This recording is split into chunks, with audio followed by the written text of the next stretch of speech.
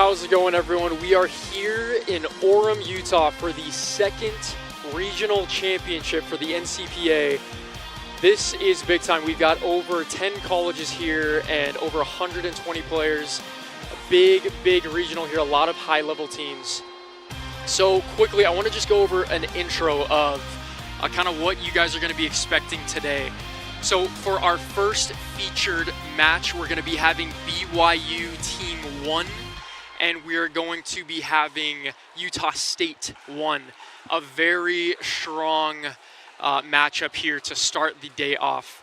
And I want to give viewers a quick overview on the format. So everything is pool play into single elimination, and teams are put into pools of 4. So they'll play everyone in their pool, and then everyone tonight will be seeded into single elimination, where we'll have our first round tonight. It'll be about 4 or 5 o'clock, so stay tuned to that. And then quick intro on myself. My name is Noah Sumnick. I'm the owner of the National Collegiate Pickleball Association, and I'm very excited to be with you guys. If you watched last weekend, we were in Indianapolis where we saw Dylan Champini. Incredible play-by-play from her. She's going to be actually playing in this tournament. We might see her on the court. So very excited for today. Thank you guys for tuning in, and yeah, let's get things going. So right here we've got a quick overview of last weekend. So we had 8 bids to nationals given out. This was for this was our first regional, the first 8 of 64 bids to compete in nationals in St. Louis, Missouri, earlier next year in the spring. We had Ohio State pull a just tremendous win off of, it was a big upset off of the first seed Indiana University first team. So the level we saw, and just comparative to last year, this will be our second, the NCPA's second full year playing or running a full collegiate tour. We had 4 regionals and then a nationals, and now we've got 6 regionals this year and a nationals. And the growth that we've seen in these players has genuinely been incredible. So very excited to see the level in Utah. As a lot of people know, Utah is one of the main hubs for pickleball, just with the amount of players and the level. So very excited to see the level we have today. And would also like to give a quick background to our last year's nationals. This was actually earlier this year in March of, or this was in March in Vegas was our national championship. We had the top 64 teams from around the nation come out and compete, and 3 of the 4 top schools, that's 3 of the 4 top schools out of 64 were from Utah. We had Utah Valley be the champions. They won $14,000 for their university and scholarship money, and then Utah Tech was a close second. Incredible final that was, which is all posted on our YouTube. Very much recommend checking that out. And then we had University of Utah finish 4th behind Virginia Tech. So just incredible talent from Utah. And again, right now we have BYU's first team and Utah State's first team. And in a moment, I will get you their names and we'll get things going. Can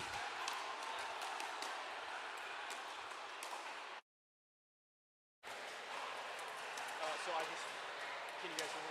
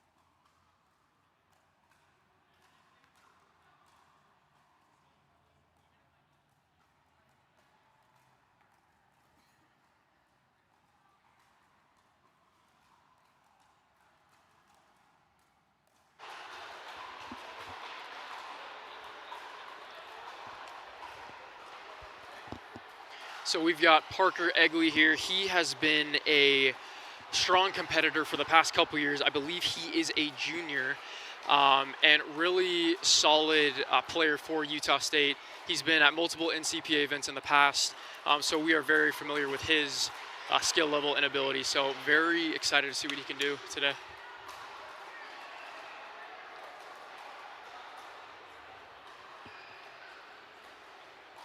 And then we've got Gavin Fowler giving us a little wave here. So in the ratings here, I believe, so this should be 5-0. I believe we had a little bit of an error, but Gavin Fowler, very strong player. Yeah, these two guys together, I don't think we've seen them play together before in the past, so I'm really excited to see how their chemistry works, because a big thing, especially with doubles pickleball, you've got to be able to work well off of your player if you guys are right-sided or left-sided players. So, yeah, looking forward to seeing this.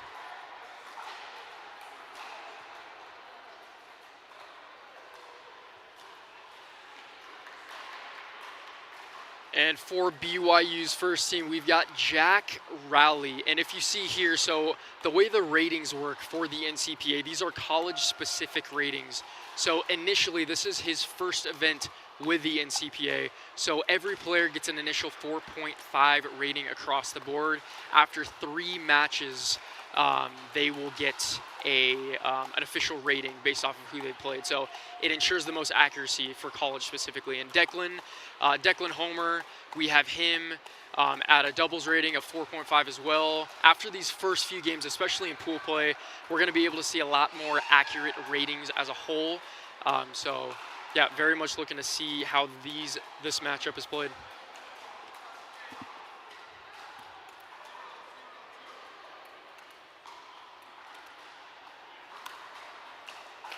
Declan starting to serve here.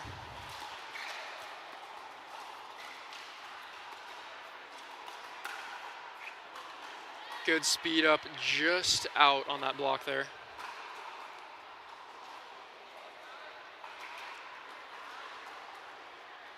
Now Gavin serving for Utah State.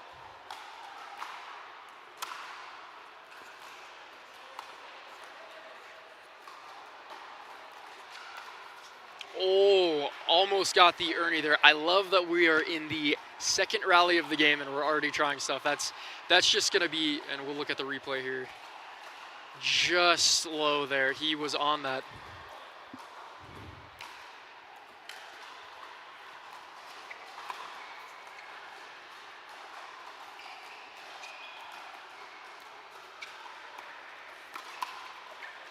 Beautiful speed up from Parker there. Yeah, that reach is really going to help him. BYU is going to have to make sure their dinks are perfect. What a drive there from Utah State.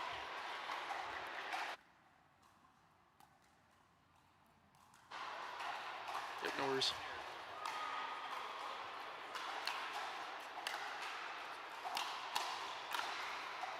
Another incredible drive from Parker. That's going to be something that BYU is going to have to adapt to.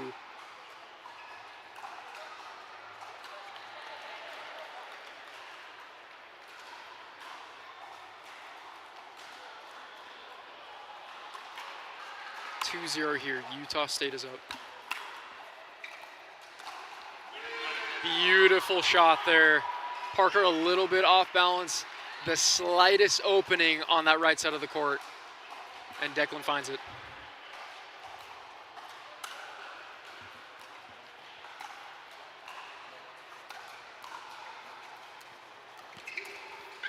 Ooh, the Ernie blocked a little bit too high from Parker there. BYU sends it right back. Now Declan serving here.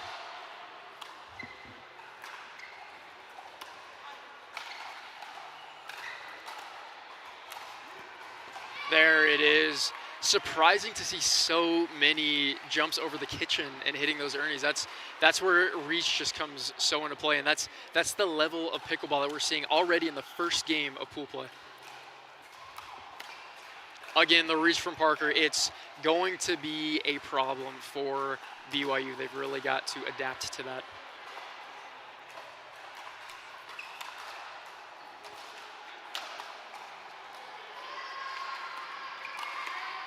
Yeah, that's really good from Gavin to just slowly reset, make his way up to the kitchen, and then lean into the kitchen and put that ball away. Really high level.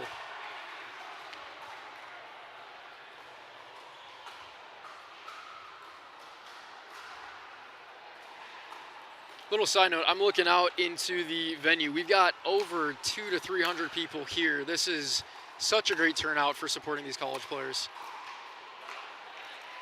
Yeah, really good from Declan there to keep Parker back. Looks like they're stacking Parker on the left side there. Really good speed up there from Declan.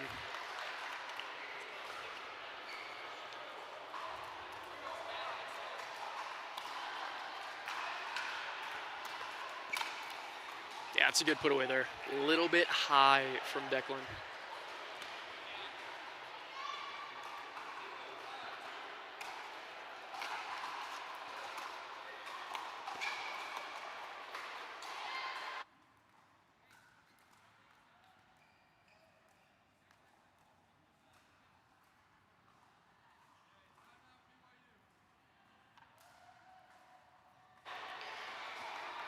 So BYU taking their first timeout. We've actually got a score fix, and it's 5-0 right now. Utah State is starting off strong here.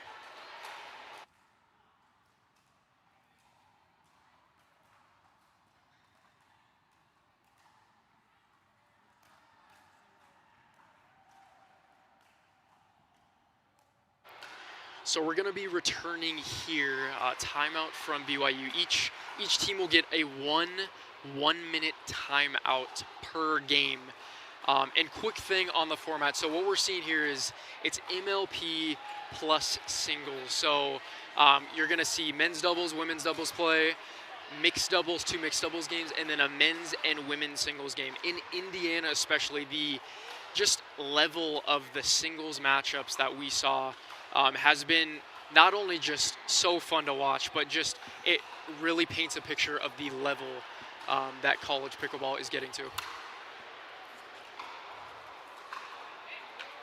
And now we've got Utah State on their second serve, 5-0-2.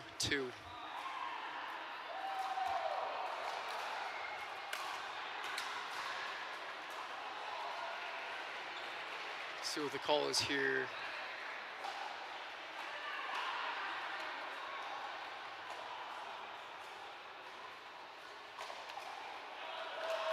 Waiting to hear something. It looks like the referee's mic needed to be fixed. Can you hear me? Okay.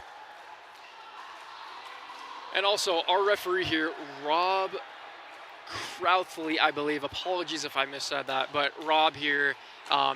So we are currently playing at the Club Pickleball USA in Orem. This is his home venue. He's very familiar with it. Really good referee, and we are just really glad that he can be our head ref for this tournament. And then it is now 6-0 Utah State. Really good start. We're at 6-0-2, and every game will switch at 6.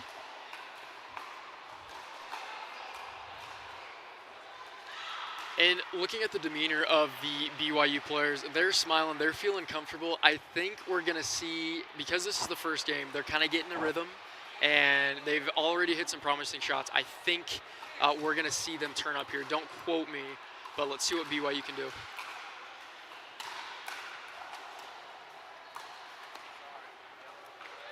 Yeah, right at the feet of Gavin there. Really good shot from Declan. 0-6-1.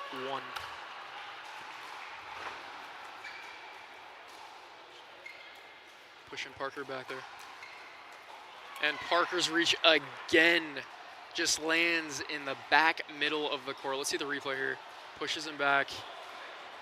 Yeah, that reach, they've got to be, I think Declan's got to be sitting on that there. Just wide from Parker. Yeah, I think for BYU, if they can, and they've got their first point on the board here.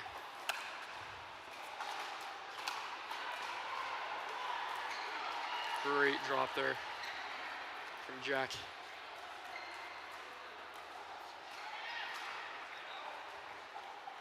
So I want to note there, Parker's choice of placement, dinking, for people watching, sometimes, you know, it looks pretty simple, but there are patterns, there are things that you pick up on that the opponent, weaknesses that you need to tap into. So what Parker did there, putting it on the backhand of Declan over and over for the 3 or 4 rallies, and then switching to his forehand, and that's the shot that that Jack messed up there. So very intricate player. And again, we see Parker's reach getting them another point here.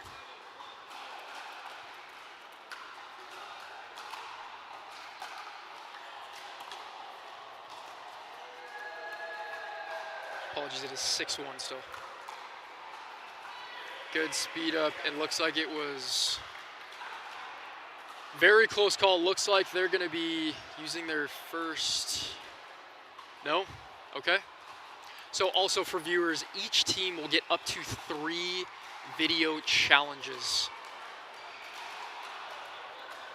It looks like Utah State is not they're gonna trust that call from BYU there, that was just out.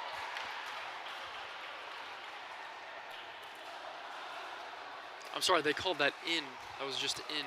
So we're at 8-1.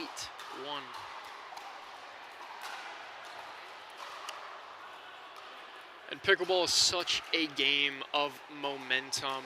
As you can see, within 30 seconds, we had 3 points that Utah State got.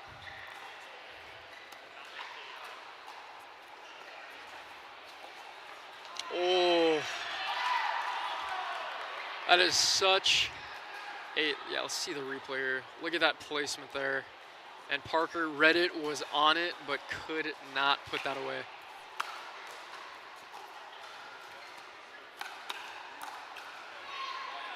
Yeah, it's just, so BYU is on these. It's just they need to dial in and put those away, because they're on it, they're reaching, it's perfect, but it's just, you just got to close on those.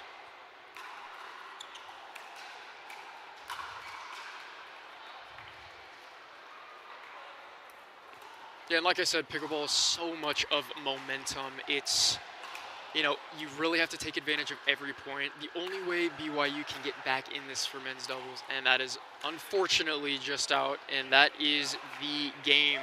11-1 for the first game out of 7.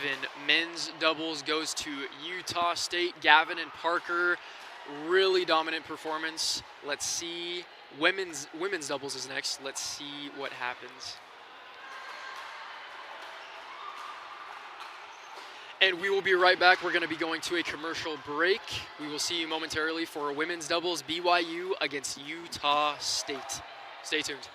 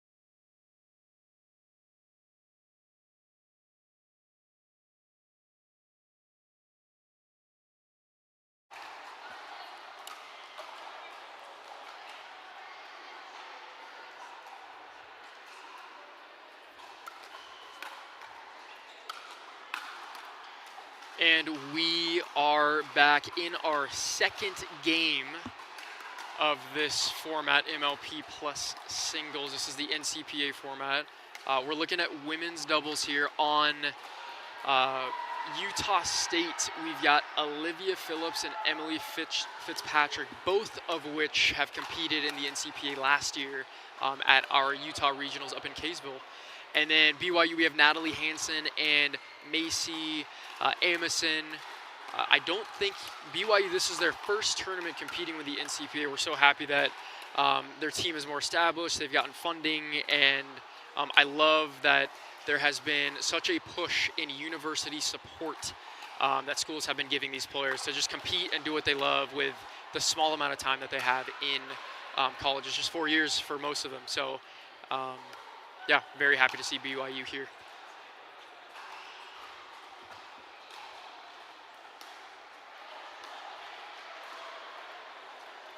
And quick shout out to our sponsors. Firstly, Yola, the official ball of the NCPA. Their new ball, they are using the NCPA to push this out as a kind of an announcement for their new HC 30 or 40, I believe.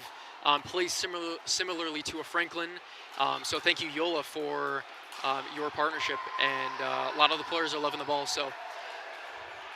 And quick shout out also to Vorzani. They're our official apparel under this hoodie I have on. I've got a very sharp looking NCPA branded polo from Vorzani. So thank you to Vorzani.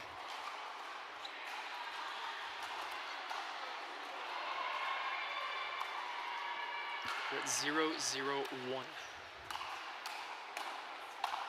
Beautiful put away from BYU.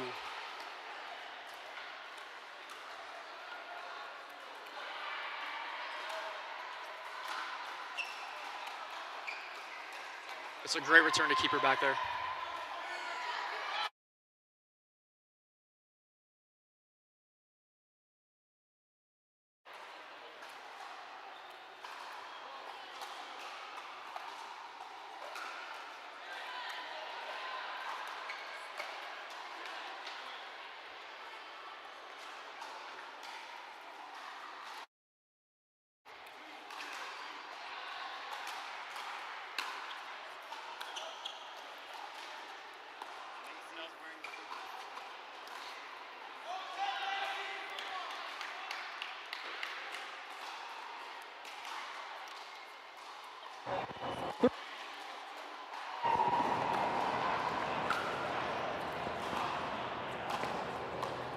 Point. And we are at 4-0-2. or 0-2. BYU is up here.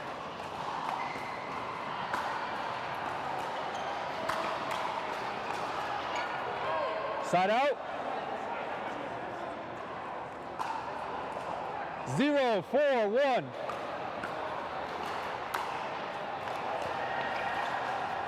Second serve. 0-4-2. Olivia serving for Utah State. Just out there Side on that out. drive.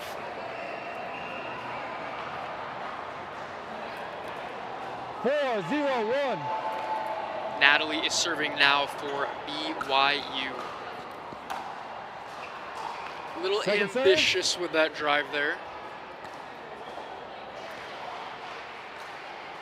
4-0-2.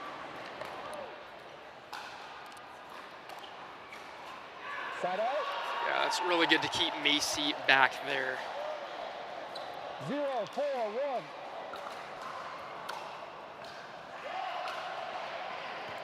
And again, just a drive that went a little bit out. We now have 0-4-2. Olivia serving. 0-4-2. Yep, really good drive there from Olivia. Took advantage of that lofted 1-4-2. return.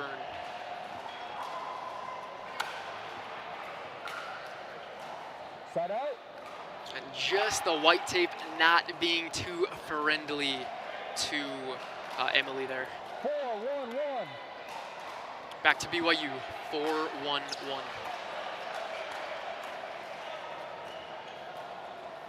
Yeah, that's a good shot there to Macy's backhand. 1-2. Good deep return. Really good spot there from Olivia, placing it at the backhand, right at the feet of Natalie. 1-4-1. We're back to Utah State, 1-4-1.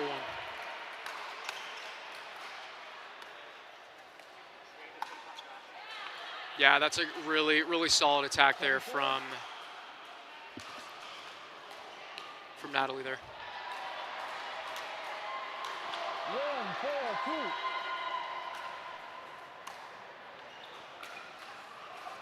Side out. Yeah, I think this game, what we're going to see is, and Emily's done this a few times, but unforced errors to just, they're still in the game. BYU's giving them an opening, and they really need to take advantage of every little point to get back into this game. Right foot. Point, BYU. And our head referee calls a foot fault on Natalie there again. It's just those little things that are going to keep them from getting back in this game. 5-1-1.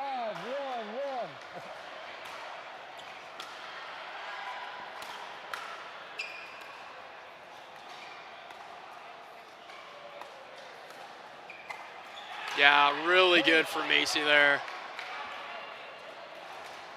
Gosh, really good spot. Getting that reach, keeping it low, putting it at the... We're doing a switch over right now, so you can get a free timeout on the switch over. Okay, point at 6, switch sides. 6. We are switching sides here and going to a brief break. We will see you soon.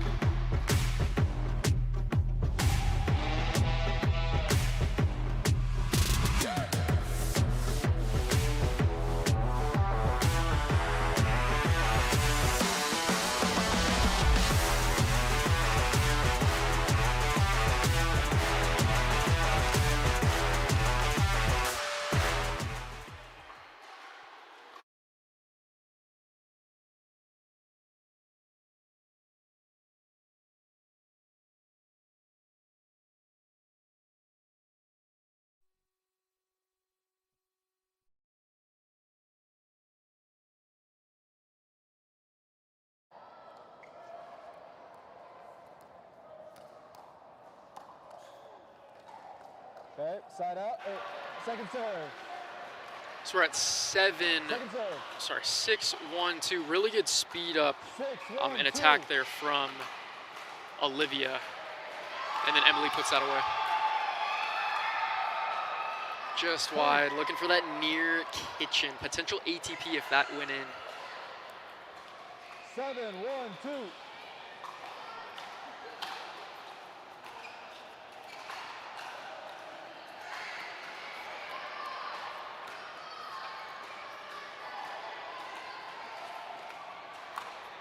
Beautiful. It's just the patience to wait for that pop-up and then a really good put away from Macy.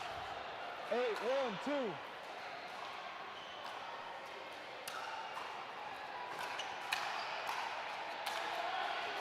Yeah, it's a good put away there from Olivia. Serving is back to Utah State. 1-8-1. Point. I think that just caught the outside line there. 2, 8, 1.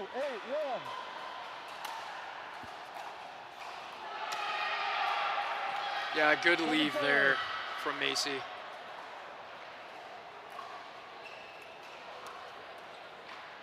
2, 8, 2.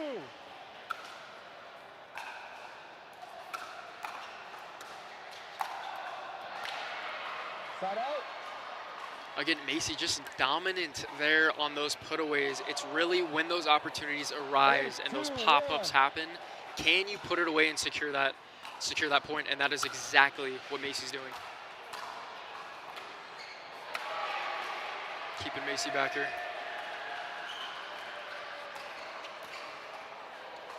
Yeah, went for a short shot. I think keeping them back might have been a better option, but it was good spots, good placement.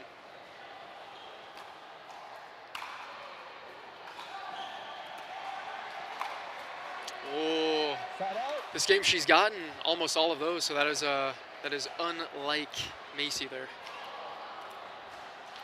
2, 8, 1. Nice deep return. Point. And again, Macy just hitting that slightly wide. She's on that. She just had to let it come down a little bit 3, more. 8, 1.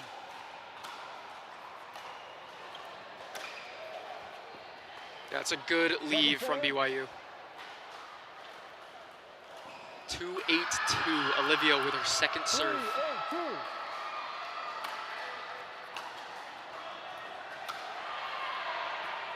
2. Side out. Just wide there. Got a little bit of a comeback here. Utah State creeping back up. A little miscommunication there.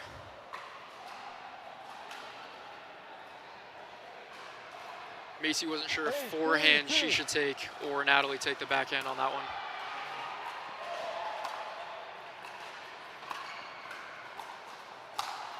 Yeah, that's so good. Really good put away there from Olivia, taking advantage of that pop-up. 3, 8, 1.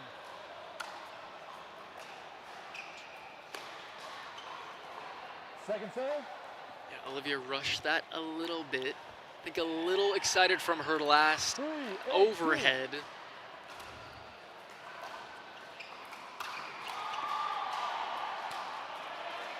Side out. Yeah, I think just got to slow down a little bit. It's so easy to just get very excited about when overheads happen or big shots happen. You got to, pickleball's all about slowing down, knowing when to attack.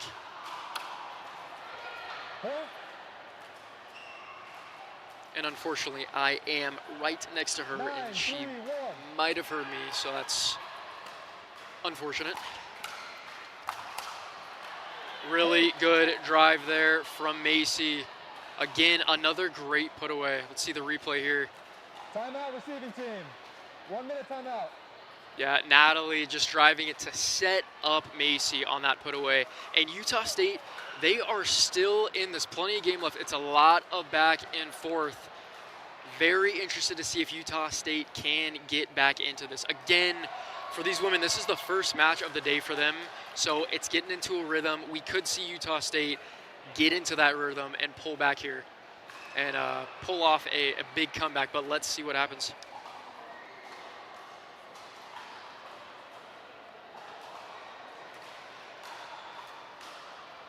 We've got a timeout here. I'm not sure which side gave the timeout. 20 seconds, 20 seconds. Yeah, also want to give a shout out, just if you guys would just look at the screen, shout out to the production team.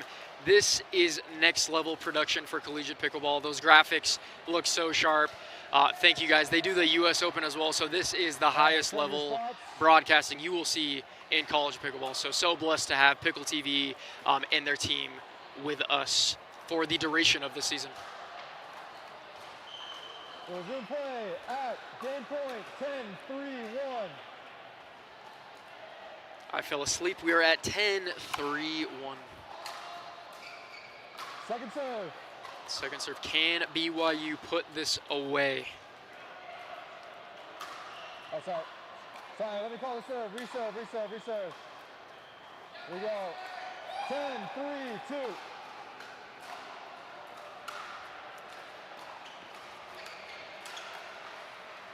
Side out. Just rushed that a little bit. Macy did. So we're back to Utah State 3-10. Let's see what they can do. Can they creep their way back into this game? Second serve. And serve was called out. 3, Not 10, 2. ideal to get the momentum back up. Oh. Yeah, that is Side out. not much you can do there. A lot of net help there. Kudos to Emily for getting there. 10, 3, But Macy 1. was just ready to put that away.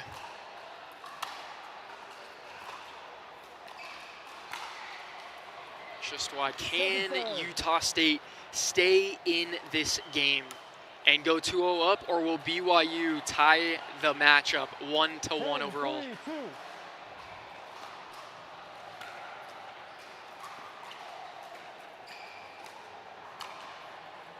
Beautiful backhand flick there. Honestly, from what I've seen from the 4-5 to 5-0 level, something that's so important is getting that single-handed backhand flick where you reach into the kitchen, top spin, and Olivia just had that dialed. Really good shot from her. Again, beautiful drive. We are creeping back up. 5-10-2, Olivia's serve. 10, 1.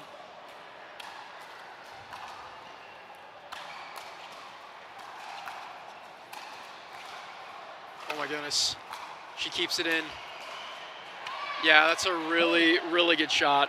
BYU, great defense to keep that in there. But Utah State, relentless. Let's see the replay here. 5, Pop 10, up, 1. keeps it in.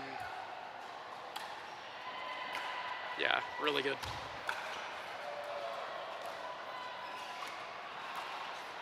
Oh my goodness, we are at 6-10-2.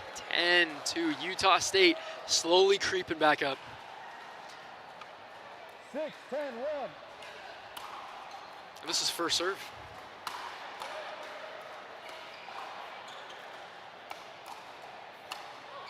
Oh, just reached a little too much and popped that up. She was reaching a little bit too far. We're at second serve. 6-10-2. We got a ball on reserve. And I also want to note to viewers, point differential, if we go to a sudden death tiebreaker, every point matters because they get a key advantage for that 7th tiebreaker game. What a grab from Olivia at her feet, reaching back on her backhand and pops that up perfectly. 7, 10, 2. Good deep return. Yeah, that's a good put away there. Hitting the back corner both times on those shots. BYU, well done. We're now back. 1 point. Can 10, they close this 7, out? 1.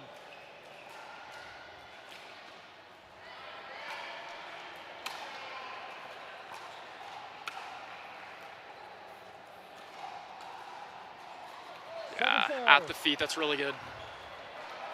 Second serve. Utah State 10, fighting 7, 2. relentlessly to stay in this game. Point. And Game. I jinxed it. That is game 1-1 overall, BYU and Utah State. Really, really solid comeback there, but not quite enough. Really well done from BYU.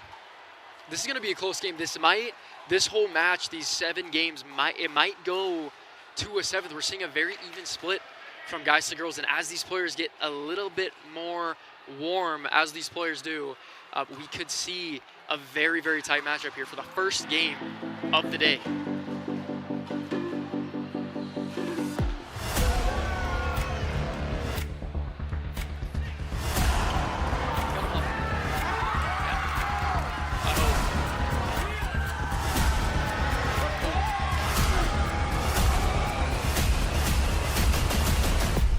There are legends on this court, and their futures are bright.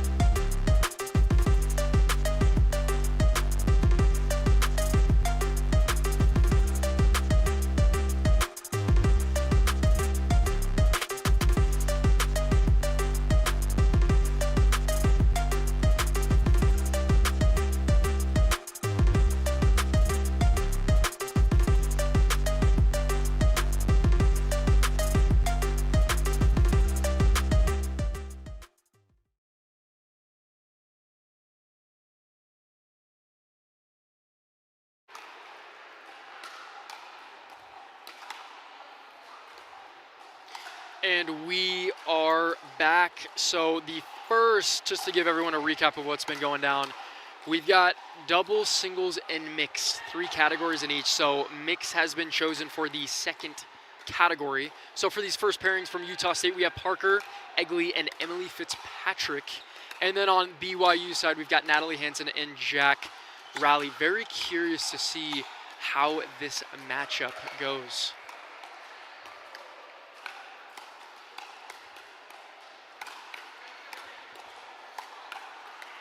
And a lot of times in mixed in general, we will see the guy almost always play on the left side because just wingspan, reaching over to the right side, more dominant there. So let's see what the tactics here.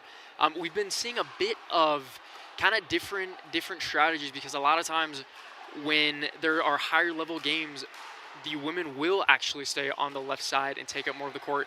But majority of the time, mix is really the guys who can cover more of the court. So we'll see what happens here.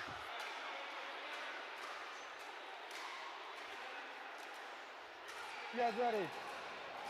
Okay. 0-0-2.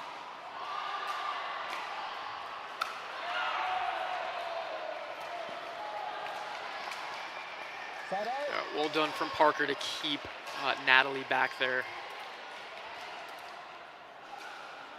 0-0-1. Really good drive there from Emily. Wow. Jack caught off guard. There was some heat to that. That's what I like to see. 1-0-1.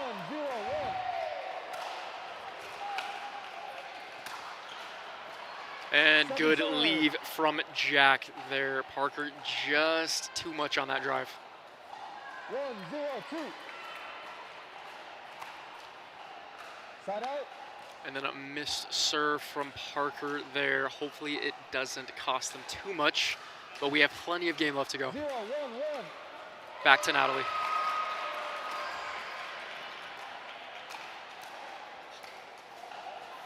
Oh my goodness. Yeah. Second serve. Wow. Really good from Natalie to get there, but again, Parker's reach just puts so much pressure on the opposition. And then he found that opening there. Side Yeah, out. that's a good shot from Emily there. 1-0-1.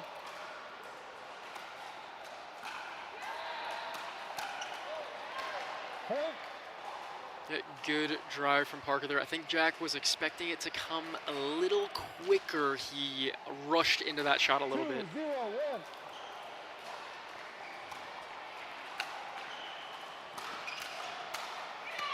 Yeah, that, and Parker jumps over the kitchen to make sure that point counts. Really good drive, really good put away. That is high level from Parker Egley. 3-0-1.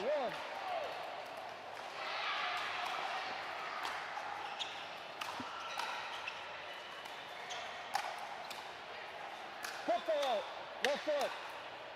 Yeah, that's good call from the referee there. That is unfortunate. They had the upper hand by far. Let's see that. 4-0-1. Yeah, right there. Really good call. Second serve. Nice deep return there from Jack. On the second serve now. 4-0-2.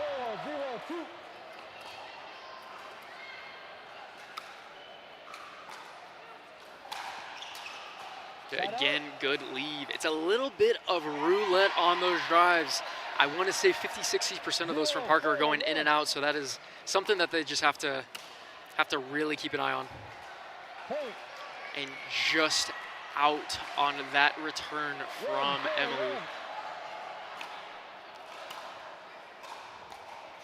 Football.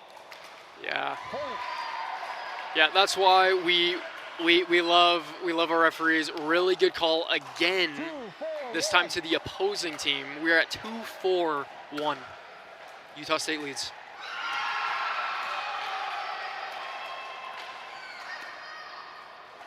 Point. Yeah, Emily there did a really good job to push Jack back, especially on his backhand. I just messed up that third or fourth dink there.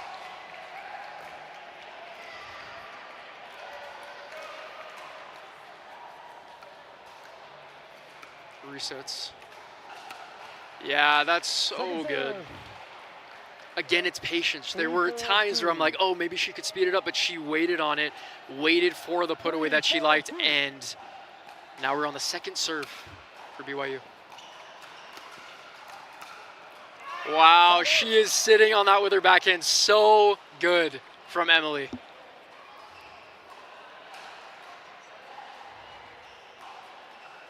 Four, three, one.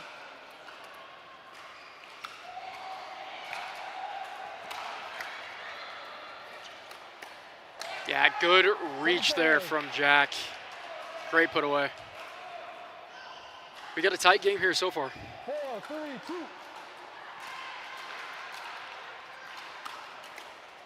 Good drive from Parker. Yeah, good speed up. That one, she is sitting on it. That backhand, I like that shot. Just rushed into it a little too much and pushed it wide. Or pulled it wide, rather.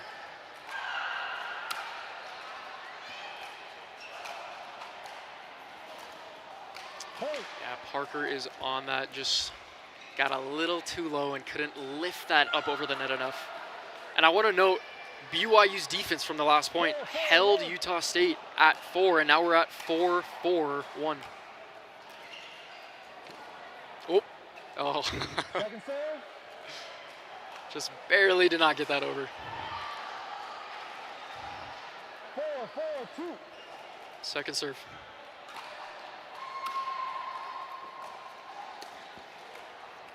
Yeah, good poach there from Jack, ready to put that pop-up away.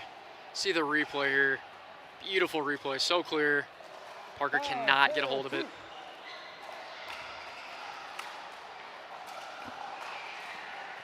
Side out. And BYU takes the lead there on that last point. It is 4-5-1 now, Utah State. 4, 5, 1. Utah State serving, BYU leads. Second serve. 4, 5, 2.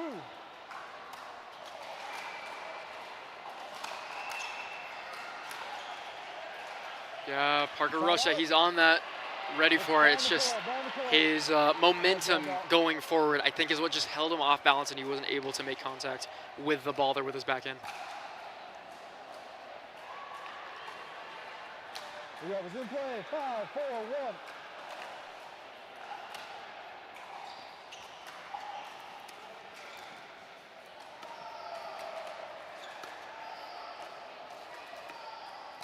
Point, switch sides. 30-second timeout. Switching at 6, we got a 30-second timeout. Score 6-4-1 at the switch. So, and I want to note on that last play, Emily's placement on the dinks, just switching it up. Jack was ready to poach on his forehand, but she went to his backhand. That is so crucial. The patterns in pickleball to set up shots are so, so important. And again, beautiful graphic here. We've got Utah State and BYU. We're in the third game. We're tied at 1-1. Men's doubles and women's doubles has played.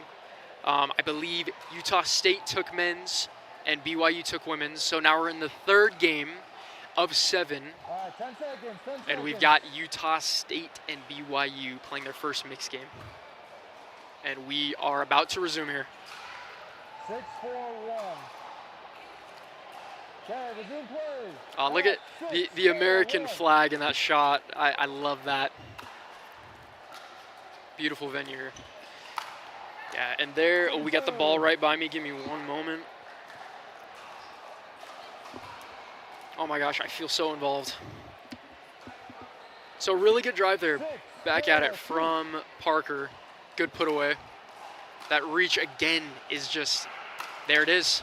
That reach is going to be a game changer for this match as a whole. BYU has to be careful on putting it too high for Parker to take advantage of. Most of the time it works. Ooh, yeah, some net help. Yeah, Jack, no need to apologize. They're part of the game. We will take that. 4, 6, 2.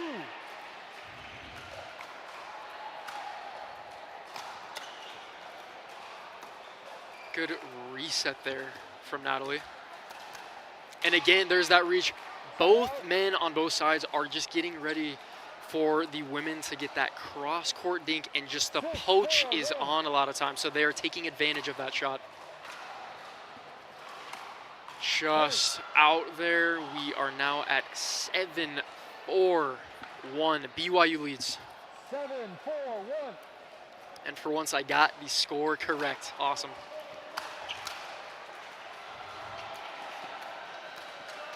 Yeah, that's a good spot from Jack. Parker thought it was going to be a little higher to take advantage of that, but Jack placed that really well, kept it low.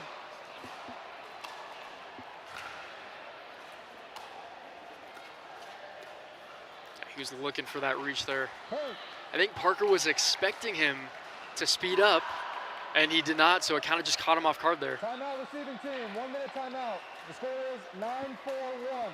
9-4-1, BYU leads. That is Utah State's timeout. We're gonna go to a quick commercial break, and we will be back momentarily. Stay tuned.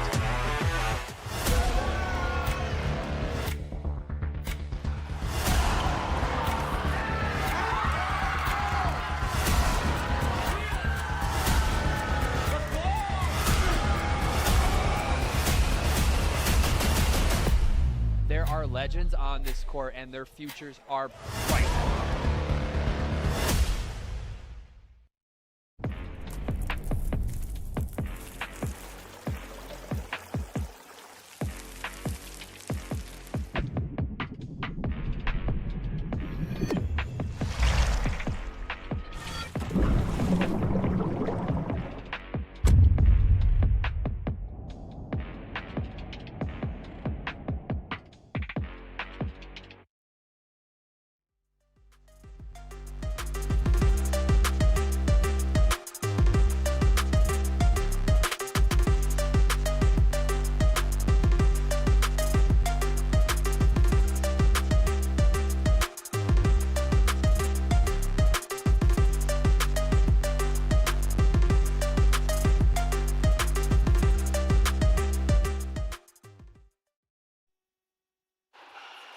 And we are back. BYU leads 9-4. And I believe we're at the first serve still. Pop up there. Jack reaches over, puts it away. That is the shot we're going to see a lot this game. We need to have both Emily and Natalie just adjust there, because the guys are looking for those shots. And that is game 11 for BYU. Takes game number 3 and leads Utah State 2-1. For this fourth game, we're going to be having we got the game winner BYU. Beautiful graphic there with the American flag in the background. Oh my goodness, this is college pickleball. Beautiful, beautiful venue. Production high level, incredible gameplay. This is what pickleball is all about. I'm biased, but I love college pickleball. There is just the collegiate rivalry piece. It just adds a bit more excitement to these games.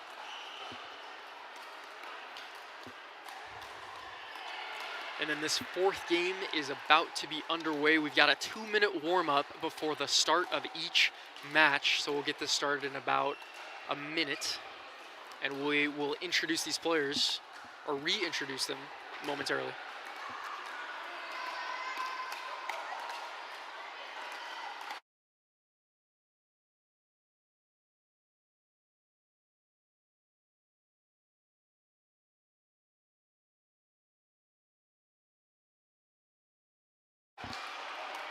We've got BYU in white, Utah State in black here.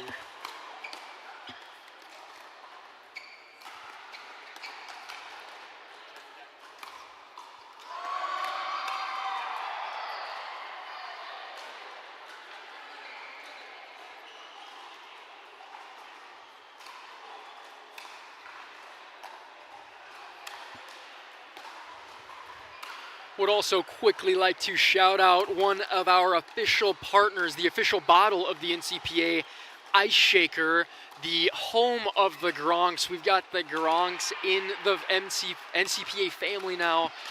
Really blessed to have come across them just a few months ago.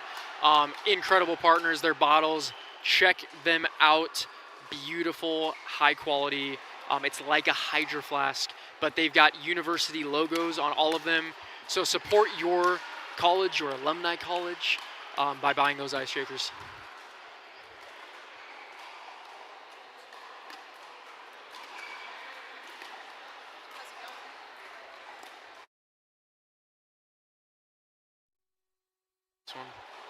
So here, quick player intros before this fourth game, the second mixed game. We've got Olivia Phillips on Utah State.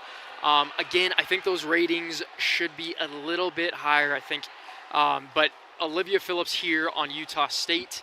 She, again, we've seen her in past NCPA events, and she has been a force. Very powerful with her drives and putaways. Yeah, and then on her right, we have Gavin Fowler. Both of these players better than what these ratings are showing. I would easily say they're above a 5.0. And again, these ratings will be more accurate as we go into today once more matches get inputted and we actually have data. But yeah, we got Utah State here. Gavin serving. It's a point on the serve. And over on BYU side, we've got Declan Homer and Macy Amusman. That return was just out there. We are at 2-0. Utah State, strong start.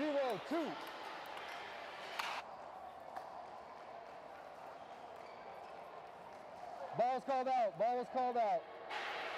Ball was called out. Is there going to be a video review? Would you like to challenge the call?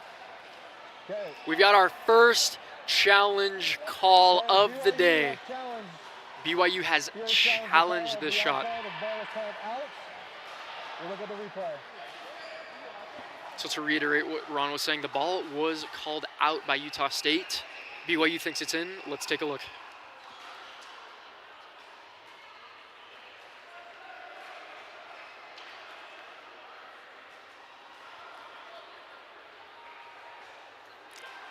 And we've got the players waving at the camera while the video review is underway. Love-hate relationship for me. You want to see cutthroat gameplay. They want to win, but there's also a beauty to pickleball to where even on the court, there's love, there's, friendship like that, and off the court especially as well. So love to just see the two teams, even though they're in the middle of a match, still during break, just showing each other love. We're still waiting on the video review. Tight call. And there we have the replay.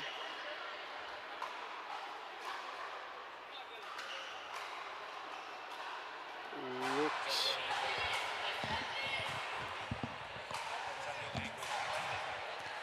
All right, everyone, we have all players on court looking at the TV screen, trying to decide if that ball is in or out. And we're gonna need another, not sure if we have another angle on this. We're waiting for one more angle here. From this angle, it looks to be in, but it's deceiving. So we're waiting if we have another angle.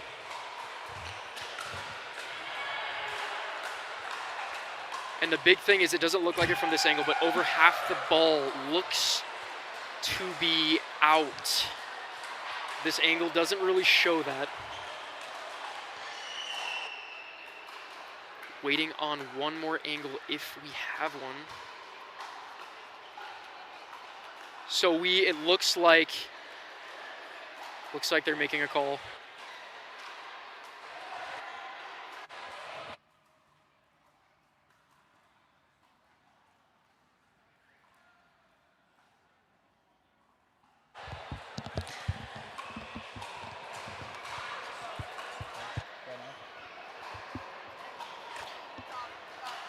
After further review, the call stands. It was out.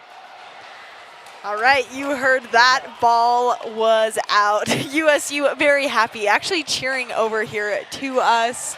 And BYU just going to get back in it. Also, hello, everybody. My name is Dylan Champagne. I am coming on to help Noah here at the commentary booth. Okay. I'm Yeah, so and Dylan, excited to be here. you're playing, right? You just got a second to come over and commentate with me. I love it. I know. I love it too because I actually will play one of these teams next. Oh, I love it. Yeah. And guys, quick kind of background on Dylan. Not only is she a just star commentator, but she's playing in this tournament. She's on Utah Tech's team, and not a solid commentator, but also an incredible player as well. Thanks, Noah. You're welcome.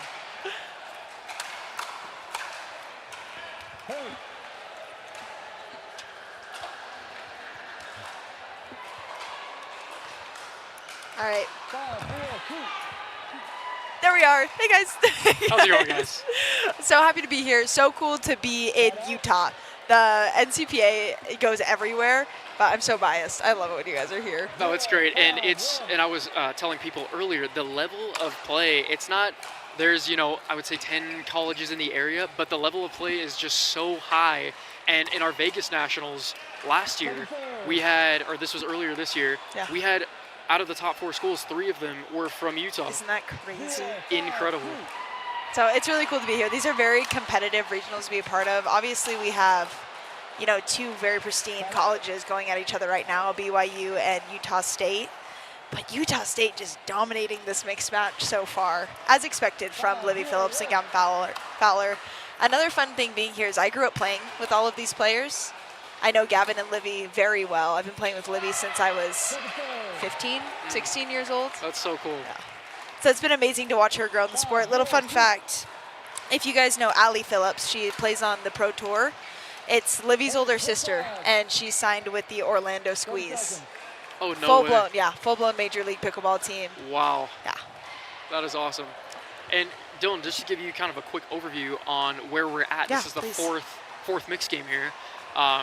Second mixed game, 4th game overall. And BYU's leading 2-1. BYU's leading? BYU is leading. Oh my goodness. Yeah, no, it's. So this is huge. No, this is massive. This is a big Wow. game here. Well, I hope all of you guys are tuned in. I mean, how awesome is it that we're on Pickle TV, Amazon, Plex, like. It's incredible, and yeah, it's such a. And I was saying with some of these point. graphics Great that are speed popping up by Gavin. it's just the quality, not only being on Prime and everything, but the quality of the production Oh my goodness. itself. It's so good. It's so good. Yeah, it looked like that ball was just back. Nobody complaining on that one. Side out here for BYU. They really need to rattle off a couple here. 0-7.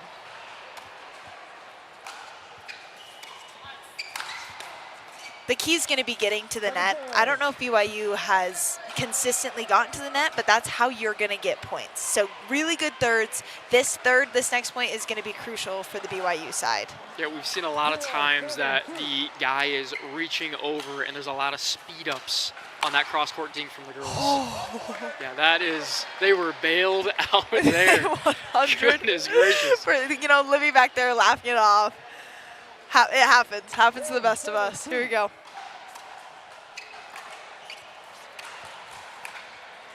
Oh my, Gavin down the line with his backhand. What a shot. And that pop-up there, we had Macy Amusin that is on BYU. She's serving here. We're at 7-1-1. Yeah, it looks like Macy's leaving just a couple of these balls high. That's giving Utah State the chance to completely capitalize.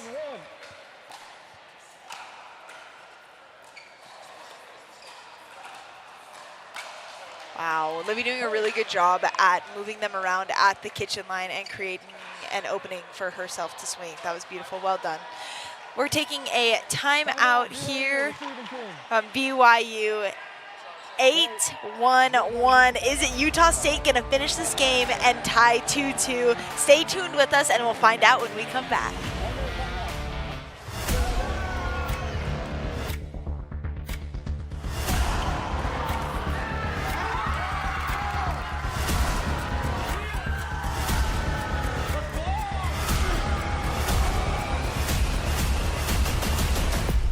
There are legends on this court, and their futures are bright.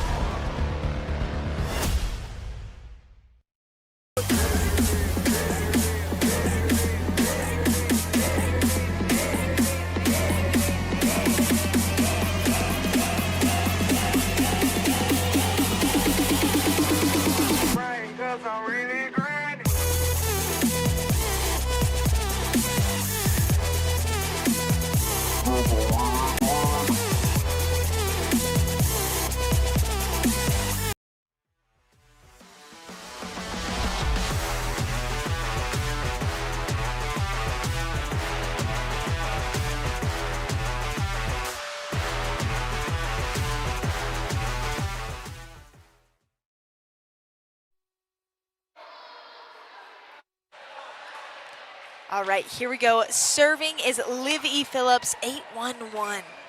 Great third. Second serve. Well done there by Macy, moving that ball around really well, and again, keeping it low. That's going to be the key for BYU to make a comeback in this game. 8-1-2, here we go. Great block, though, from Declan. The ATP. ATP. Nice. Oh, my goodness. Just Look at that bump. energy. Oh, my gosh. Oh, my. That was incredible. I mean, well worth it. Barely gets Even blurry, you're going to see. It was too quick for the cameras to pick up. So good from Declan. Declan's on the ground. Oh my Declan gets gosh. another up. Go Declan. again, Declan. Oh, my goodness. Second serve. Love that. You know, So he's good. really leaving it all out there He this really game. is.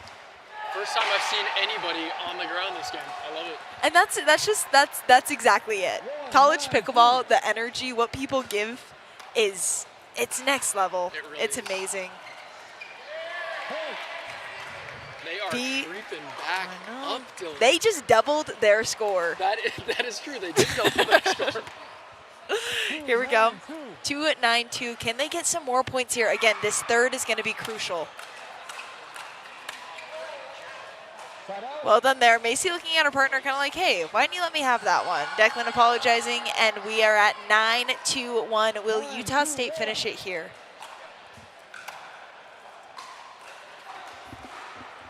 Second serve. Third just hits the tape. 9-2-2. Here we go, 9-2-2.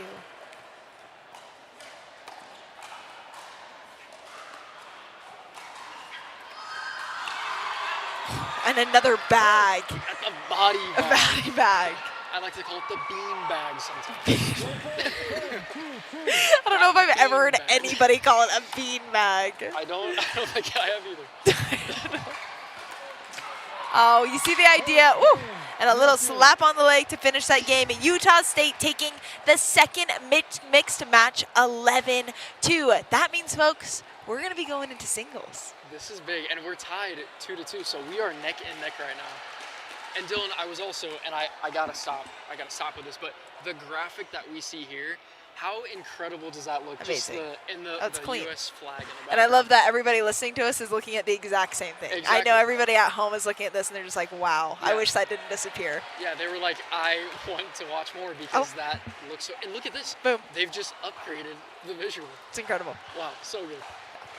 Just, everything at the NCPA. Everything's better at the NCPA.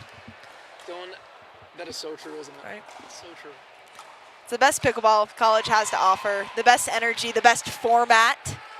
Like, this is so fun. You're not seeing anybody else playing this best of 7 and really getting to highlight the singles. So next up, we're going to play singles. It looks like we have Livy Phillips coming out for Utah State, which is which is expected. She's extremely, extremely solid. Her ground strokes are amazing. And again, you have to remember, she gets to hit against her very pro sister, Allie Phillips, all the time. And you know what? It might be that I lied to you guys. Gavin is also on the court. We're going to see who's going to play. Stick with us. It's going to be fun. We're excited. Because she needs to be put into the, so I'll click again.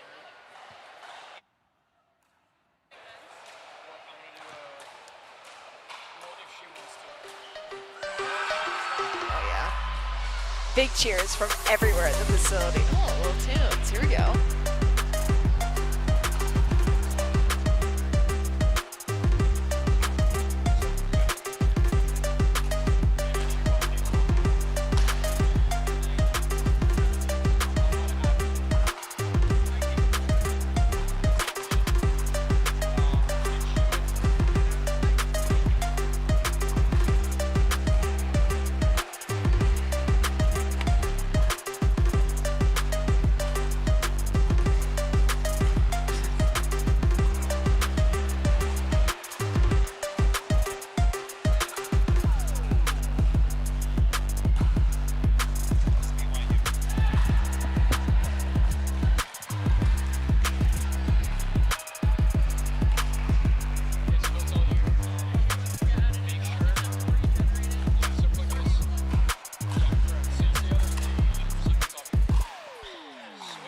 right, we are getting warmed up here for a little bit of a men's singles to start. Again, we are tied 2-2 in this best of 7 match. So we are going to see both men's and women's singles come out to play. We have, yeah, we're getting warmed up now. These players are excited. They're fighting for a better spot in bracket. Right now we are in pool play, and this is a really difficult pool. You have BYU 1, USU 1, Utah Tech 2, and UofU 4, I believe. Really good pool. Just good matches all around. This is, yeah. I haven't had the opportunity to watch Declan play singles before, our BYU guy, but I have gotten to see Gavin play, and that lefty, let me tell you, dangerous. Great ground strokes. I believe Gavin's been playing for 4 years, maybe 5. Yeah, absolute baller. And then we have Declan. What I know about Declan is he has a brother who plays for Utah Valley 1. Declan will be serving. And it looks like Declan is going to be serving first as soon as they're ready. We're just going to give a quick shout out to all of our sponsors here at the NCPA. Huge shout out to Ice Shakers, the Gronks. They have just been absolutely amazing to this foundation, as well as Borzani, the official apparel of the NCPA, Yola, the official ball, and Rally Republic. All just amazing. They're the ones that make all of this possible. And Pickle TV, of course, where you are watching us. Thank you for being here and tuned in. We're going to be starting here in just a second. We're going to have Declan serving.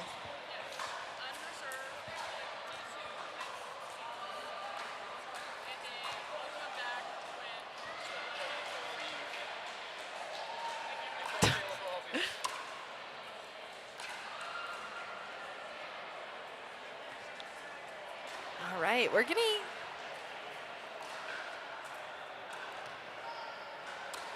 So right now we are waiting on the teams to input their player names so we can get those on the board for everyone to see.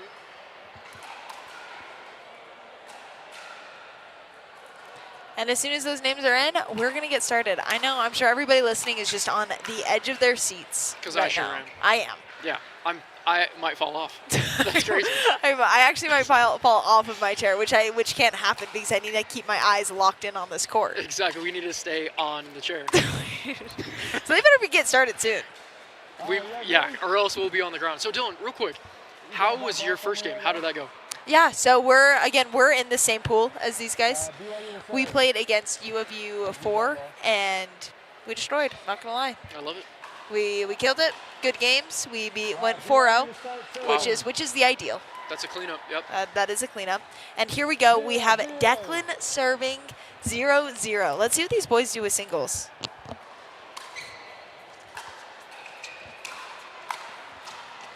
Cut out. 0-0. All right, serving, we have Gavin Fowler. And I agree with Noah when these little ratings pop up. I do not believe that they're accurate. And you're going to see that in this game. Look at that drop. Gavin all over the court. Oh, my goodness, Wow. what a hustle. That is so It's good. going to be good. Yeah. Yeah, we've just begun. And then here we have Declan Homer. Again, with these ratings. They're good. They're going to be better after this tournament, no doubt about it. Oh, off the net. Yeah, I think Gavin would have been there without the little trickle. But as an old NCPA commentator used to say, the net giveth and the net taketh away. Oh my goodness. Rip Shout out Sterling. Yeah. Sakuma. We love you, man. Backhand. Cut out. Good. Gavin doing a really good job at getting to the net. This is something you see much more common in men's singles, is they crash. They come to the net as soon as they can, while the women tend to hang back and hit ground strokes. Wow, what a passing shot. Such a great drive there. Yeah. You just can't do anything about that. No. I mean, you have to guess. You really do. That's the hard part. It's kind of like being a goalkeeper in a PK shootout. When your opponent has a ball that they're stepping into while you're coming in, it's really tough to know where that ball's going. That's a great analogy given soccer is kind of that's what I grew up playing, played Yeah. in college, so that is absolutely correct. Yeah. Wow. So what I'm doing now, Dylan, is I'm actually looking up I'm looking up their ratings because I believe we have games in the system that I think it's just not linking with the ratings that pop up. So bear with me as I find the ratings. Oh, good. 2-1.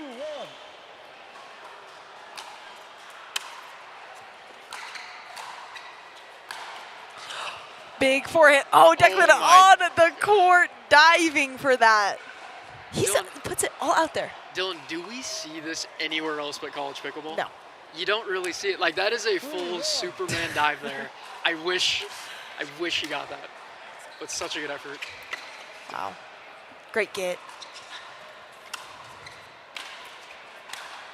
Oh, unlucky, but Declan doing a really good job. If you notice when he's out of position, he's giving a ball back to Gavin that has a little bit more height. What that's going to do is it's going to give him time to get back into position. Very smart there from Declan. Let's see if he can get the serve back. Lob is just out. We have the ball back in Declan's hands. 1-4. 1-4.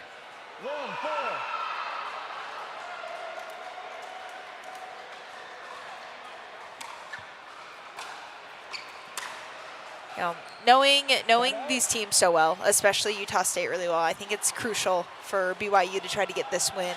Livy is absolutely dominant. Absolutely. And so I've just pulled up Gavin Fowler's rating. It's actually, his NCPA rating is a 5.224. So very different from what we saw. And I would say that's pretty close to the level that we're seeing here. 1-4. Definitely, definitely. If not higher, I would say, yeah. It's a great shot there from Declan. And you let's can look see up there, it Declan's. looked like Gavin went to guess and just guessed wrong. 2-4. 2-4. Here we go. Great return. Wow, well done. And he looks back, cheers at his team for that one, and as he should. Let's take another look at this point setup. 3-4. Just kidding. Next time Dylan, we will. This is, honestly, I feel like singles is a lot about chess. It's just where do they place it, moving the opponent around to set up the next shot. You got to see multiple shots ahead. And something that you'll see, and that lands. Ooh, Oh it my lands. goodness. And he's making it known that ball was in. What a shot. Wow. So something you'll see in singles is that when you give an angle is created. So, for example, you saw Gavin returned here, which opened up the angle cross court. So Exactly. if you're playing against an opponent that has really good angles, you're going to want to serve central and return to the middle to try to prevent them from creating those angles. Exactly. So like that goes middle, and that ball comes out. It's harder to get the good angles hitting straight to a ball. Exactly. And the thing is, you have to imagine that not only do they have to get to these balls and hit those shots and stay mentally focused, but they have to think 2, 3, 4 steps ahead. What a ball. Wow. Declan, And he's getting the side change. this guy, such a good shot. Wow. Yeah, What a lot a of- ball. Dylan, a lot of times I see in pickleball, sometimes the energy can hurt you because emotionally you're not as locked in, but a lot of times it can be what drives you to just keep the momentum going. And I think that's what we're seeing with Declan. He is on fire right now. He is.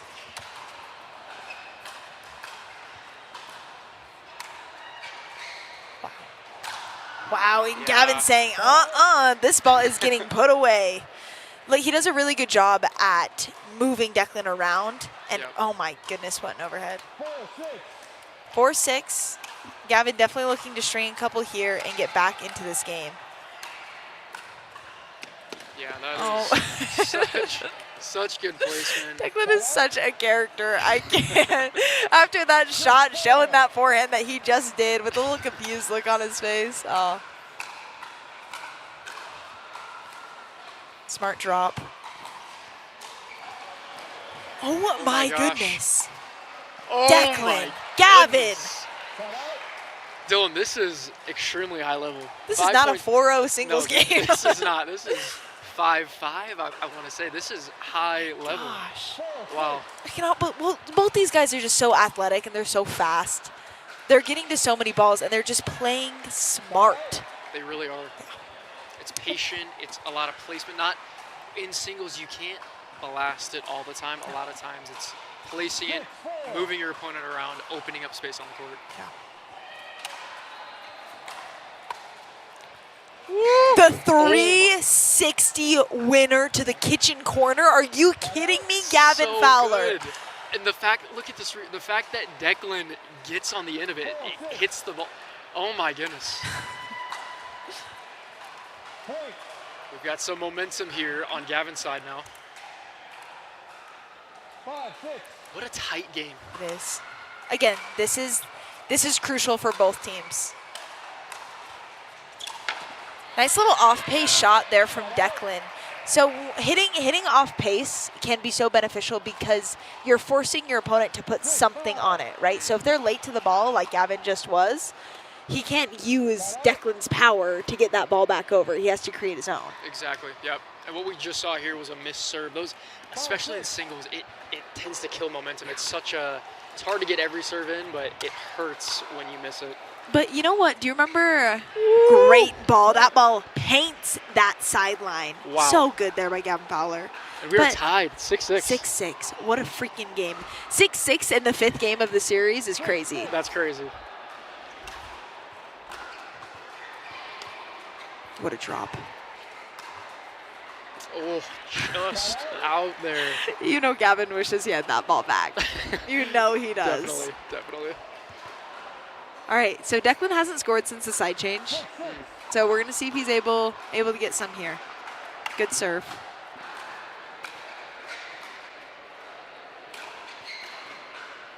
He's on the end of it, but really good shot, good power from Gavin there. You know, I'm happy these guys are going to singles. Like I said, I will be playing one of these teams next, and I hope they get tired. That's true, because you played 4, and they're going to go, I mean, I think it looks like they may go the distance. Yeah. Unfortunate foot fault. Let's see the replay here. Take a look.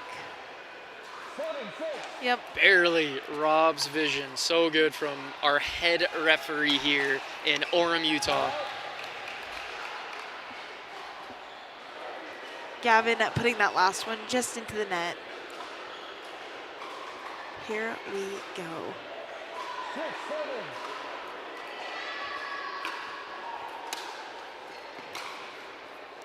7. Declan still just struggling to get a couple rallies off on his serve.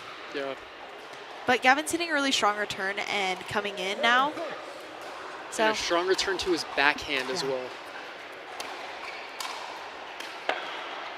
again, Declan's pulling that forehand all the way in front of his face. That is so fun. It's so fun. Here we go. 6-7. Can Declan get off of 6?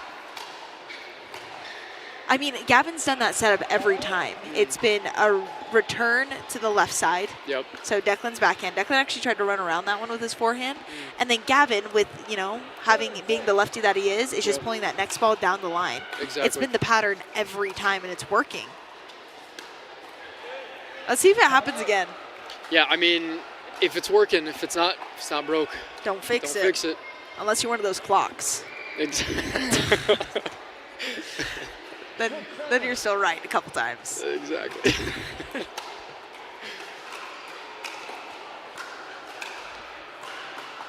Wow.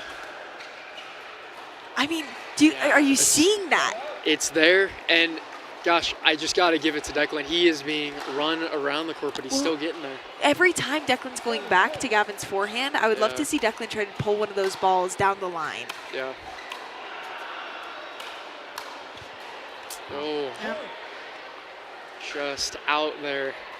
And Dylan, at this stage, especially in side-out standard scoring, it's just a long game. They're going back and forth, especially when they were both at 6. And it's really the mental battle. Who can stay more focused? My goodness. And Gavin with a screamer of a shot. Disgusting. Timeout, receiving team. Yeah. 1 minute timeout. After that shot, I think I'd take a timeout too. Yeah. Wow.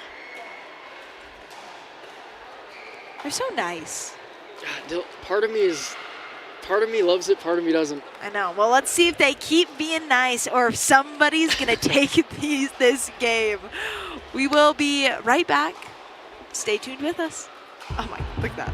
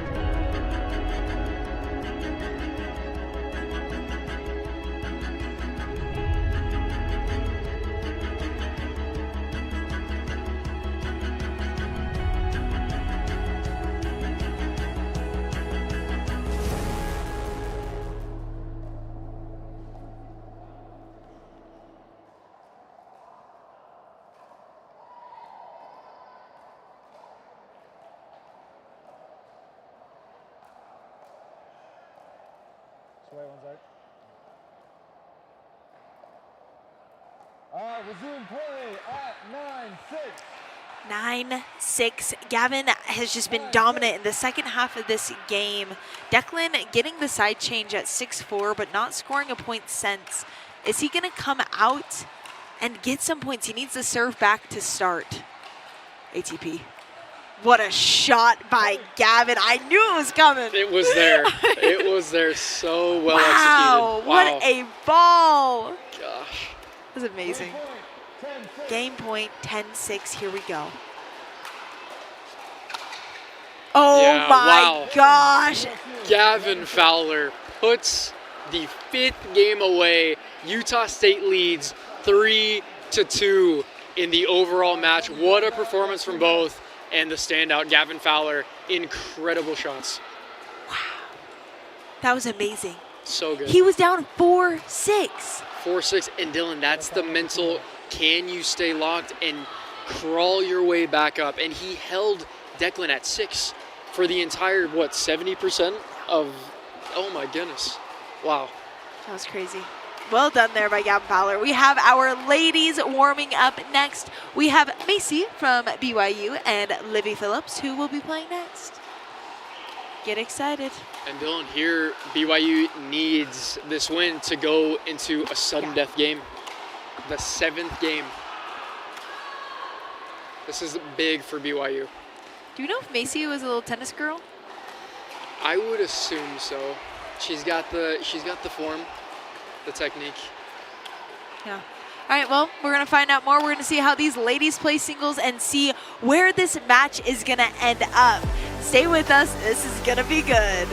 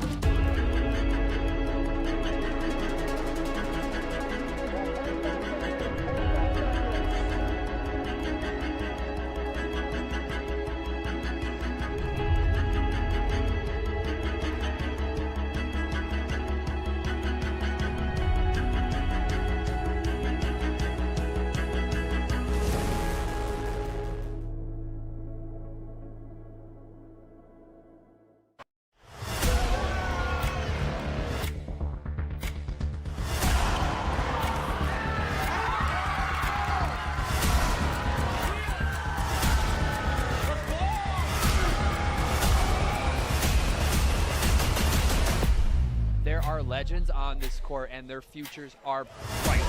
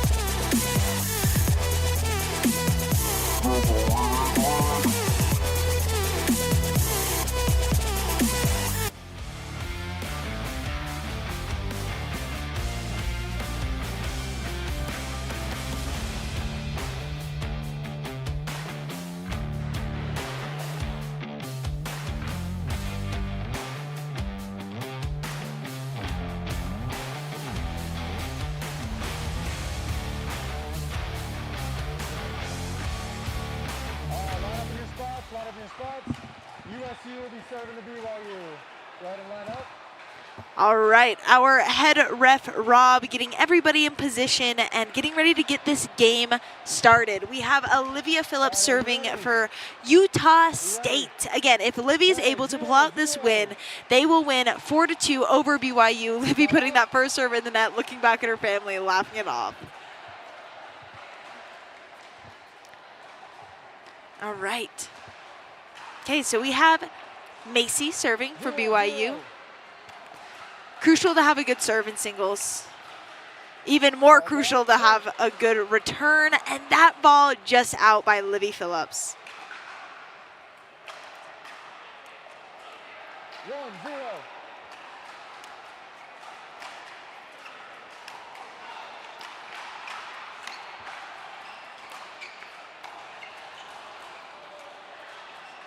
Wow, great get. Great point by the ladies. Macy, well done, doing an amazing job moving Livy around that court, even putting her into that back fence. Good return. Macy, I've never had the opportunity to watch her play, but oh my goodness.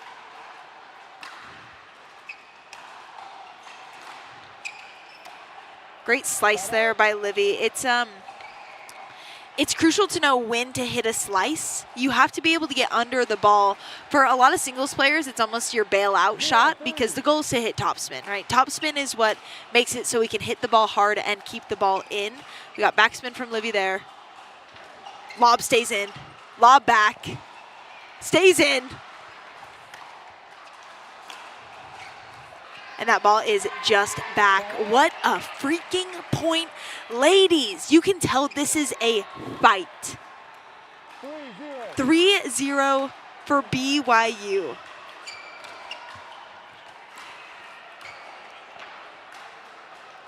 All right, everybody, get excited. We have Noah back in the booth. We are back. AC is leading 4-0. Obviously, we have zero bias, right? Absolutely. None.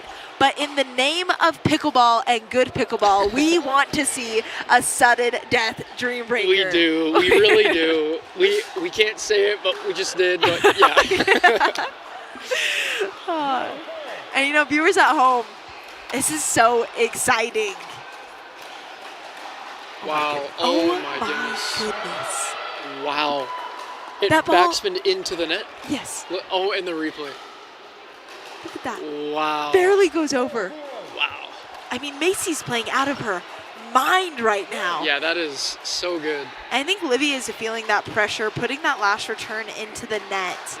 So let's start analyzing this and seeing what Livy can do.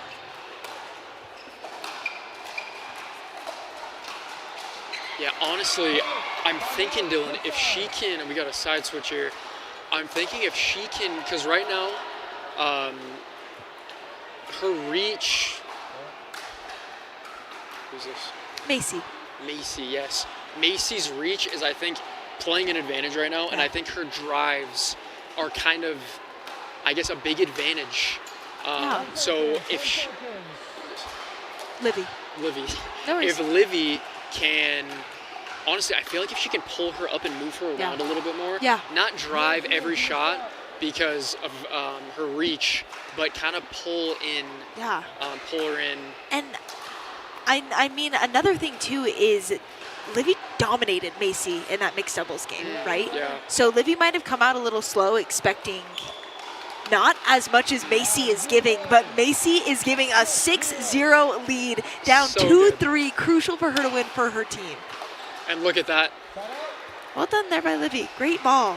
Beautiful And shot. she's on the board. And what did we see last time by BYU? They were up 6-4 and didn't score another point after the side change. Will it happen again? We're going to find out. Ball back in Macy's hand, 6-0. Here we go. Big backhand by Livy. That ball is just wide. Livy doing a good job at putting pressure at that kitchen line. 0-6. All right, let's see if Livy can get on the board.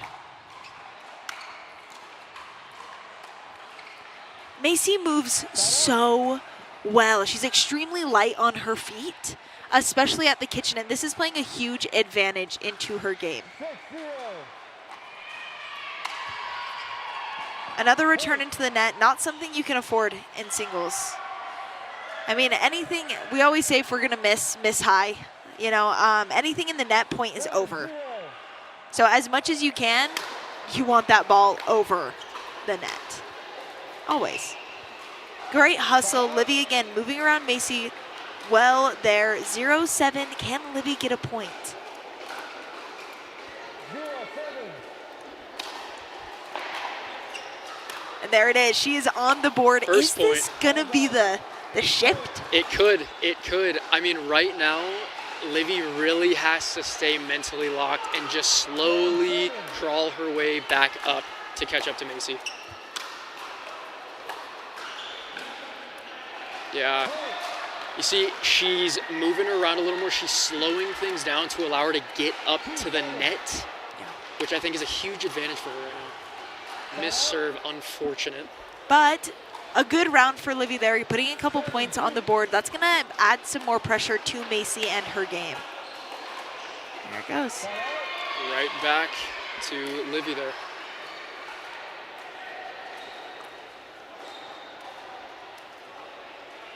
2-7. 2-7. Great serve. Good return. Yeah, those were great first 3 balls out of the ladies. Crucial to hit a big serve and a big return. Let's see if they do it again. Great return. Side out. Livy there, just pulling that last ball a little bit wide. 7-3.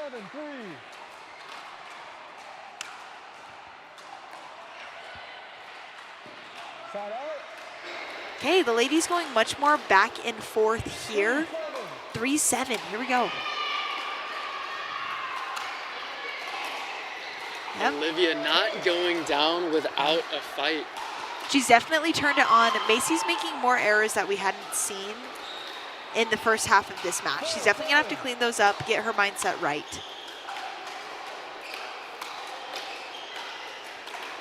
What a ball by Livy, and unfortunately, she falls into the kitchen. It's so when in pickleball, you have to reestablish before you get into the kitchen, and she just couldn't hold it back. So tough. 7-4. If your momentum carries you in, that unfortunately is a fault, and that is what happened to Olivia Phillips. Ball comes out again. I just don't think Macy's swinging as confidently as she was in the first half of I this agree. game. It seems like she's holding back a little more. She's being a little more careful, and Yeah. I think that's hurting her. I agree. Okay, Macy's getting pumped up now. Here we go. I just saw her talk to herself. That's typically a good sign. I do that. Yep, 7-4. And her shoes match the ball, so that helps. that ball goes wide. And Olivia's streak is over. Macy's puts another point on the board, 8-4. Great return. Wow, really good shot from Macy. And Dylan, it looks like she's a different player. That was a different shot. Yeah. She really hit it with conviction there. And it dipped. It It came dipped. over the net and it dipped. So good. Such a great shot to have in singles. Game point now. We're at 10-4. Copy that. What a game Oh we are my in. gosh. This is to go to our sudden death dream breaker. This is big because I don't think, and even in the Indiana regional, we did not have on center court any tiebreakers. There And it we are is. in our sudden death match. We're going to take a few minutes for teams to get prepared, and then we will briefly explain how this is going to work. Stay tuned. I am so excited. The girls are so happy. Everybody's so happy. I'm so happy. All right. Yeah, this sudden death dream breaker, this is going to be intense. So make sure you stay with us. This is going to be really good. I know everybody watching right now is going to want to be here for this match. All right, and we will be back soon. Cue some music. Stay with us.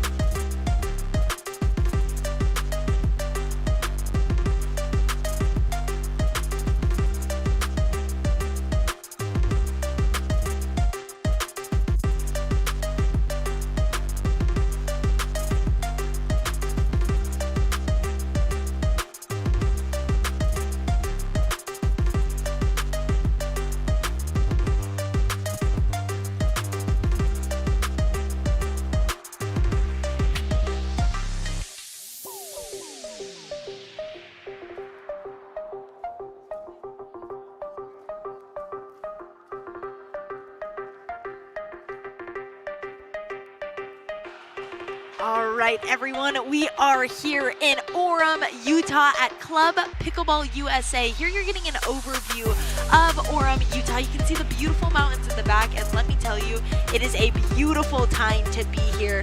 The fall colors in full force. You have the reds, the greens, the purples, the yellows, and it is such an amazing time to be here. And this club has been absolutely fantastic. I believe they've been open for around 5 years now, Club Pickleball, between 4 and 5 years, and they have been amazing. A large 15-court facility with a couple half courts as well, and we are on championship court getting ready to play a sudden death dream breaker between BYU and Utah State. We have Brigham Young University against Utah State University, and it's gonna be intense. I'm gonna give you guys a quick overview of where we have been. So they have split games in every discipline. What that means is, so our best of 7, you play your first discipline. In this case, they played gender doubles to start, and then they played mixed doubles and then finished with singles, and they've just been splitting back and forth, leading us to the sudden death dream breaker, where all 6 disciplines will be played only 3 points at a time. Now, this is the most interesting format, and it is so fun to play. I'm so glad everybody's here watching, and I'm so grateful to be here to be able to commentate. Both of these teams are in my pool, so I'll get to scout them out right now, and you better believe I will be scouting. Okay, 2 minutes.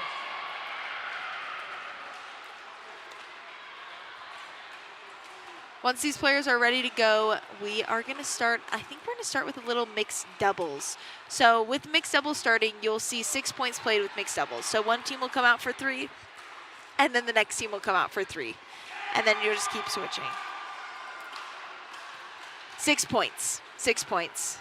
Nope, sorry, 6 rallies. I apologize, you guys. So, I know it's an interesting format. It's taking a minute to get used to, but I honestly wouldn't want it any other way. APP and the other college tours do just regular dream breakers. And this again is a first to 11 game, not rally scoring. Side out scoring still, which everybody prefers. It's so fun, but it makes this really interesting. There's a lot more back and forth that you're going to see in this match.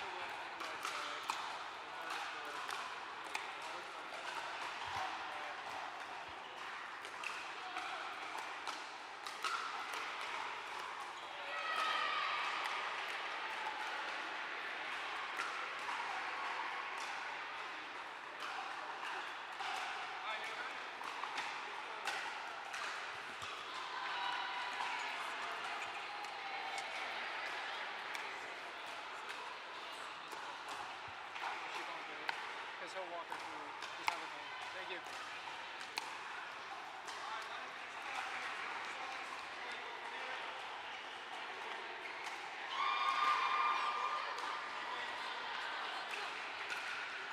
That's crazy.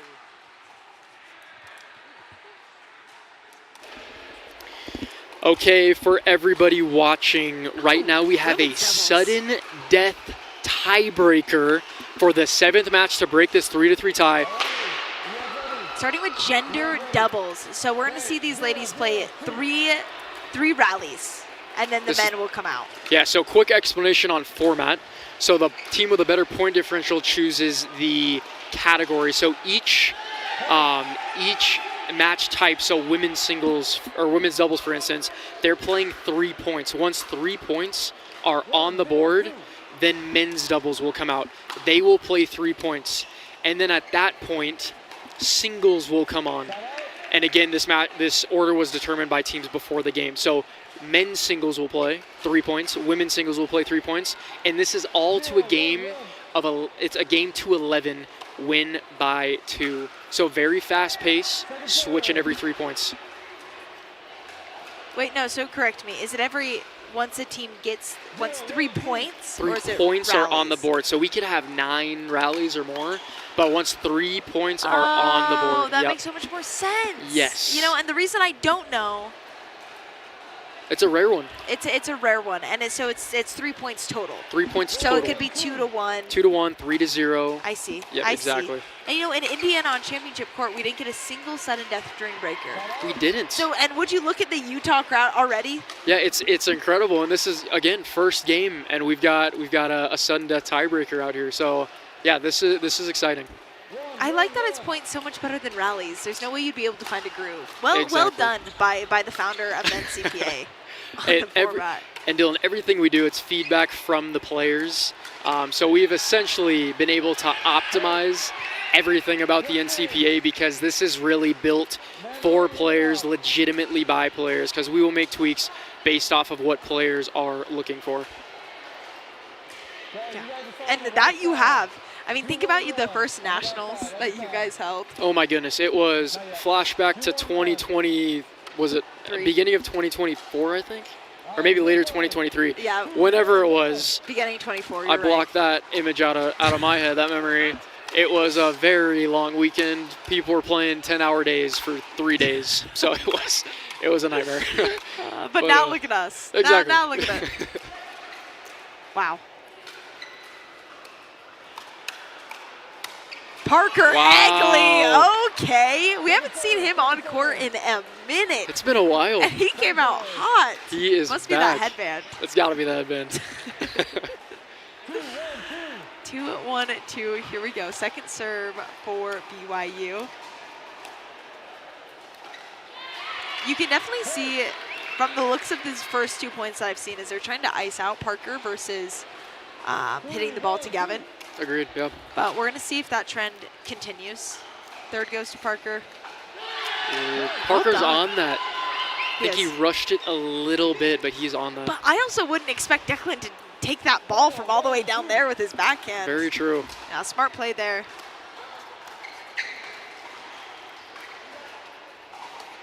Wow, what a get. What a Beautiful get. shot. Wow. BYU with a quick lead, 5-1.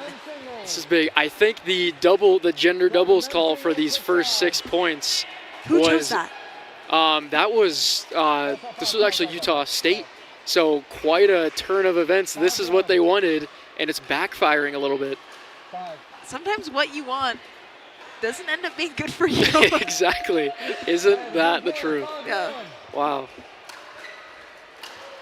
Got men's singles here for 3 Great points. return from Gavin, keeping that so deep, making Declan hit that last ball on his heels. And side out scoring, so I don't even get a point off that. Oh my goodness, here we go.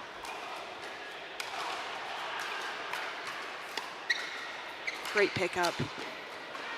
Wow, really good shots from Gavin there. Just not, you can't do much if you're Declan. You just got to get that ball back over. Wow. Oh my gosh, remember that dip we talked about? Yeah. Oh my goodness, And Gavin. slowly, Gavin is bringing Utah State up with him. We are at 3-5.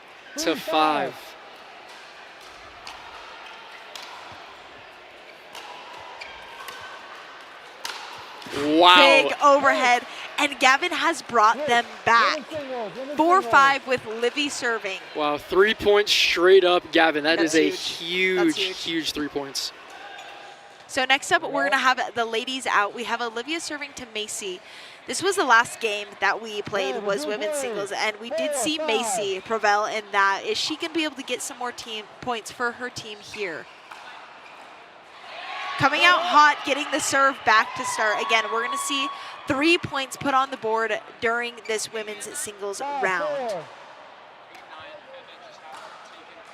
Big serve return just goes out. BYU is going to take the side switch at 6-4. Wow.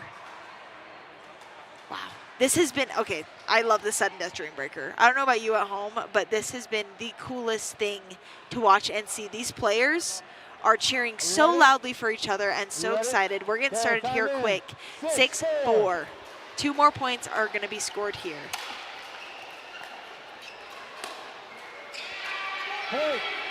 Big point there. 7 for BYU leads. We've got 1 more point for women's singles. Macy just so composed. She is. 7-4. And there are 3, and BYU extends their lead to where it was before that men's singles game. So we are now at mixed doubles. We're going to be playing the first mixed team will play 3 points. The second mixed team will play 3 points. And then if the game is still going, if we are still head-to-head, the order continues. So we would go back to doubles, which I believe women started first, right? So women's will go 3 points, then men's, and everything stays the exact same until we have a winner. Here we go.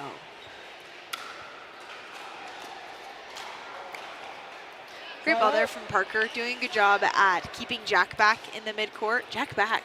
Jack back, I like that. I like that a lot too. We're gonna see if Jack can get back in this game. And the great Jack, ball there. He's just keeping the pressure on Parker. Jack is back. Jack is back. Jack is indeed back. Good ball there. Ooh. Great block.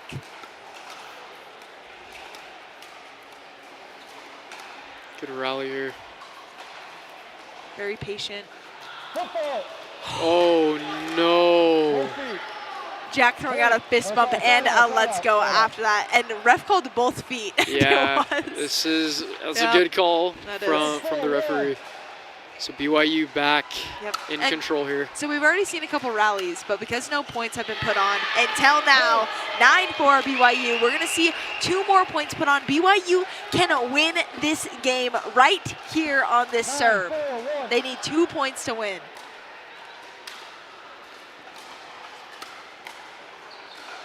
Good ball there. Really good shot from Emily there. Well done. Again, doubles pickleball, you have to get up to this kitchen line. Let's see if BYU does. Oh, they are not giving up easy. Nope. Serve goes back to Utah State here. And I mean, we saw it in the mixed doubles. And again, that third, crucial.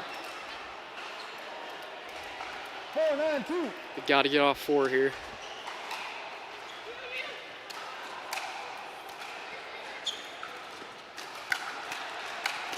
Wow. Jack! Oh my goodness. Wow. And hear that crowd. That is so good. Did you see him like split jump? Is that a Mario jump? Oh, that's gotta be. My goodness. Wow. Yeah, Parker's not letting go of this. Again, crucial for BYU, just get at the net. I mean, we see what happens when they are up there. They become just this wall. Yeah. So let's see if they can do it here. This third is going to be crucial. Great third. Okay. Yep. Missing the 5th. Utah State with some more chance to put some points on the board. Here we go.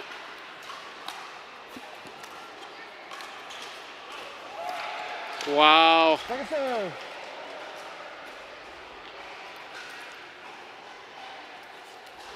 4-9-2. And they're at 9. Still some wiggle room here. And there we've got one. 5-9 on the second serve. 5-9-2. We got one more here for this mixed doubles pairing. One more point. Parker coming in hot. Emily recovering. Oh my gosh, she got it. Oh my goodness. That's a good point. That's a really good good point. Yeah. We love a scramble. Yeah. So I a like good my rally. eggs. Yeah, you got to stop doing that. BYU at the line. Oh no. Oh, and Parker's upset about that one. Let's take another look here. Like probably this much. Oh, it's barely. That's 3. 10-5. 10-5. That's 3. 10-5. BYU has the serve in hand. God, I think Parker got 2 of those foot faults called. That's why sometimes it's so crucial to have a referee, have cameras for instant replays. It keeps the integrity as high as possible. Yes. And especially when you have an incredible referee like Rob. Yes. He's eagle eyes. That was the slightest. He is. just a really hard thing to catch, and he caught it. So Made the we call. saw in the mixed game between these two teams, I mean, Gavin and Livy absolutely dominated. They Will they really be did. able to do it again and keep them in this game? If not, BYU is going to take this pool play win. Let's see what happens. This is for game point here. Stay alive. Yeah, wow. Second serve, second serve. Second serve, Utah State has to hold them again here. Great point from all four players on the court. 10, 5, 2.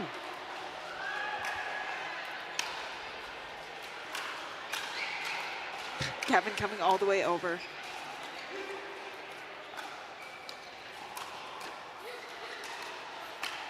Oh no. BYU. What a game. Point match. BYU takes the win over Utah State. You can see how happy they are on the court. Everybody hyped, especially the boys. What a game. That's the first game of the day, and what a way to start. This Seriously. is college pickleball. So good from BYU and Utah State. Stay tuned, and we'll be announcing our second match of the day. Get excited.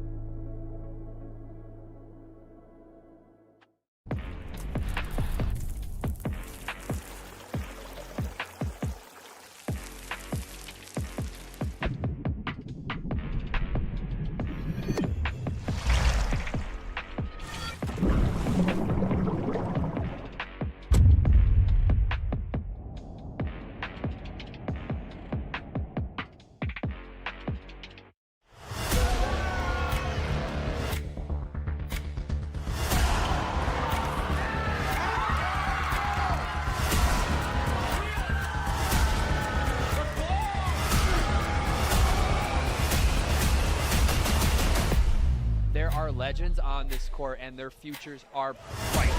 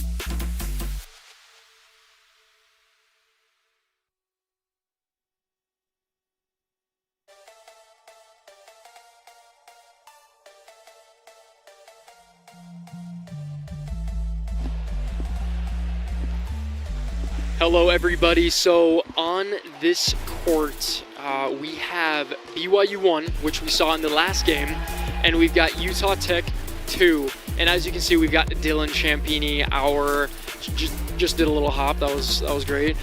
We've got her playing, and out of the commentating booth onto the court. So this should be a very fun game to watch. We're going to be highlighting the players individually. I'm very familiar with a lot of these players, and yeah, very excited to see the level of play in this game. And this is going to be this is Pool 1, and we are in the second match of Pool 1 for today. So very excited to get this game underway.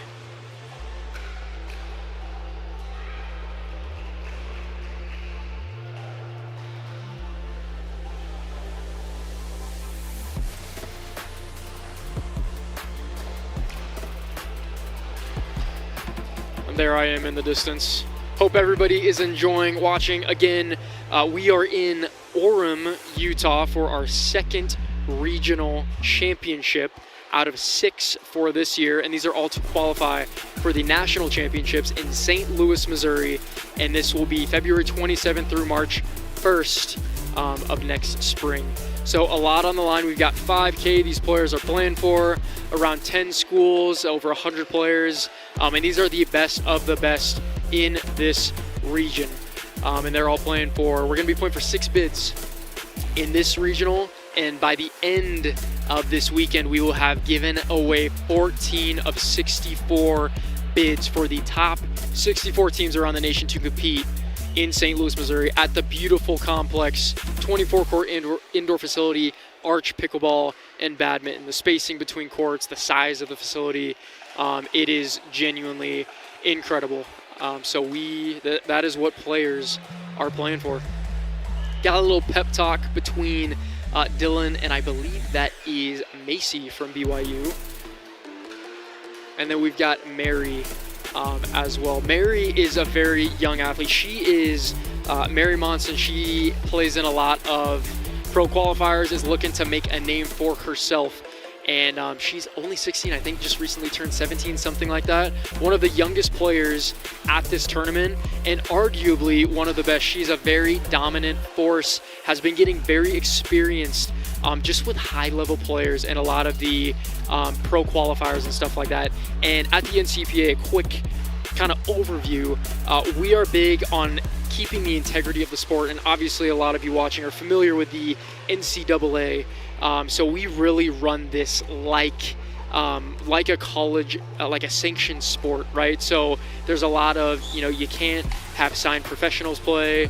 If they have certain accolades, we want to really protect and how much money they made. We want to protect the players that are really trying to make a name for themselves and just keep it really good competition, but keeping it healthy.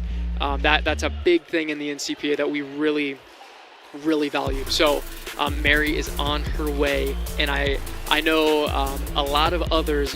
Utah Tech team I'm very familiar with. We go way back. They've competed in all of our events last year and our first nationals a couple years ago. So Benson Perry is on this team. Incredible guy. He is such a solid player. I think the biggest thing with him, which you guys will be seeing, and I don't know if you can see him, he'll be on the far right corner. But he is such a technical player, over power, over kind of the big, overheads, which he does have that, but his game is so good with placement, with technique, with resets. If people are blasting that ball at him, he can just reset it so elegantly and so effortlessly. It's really cool. So very excited for you guys to see him in action, and let's see how BYU can go up against Utah Tech's second team. And Tech has 4 teams here, so there's a very tight running, and we're going to be getting on the mic Chloe, who is their head coach, another incredible person. We're going to be doing a short interview, I think, during the game, and just kind of getting her feedback on what it's been like to be a head coach for a club program. Because as many of you know, college pickleball is on the rise, but it's not quite a varsity sport. Drury University is the only university that has given out Yeah, here we go. scholarships, 0-0-2. and they pay their players to actually play. And they've got a head coach that's Jared, who I'm close with. That's very. Inside out. So yeah, really. And this is, so we are in pool 0-0-1. pool number 1, I believe, and this is the second match in pool 1. Second serve. 0-0-2.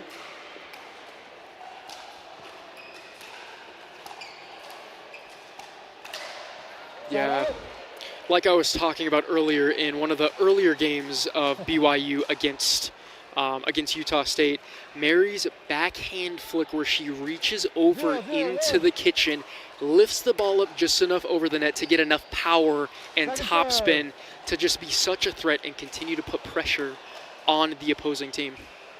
0-0-2. And then we can't see the players here, but on Utah Tech 2, we have Mary Monson and Dilly Champini. 0-0-1.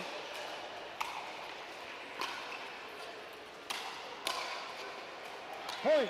Yeah, really good drive there from Macy there. 1-0-1.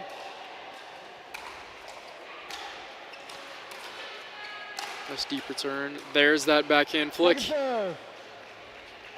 A lot of power off of that as well. Let's see the replay here. Just watch that flick. So good for Mary.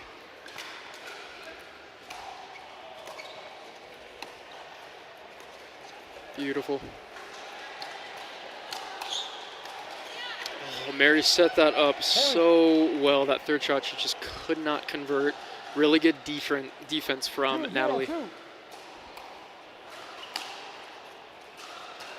Side out. We're at 2-0-2. BYU leads. 0-2-1. It's now 0-2-1. Good drop from Dylan. Pops up. Mary puts away. That is textbook pickleball. Beautiful setup from Dylan. 1-2-1. Great put away from Mary. The replay there, beautiful. And then we just missed this, but Mary, two-handed backhand, just went a little bit far. 1-2-2. 1-2-2.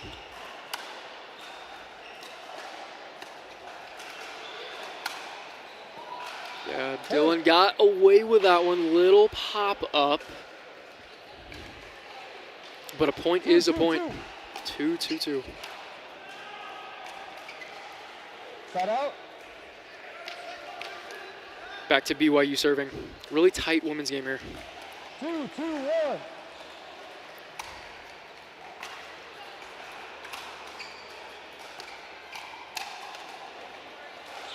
Yeah, and for viewers watching, something I love about women's doubles in particular, it's a lot quicker. There's a lot more speed ups and a lot more fast hands, and it just makes for really, really entertaining games to watch. Side out. Just barely off the tape, does not go her way there. 2-2-1. Back to Utah Tech, Dylan serving. Woo. Again, the net just not their friend in this first part of this game. It's a good drop from Dylan to force her to reach and make that mistake. Woo! Beautiful drive, dips in. Topspin's so important with that. BYU thought it was going out, but just hit the back line. Smile from Dylan, hits it into the net. It happens to the best of us. We're on the second serve. 4-2-2. We're at 4-2-2. Yeah, really good drop from Mary there. Top spin, beautifully hit. 5-2-2. And they got the net help there.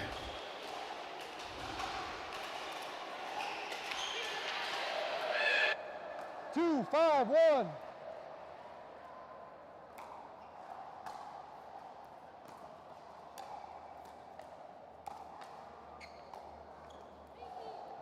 Second serve.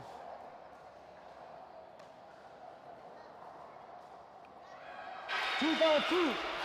And here we have Macy Amusen. If you guys saw, that was a 4.5 across the board. That is her starting rating while she gets placed in these first couple games because, again, this is BYU's first tournament with us.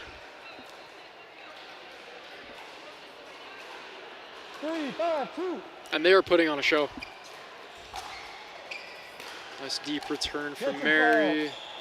Mary was standing directly in the kitchen. We'll see the replay here because it was a close one. Yeah, not sure. Happens to the best of us. 4-5-2. I saw what she was trying to do there. I think. Yeah. Oh, just out. BYU cheering at that missed overhead. 5-5-2.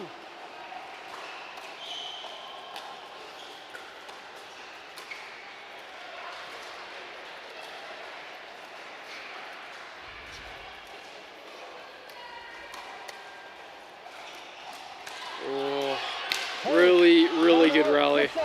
6-5-2. We're at 6-5-2. BYU leads. Really tight match. This is back and forth.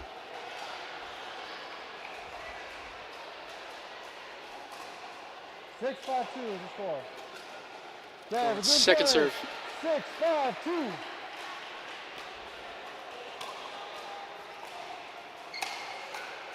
Yeah, really good put away there. Dylan did a great job to keep them back and then forces a pop-up. Mary puts away. 5-6-1. And yeah, Dylan Champini here. Again, singles is not quite accurate, but just missed the ball there.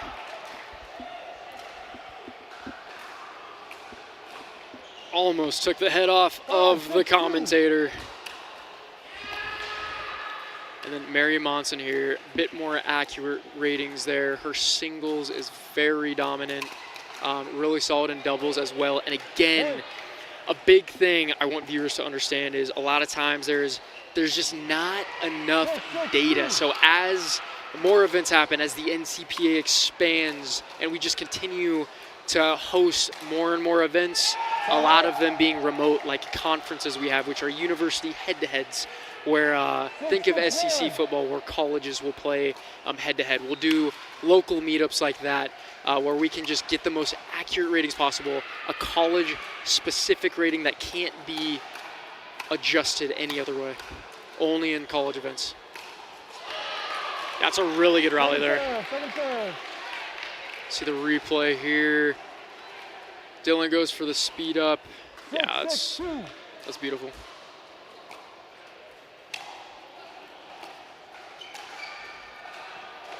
Just catches the back line there.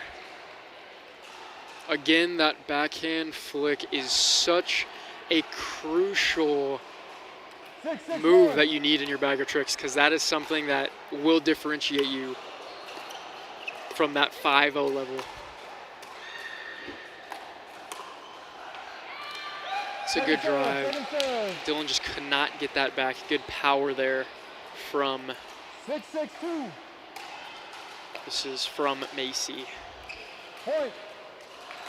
Just out there. 7-6-2. Utah Tech takes, I believe, their first lead of this game. 7-6. Point. Just wide there. They needed to sit on it a little longer. She pulled that a bit. 8-6-2. Side out. Mary's drive just goes a bit long, and we are back to BYU serving. It's going to be Natalie serving. 6-8-1.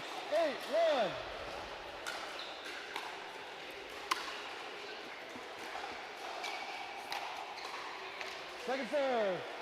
Yeah, again, Mary just keeping the pressure as she moves up, hitting the ball directly at her, and there Macy just needed to slow down and stop her feet because she was still moving. It's a very hard shot to hit while you're still moving as you come up from the baseline to the kitchen.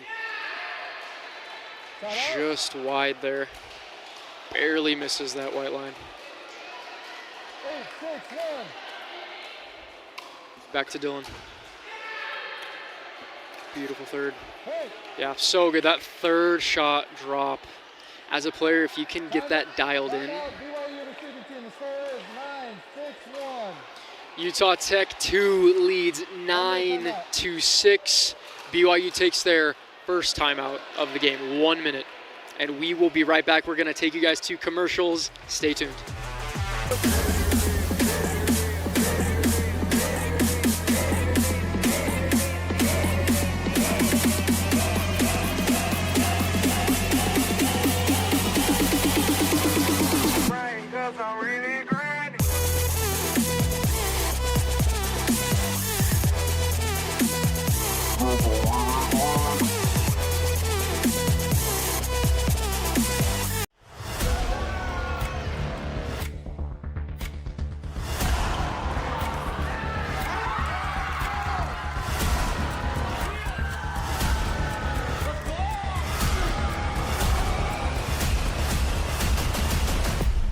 There are legends on this court, and their futures are bright.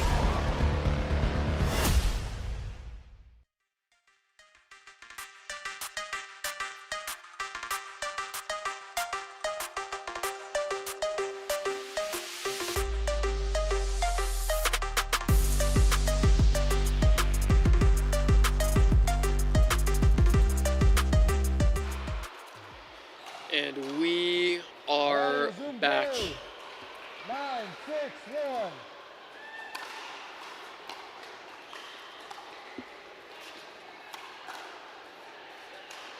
Point. A good leave from Mary there. Good speed up from Dylan to just kind of chicken arm Macy there. Right at the hip. That's a tough one to hit. Game point. 10-6-1. And this is for the win. We are at game points for this first women's doubles match.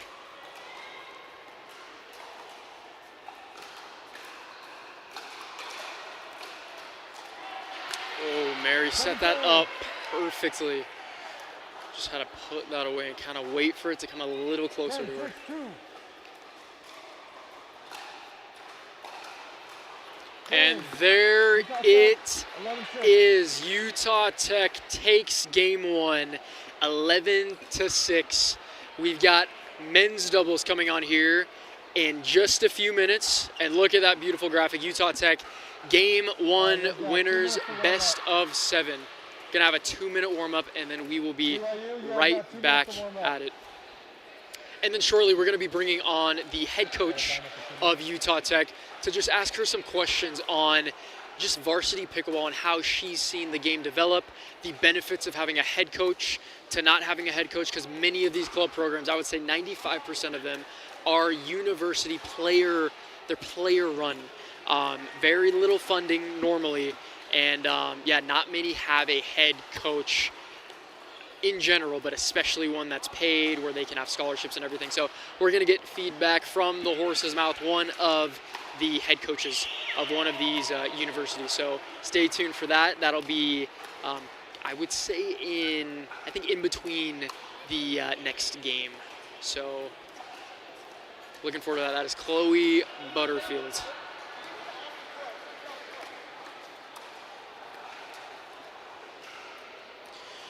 And quick shout out to our official ball of the NCPA, Yola. Their new HC40 ball plays a bit like a Franklin, slightly faster, and players are loving it. They actually just recently announced, I don't know if they announced, but they're using us to first announce their ball, and the feedback from players has been very, very positive.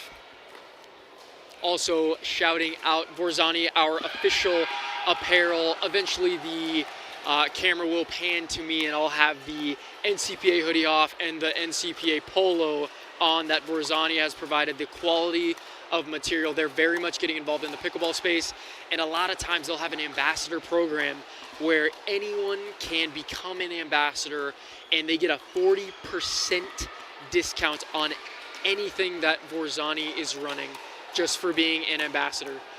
So keep in mind that 10 deal. Seconds, 10 seconds. And then also shouting out Ice Shaker, our official bottle, home of the Gronks. Rob Gronkowski, one of the top football players of our time. Him and his brothers have kind of ventured out into other businesses, and they're getting very involved in the pickleball world. I actually believe they are owned by the Texas Rangers. I believe Gordy Gronkowski owns the Texas Rangers, and they all kind of are working together, which is such a cool thing, the brotherly love, and we're so blessed to have them a part of the NCPA family. Get your Ice Shaker University branded water bottle.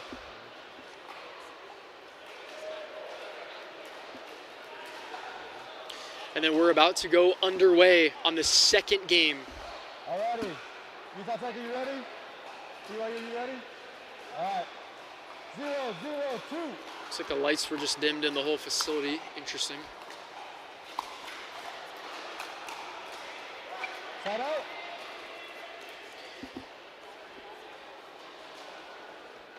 One. Gonna do player intros here shortly. Second serve. Players just getting into the swing of things. 0-0-2.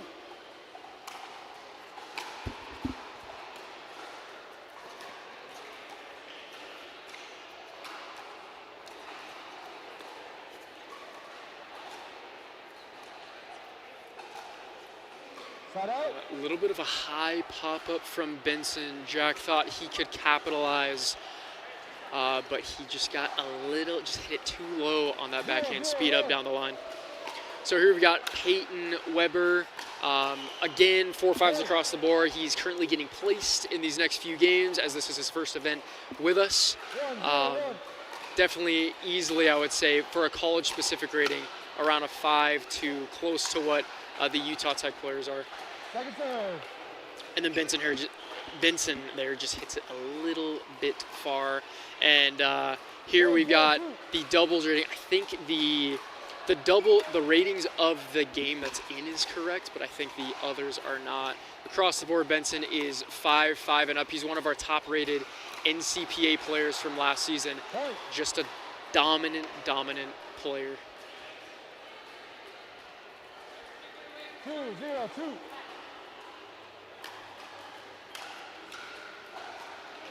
Nice deep return. Point. Little body bag. I like to call it the bean bag there. Let's see the replay there. Yeah, hits the shoulder. That's a really good spot. That's the backhand side, shoulder side, that left side of Jack there. Just he's aiming for it again. Wow. Yeah, that's high quality right there. The defense from both sides. BYU just not letting up. 0-3-1.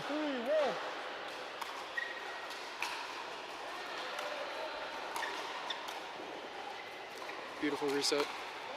Yeah, gets that speed up again. That backhand flick reaching into the kitchen. Such a great shot to have. 1-3-1. We've got Declan here. Second serve. Jack just comes up a bit short on that draw. 1-3-2.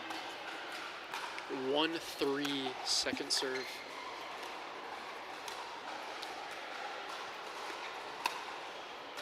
Yeah, it's a good lead from Benson there, especially when the ball's coming at you so fast. Being able to differentiate, okay, I need to leave this or I need to put my paddle on it and slam it back. Really good game knowledge from Benson. Point. 4-1-1.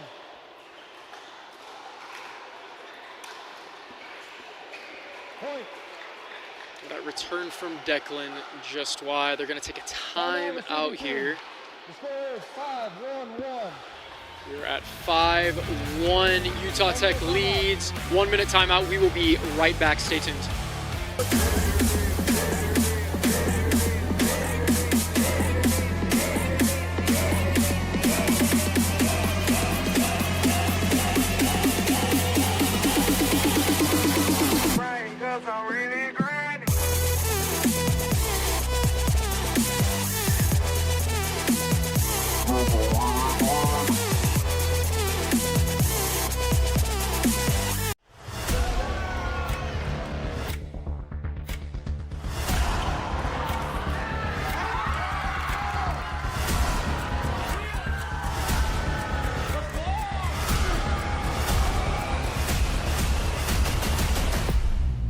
are legends on this court, and their futures are bright.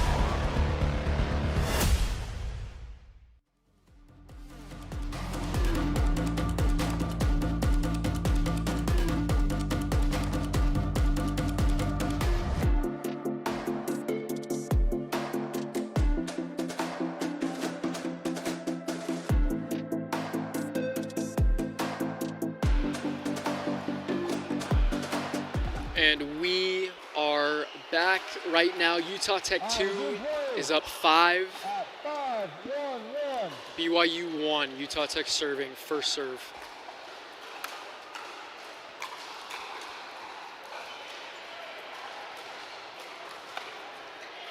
Wow.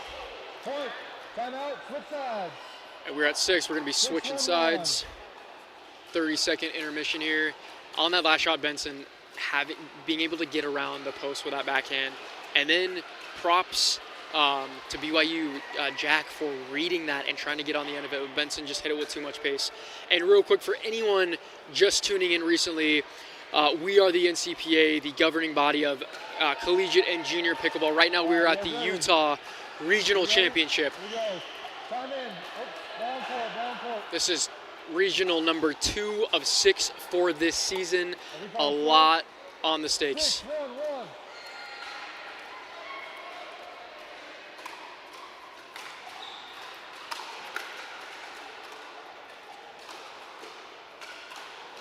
6-1-1. Lots of little net shots there. I think there's 3 of them that the ball just went straight off the net. 6-1-2.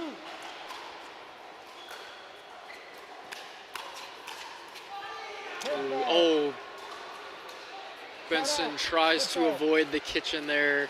Not sure if we can get a replay on that. Here it is. Yeah, football. Really good drive there, and just trips over that left foot. Unlucky from Benson. You okay? Yeah, Benson, of course. All right. He is One, locked 6-1. in, completely fine, and we are back. Good reset there from Jack.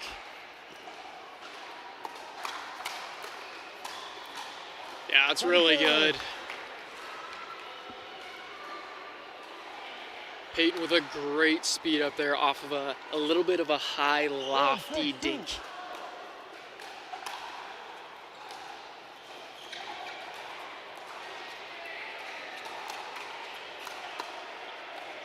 That was so good.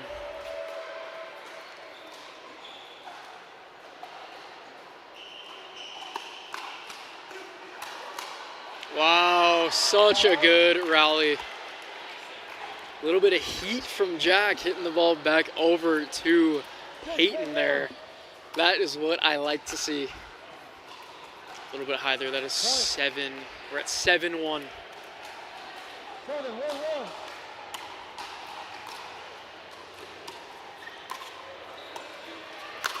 Yeah, that is so good. Oh, he's got his finger caught and hold up. Timeout.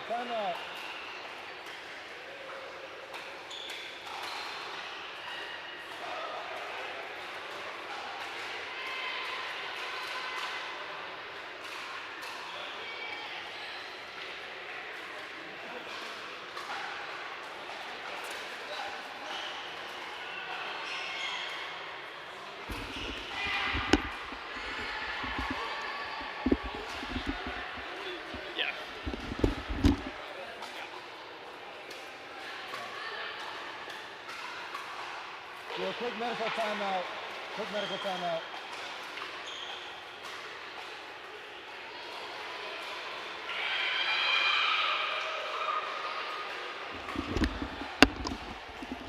So, quick update for everybody watching on what just happened. That was a clip from Declan. Such a great Ernie. Blasted into another court. Gets his finger caught in the fence. There was a sharp part in the fence, and I went over and did my best to make sure the damage was minimal. But looks like he is fine. But yeah, that could have been bad. You can see here, gets caught there. Yeah, that is could have been a lot worse. And you can see me just sitting here not knowing what to do. Thankfully, I finally got up and decided to help. So that's good for me. But yeah, looks like he is okay, and we're gonna be getting back into it momentarily. I think he may have started bleeding, so he's getting that checked out before he continues. And worst case injury timeouts are going to be 10 minutes max, I would assume. Yeah, he's running back right now. This will be back in 30 seconds maybe. Yeah, that you don't see that every day. That's and I can see almost looks like somebody hopped over the fence and it just slowly started to come out and caught his finger on it. But glad he's okay. Declan is an animal, and we are back to it. All right. 7, 1, 2.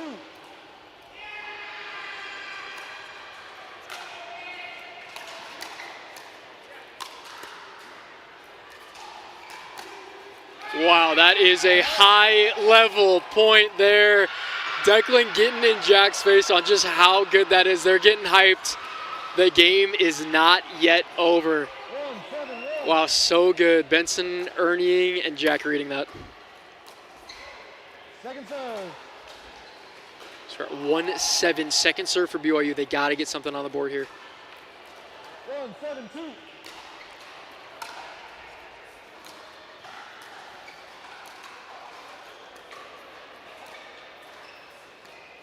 Little high there, high again. Not high enough to speed up. Benson being very patient. Yeah, and beautiful patience from Benson there, just to wait on it, get that speed up right when he wanted. 7-1-1. Catches Declan off guard. Point. Just out there. 8-1-1.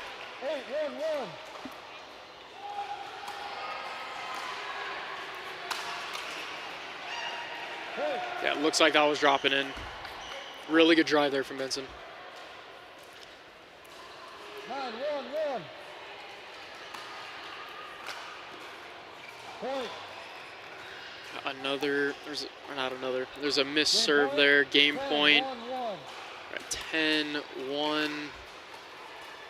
Good deep return there. Benson, what a way to finish that game. Poaches, catches BYU off guard, puts that away. That is game 2. Utah Tech leads 2-0 over BYU 1. Really dominant performance thus far from Utah Tech. And quick summary from the past game. Utah Tech women's doubles played. That game was pretty tight. I believe it was 11-7, something like that. Very close result. Utah Tech ended up pulling away the women at the very end. And yeah, this was a dominant performance from Tech 2 here.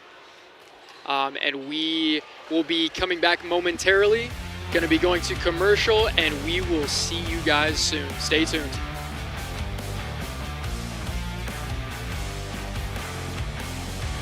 Quick replay here on the game point.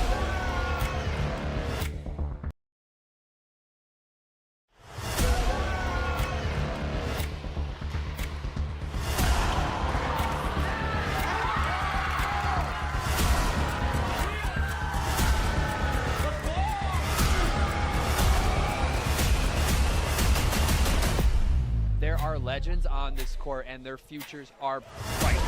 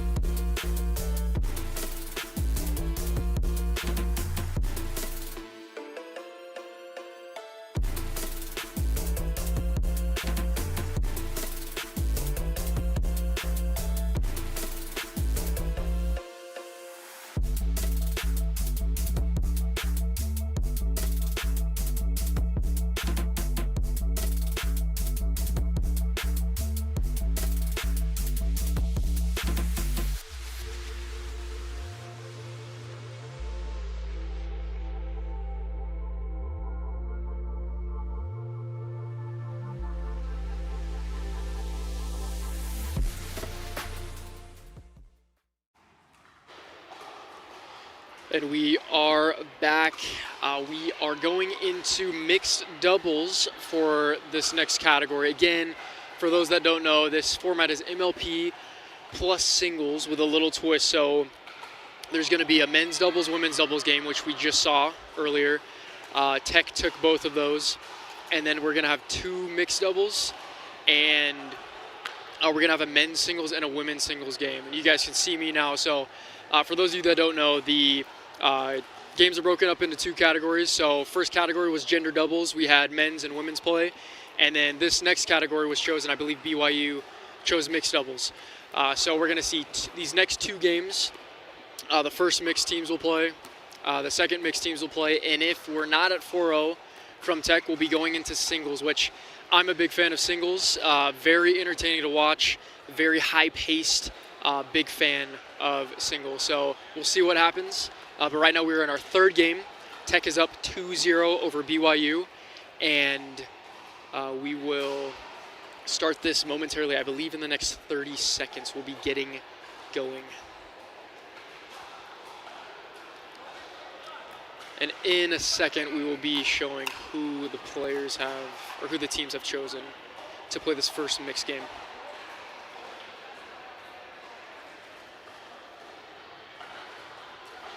And right now, BYU's got some work to do. Momentum is definitely in Tech's favor after that last 11-1 win men's doubles had Tech over BYU. So they really have to, again, the mentality, especially with this format, it's a little bit longer than usual for a match. So instead of, the hour to hour and a half, it could be up to 2 hours. So big thing is players staying locked in and realizing that they're playing not the short game, but the long game. And if they can get back in this, take this next game, and stick in it, they can kind of dig their way out of this 2-0, being 2-0 down. So BYU, they're both on the court currently. We've got Declan Homer and Macy Amuson. I think I butchered that, but we got Declan and Macy here. They're going to be the first mixed pair. And then on Utah Tech, we've got Mary and Benson coming out. And these two have played together quite a bit. So I'm the chemistry is going to be a huge, I think, differentiator between the players just knowing what shots they're able to hit, who takes what shot. So we will see what happens.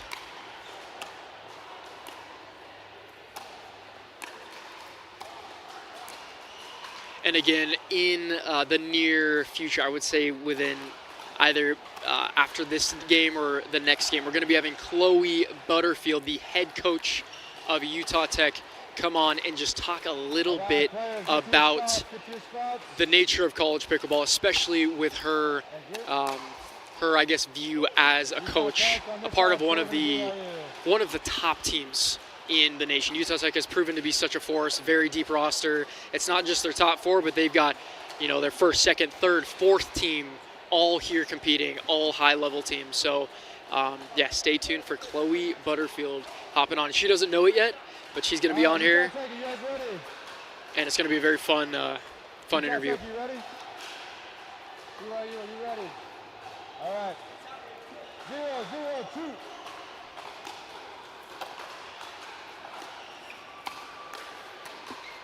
Point. Yeah, good start. Utah Tech attacking. 1-0-2.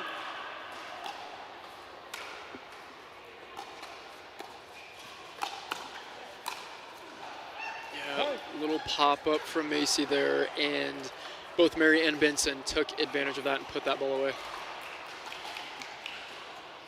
2-0-2.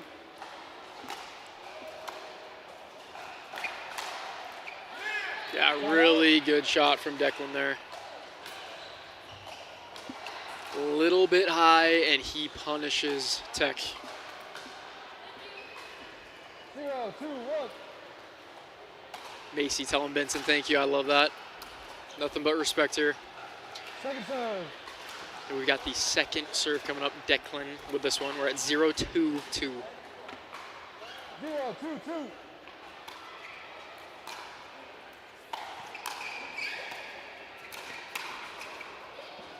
Just out. Side out. Looks like that ball just kind of came off his paddle a little bit too straight and it just floated out there. Very close. Good block from Macy.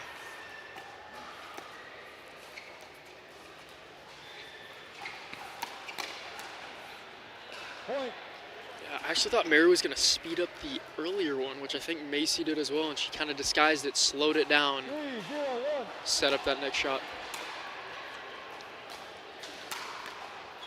Yeah, that's Second serve. a majestic shot from Declan there, getting air, putting that ball away. 3-0-2. Oh, the net. Side out. Very much in favor of BYU there. But hey, we take it, part of the game.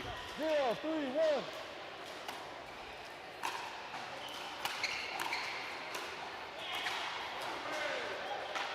Yeah, Mary, I think just needed to wait a little bit more on that. But again, there's that backhand flick that we saw in women's doubles, which was such, 1-3-1. it put so much pressure on BYU in that women's game. Good grab from Benson. Point. That was a deceiving shot there. Let's see the replay on that. 2-3-1. Looked like it was coming quickly, but just popped it up to her forehand, and she just was not expecting it. Second Yeah, serve. really good shot. Again, reaching into the kitchen, putting that ball away. 2-3-2. Little comeback from BYU. Declan lob serves, switches it up, and just Point. out. A lot of times when the guy in mix poaches a little bit, it kind of causes people to overcompensate and hit too far wide. And then they miss those shots like that. Yeah, it's a great spot for Mary. Really good. 3-3-1. Puts it right at his hip by his backhand. Yeah, Benson with a really good drive right over the net. Macy tries to get it back, just pops it up a little bit too high. It's a good put away for Mary. 4-3-1. Scorekeeper's got to keep up. We're at 4-3 now. Second serve, Tech. 4-3-2. Side out. And we're back, BYU serving. 3-4-1. And of course, we see some stacking here from BYU. Declan gets that back over, but Benson, that's a tough one to get back there. Quick replay here. 3-4-2. Yeah, it's a great put away. Not getting that back over. Yeah, Ben. See, that's knowing the game. Benson just ready for that, sitting on his forehand, getting ready for that speed up. 4-3-1.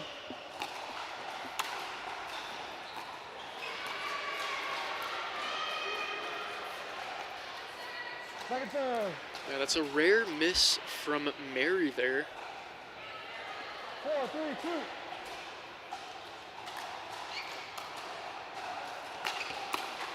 Yeah, what a drive from Mary, just over the net, keeping it low. Declan tries to poach, but it's a bit too far. Very well placed for Mary. 4-3-2.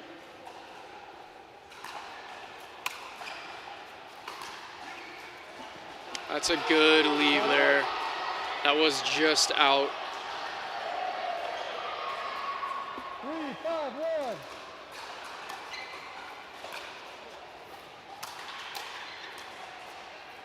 Second serve. A very nonchalant block from Mary there to just put the pressure back on Declan. 3-5-2.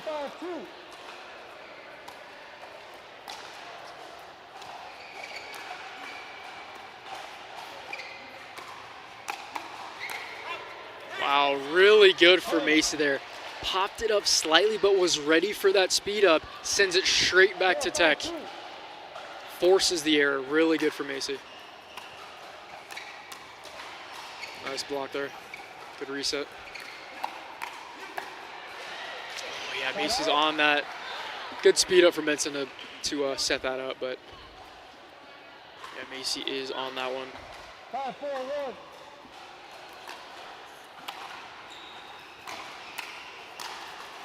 Also, for those of you at home, I am also keeping score, and if there is some lag, that's because the multitasking isn't quite what it needs to be, but bear with me, and the score will be up within the next 30 seconds of when it happens.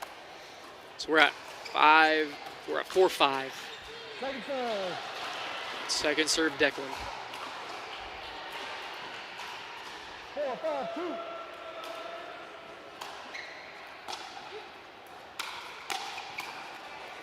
Side out. The white tape, just barely too low. And if Tech gets this, we are 4-1. switching sides because it is 6. Let's see what happens. What a spot. Yeah, I wanna make note there. Macy's shot to pull Benson back. Macy's shot to pull Benson back, so good, but kind of got backed off the line a little bit. We've got a side switch, short break. We will be right back. Stay tuned. This is a close matchup. 1 minute timeout. 1 minute timeout. 1 minute timeout.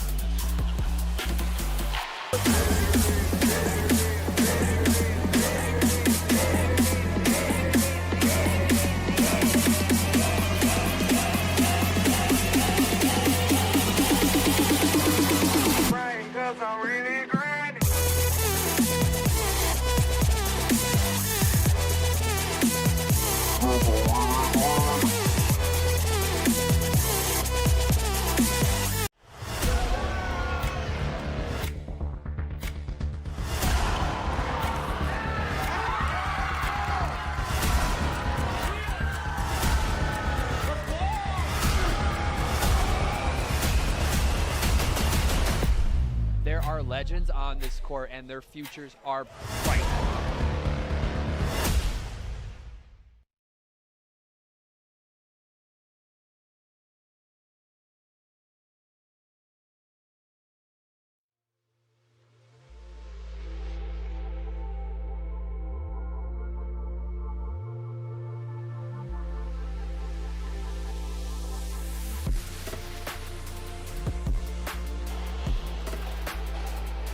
And we are back. Quick thing on that visual you just saw, we were in Indianapolis last week for the Indiana Regional Championship, the first NCPA regional of this season, and we had Ohio State just dominate. They had both of their top teams make the top 4 out of 36 teams, so really dominant performance from them.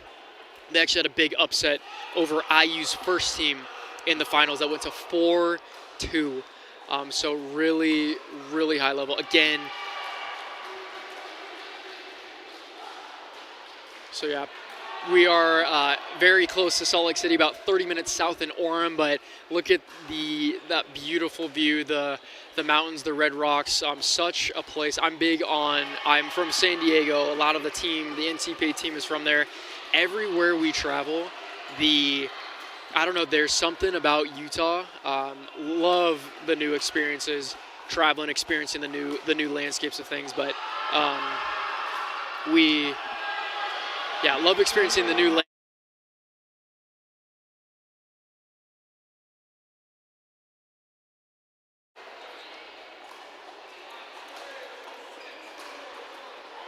Love experiencing all the different spots. But Utah is a special place. Really cool scenery here.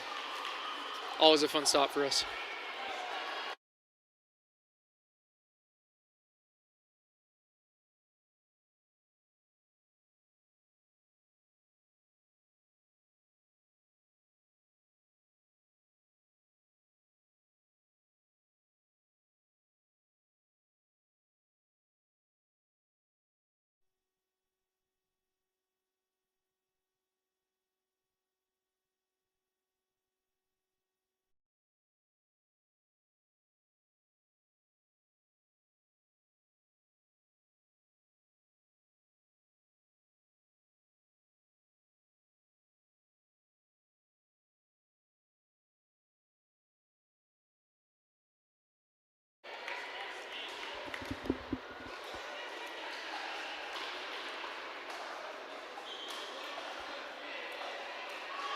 And we are at 10-4, again, lagging from the commentator here, putting the scores up.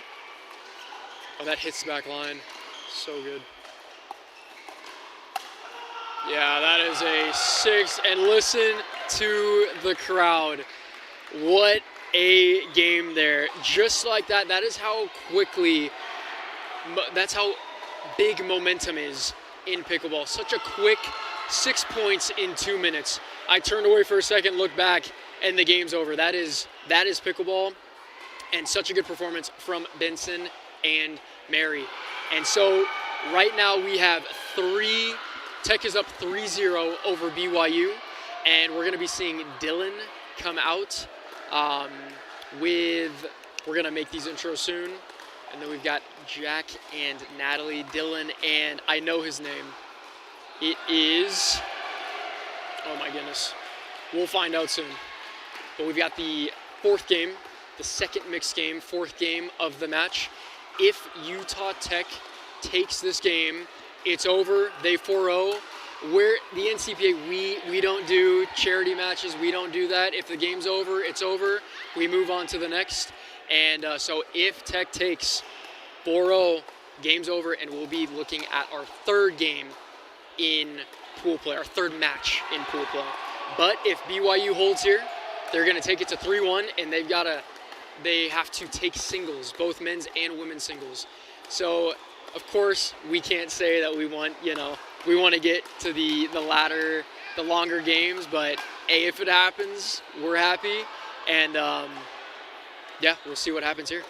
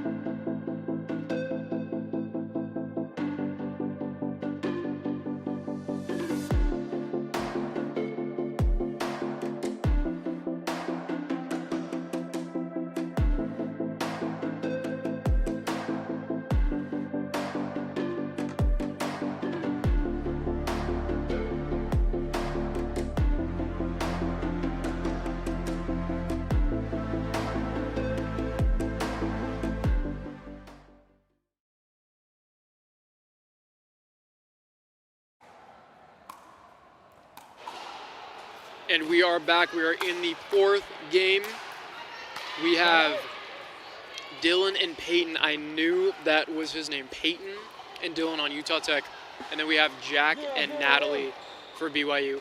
Again, BYU needs this game to continue the overall match. If Tech takes, the match is over. If BYU takes, we've got singles coming up, men's and women's. So let's see what happens here. 0-0-2.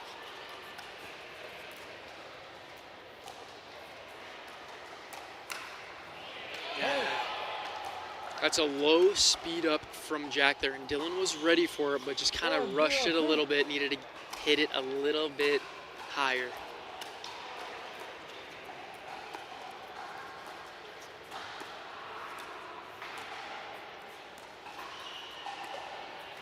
Patient pickleball. And right there, really good patience, waiting for that perfect shot to speed up. Tech gets the ball back. Point. First point goes to Tech. Not true. It is 1-2-1. 2-1-1.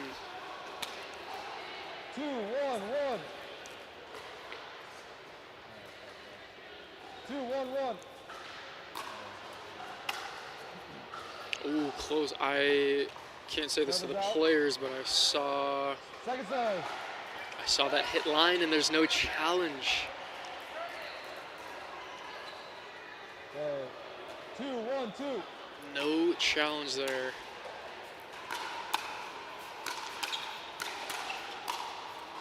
Wow, way to stay. That was really good to stay in that from BYU, but just too much pressure Peyton put on him. 3-1-2. Point. I think that's the second missed return from Jack. We're at 4-1. Point. Oh my goodness, another missed return. It's crazy how quick the game can change. That's 5-1-2. 3 points from missed returns in the first 6 points of the game. A really good shot there from Jack to get that back. Love the cheers from the BYU side. 1-5-1. Second serve. 1-5-2.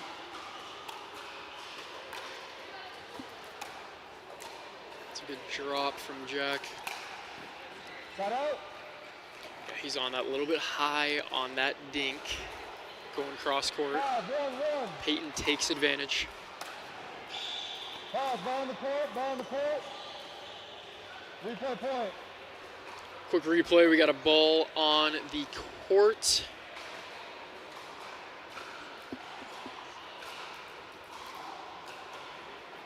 All right, recall the score. 5-1-1.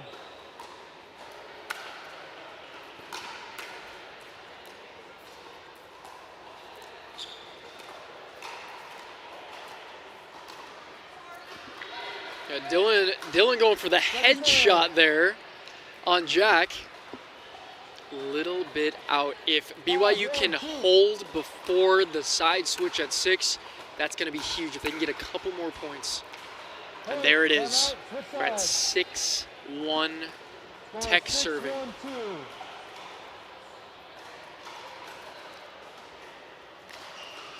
Got a little less than 30 seconds here.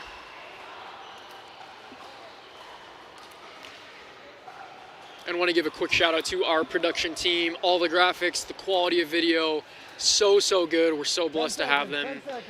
Pickle TV, you can find this, Amazon Prime, Plex. This is the next level for college pickleball.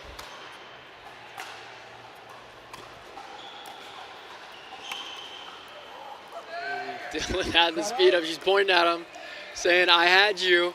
Little bit low, but that line, it looked open.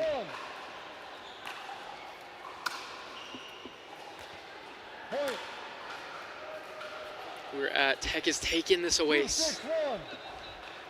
We're at 2-6.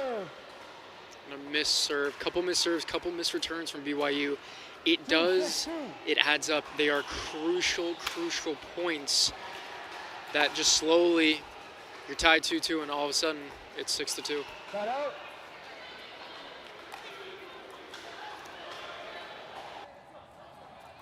Six, 2-1.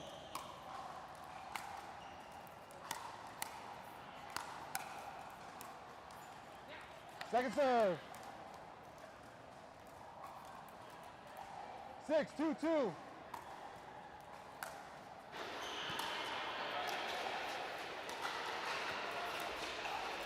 Great shot from Peyton there. Forcing Jack back. Oh, good speed ups from Peyton. A little too quick for Jack there on the first few, but couldn't get over that third one. 7-2-2.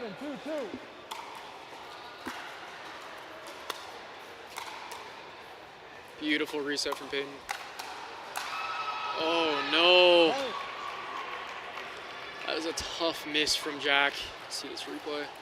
Just came off the bottom of his paddle, it looks like. Yeah, just floated.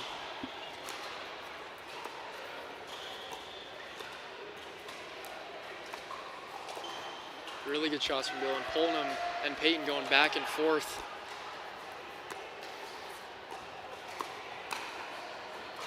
Yeah, that's really good placement of shots from Utah Tech, Dylan and Peyton. 9-2-2.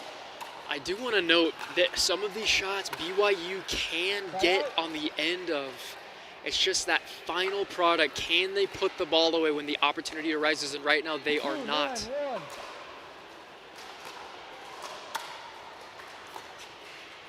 Second serve. 2-9. Can BYU make a comeback? 2-9-2.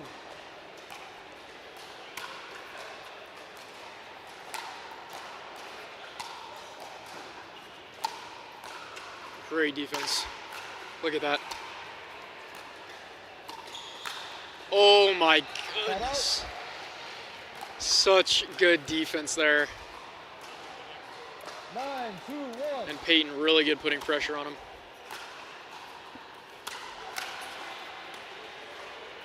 Second serve. Yeah, that's so good from Jack there.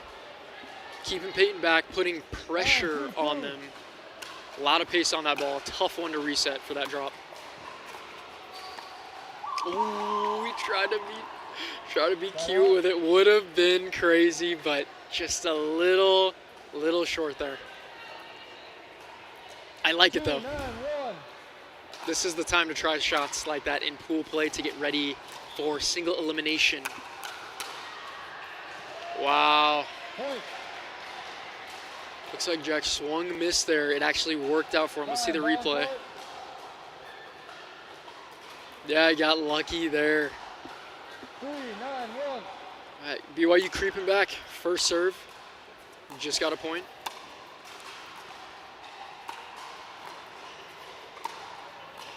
Get that down there. Wow. Oh my goodness. The net, it hurts.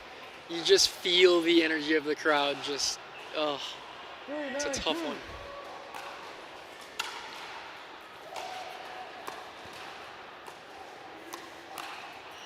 It's a great spot from Dylan, making Jack reach on his backhand going down the line. So good. 9-3-1.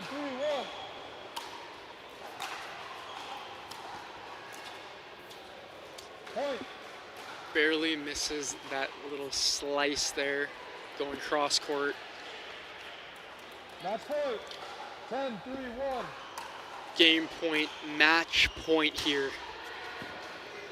BYU's still in it. We're on the second serve. Does Tech close out, or is BYU going to get some life and make a comeback? 10-3-2.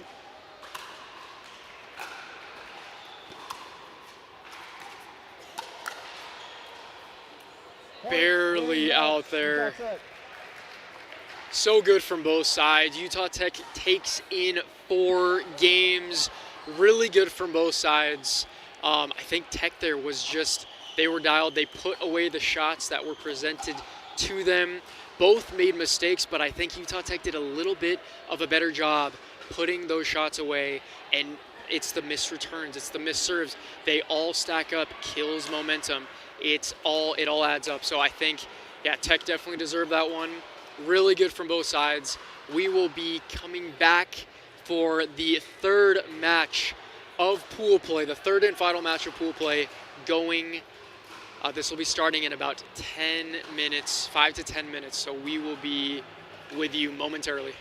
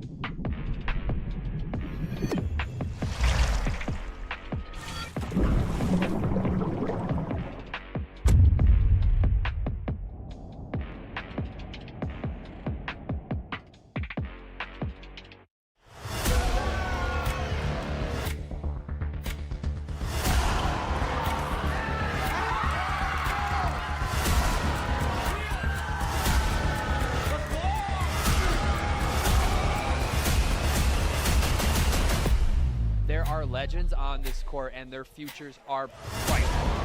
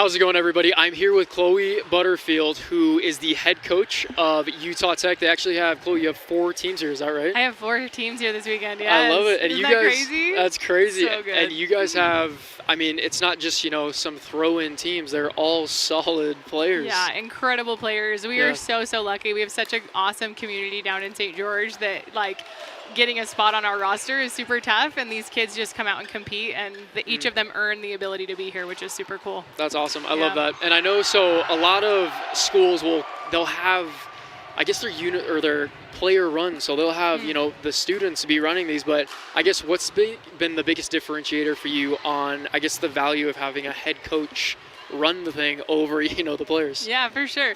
And, our players are still so involved. I would hate for it to come off that, our players don't do anything, because they absolutely do.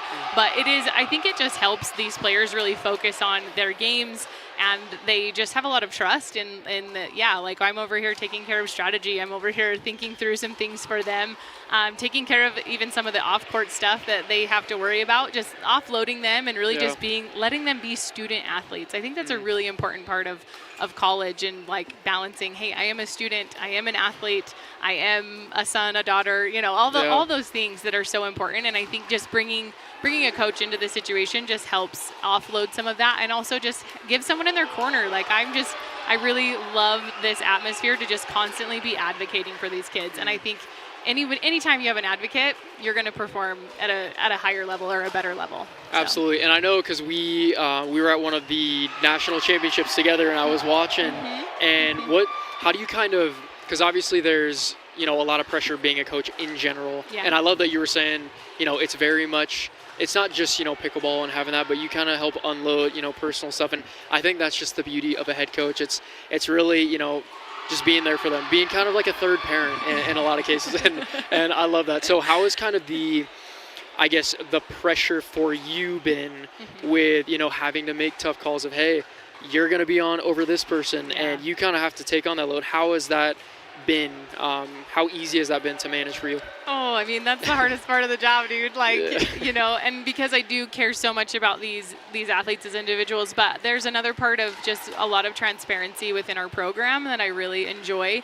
We have set playoffs, we have set statistics, we have set things that they need to be meeting and making, so that it does just kind of make the decisions there. You know what I mean? Yeah. So I think having some less subjective measures out there for them, knowing, hey, this is what I'm looking at, this is the dynamic, and I think that helps them. But yeah, it's not an easy thing to do when especially, like I said, and I tell my athletes this all the time, I genuinely believe, I'm biased, but if they were at many of these other universities, they would be playing at the very, very top of the roster. Yeah. And they have to decide where they want to play and what they want to do. But ultimately, that decision, I do think, though, lends to the most confidence on the court. That this wasn't just team and player preference. This was coaches' analysis. And I mean, Melinda Wilkins and she is phenomenal.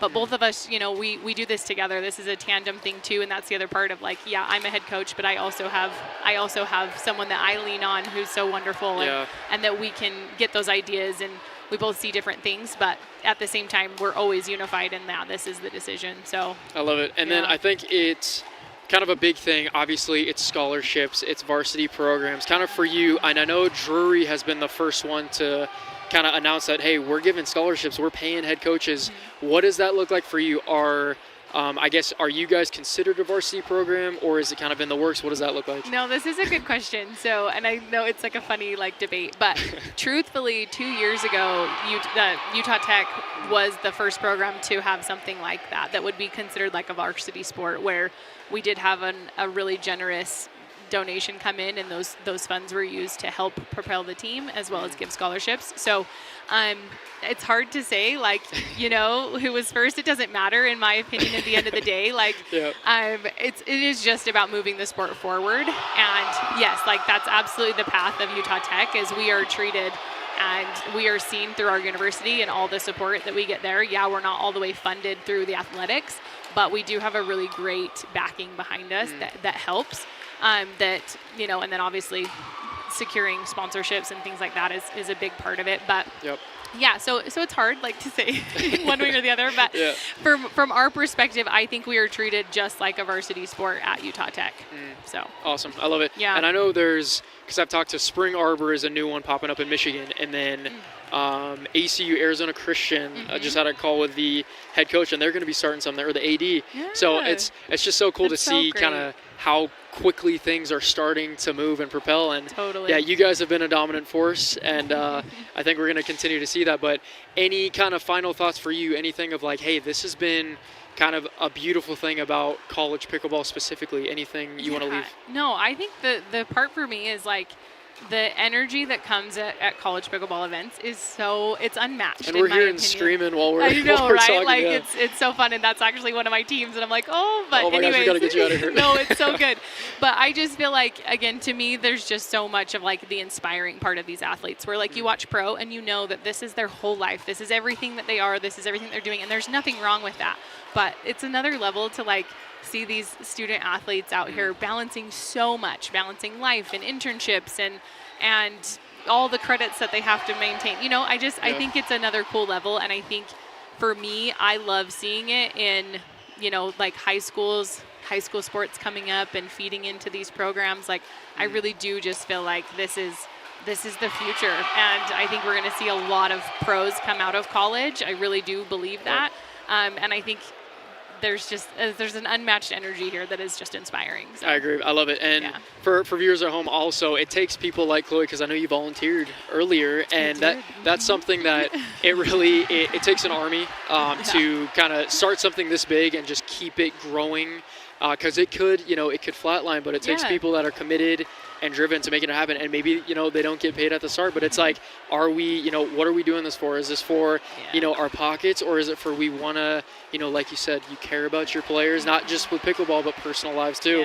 And that's something that we really value at the NCPA. It's like we really are encouraging people that care about the sport to help us just really grow this thing, because this is the future generation and the future of college or of pickleball as a whole. So Yeah, I totally agree. And anything that is value-based, I think as a community within pickleball, we're so lucky. And I think a lot of people get behind anything value-based. And I think, again, I love what you're doing, and we're always inspired, and we love coming to these events. So well, thanks, Noah. Chloe, I really appreciate your time. I'll let you get back to that game, but Chloe Butterfield, everyone, incredible woman. And stay tuned. We're going to be getting the third game of pool play starting here in about 5 minutes. Let's do it. Stay tuned.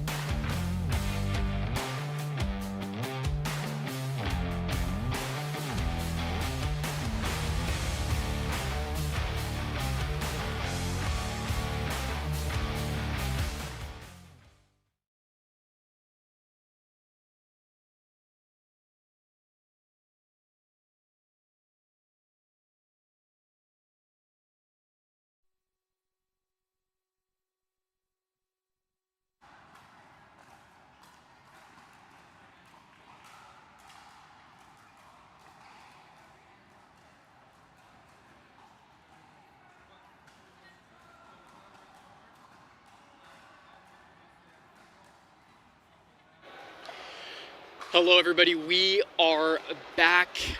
This is the third match, I believe in Pool 5, the third match.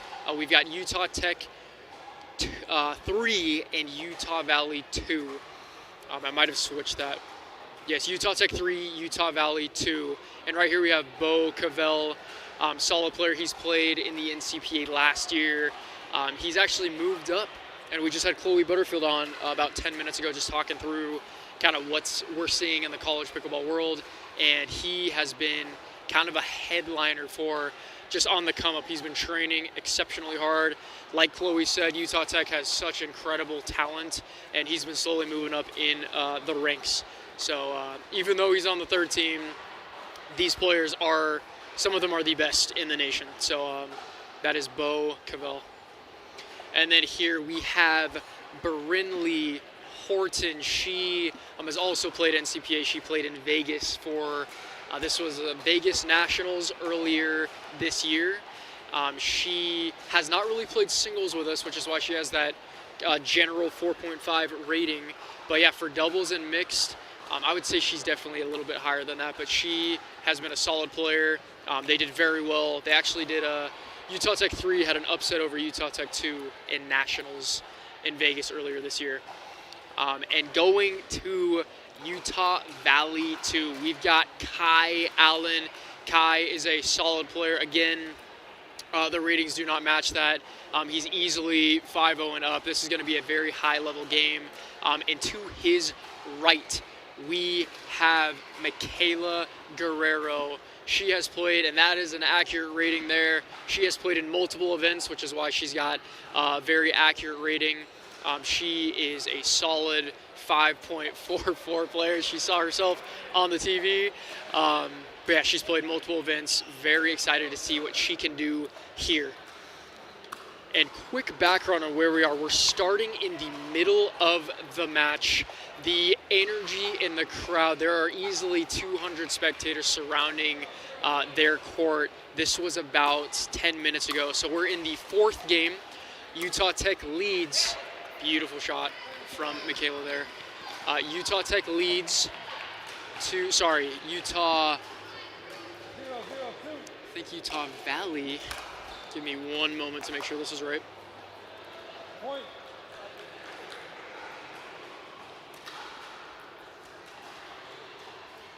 One, 0, 2. Calls out. Side out. Yes, so correction. We're in the third game. So first game we had, this was gender doubles playing. Utah Tech 3 took the first 11-6. I believe that was women's. Second serve. Utah Valley took the second game. That was men's doubles, 11-5. Third game, this was mixed that they played. A crazy close game, 13-11. Utah Valley took that. So Valley is currently leading, and we're going to update that on the screen. Yep. Valley is currently leading 2-1. We're in the second mixed match. This is the fourth game overall. 2-1, 2. And the score is currently 2-1 to Valley Side out. is leading.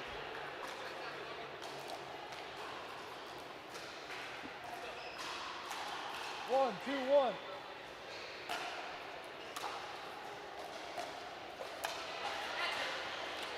Second serve. Yeah, great little poach there, reaching over right in front of Brinley, getting that 1, 2, forehand, 2. putting it right in between Brinley and Bo.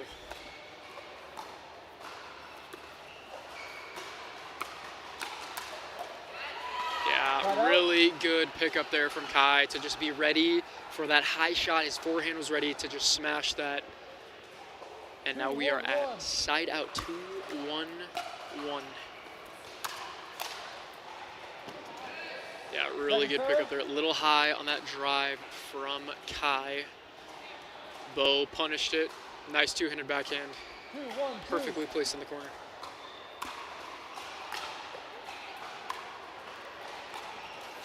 Point. And again, we are in the second mixed game, the fourth game overall in this match, best of 7. It's the fourth game. Tech currently leads. Sorry, Utah Valley currently leads 2-1. 1-3-1.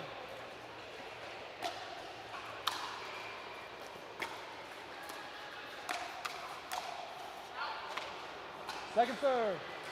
Bo just pulled that a little far out. We'll get a replay here, updating the score momentarily. Okay, just wide. 1-3-2. We're at 1-3 to Valley leads. Side out. Yeah, really good. They're putting pressure on Brindley, keeping her back, causing her to kind of have an off-balance drop, making it very difficult for her to kind of make that perfect. Second serve. And they called out on that. 3-1-2.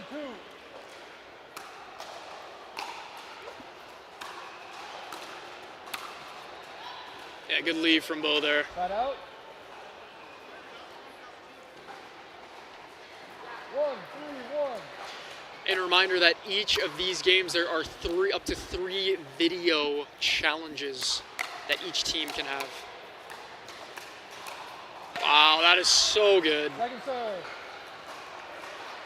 Get a replay on the fast hands there. 1-3-2. Yeah, look at that. Really good from Michaela to put that shot right at her face, right back over the net. Point.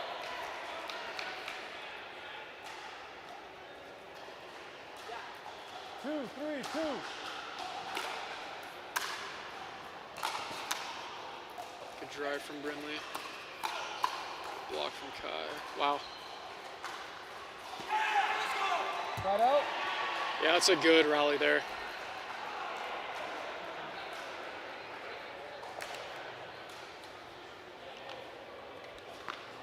Three, two, 1. Second serve.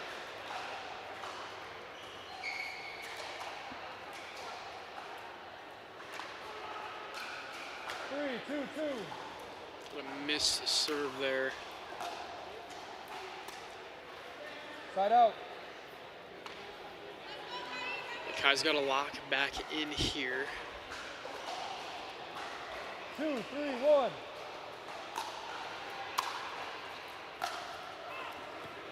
Good leave, barely out. Second serve. Yeah, looked just out from where I am sitting as well. No video challenge on that. Bo, a missed serve. Shocking. Missed serves are very rare, and we had Kai have one and Bo have one as well. Honestly, in side-out scoring, I think there needs to be more of them, just because that means players are trying Second serve. to get to really set up an attack so they can get to the net. And if you have a strong serve, it keeps the pressure on the opposing team. And that's the tough thing with rally scoring. You can't really do that because every rally counts, and it kind of causes players to be a little more reserved, which is kind of the unfortunate thing with rally serving. And that's why the NCPA were big believers in side-out scoring. The MLP just switched back to it, so I think that they kind of understand the same way. It's more fun to watch. It really, yeah, that's so good. Really good from Brindley. 3-3-1. And we are tied 3-3. Stop, ball in the court, ball in the court.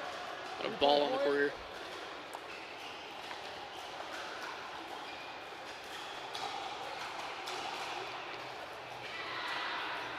Three, 3-1.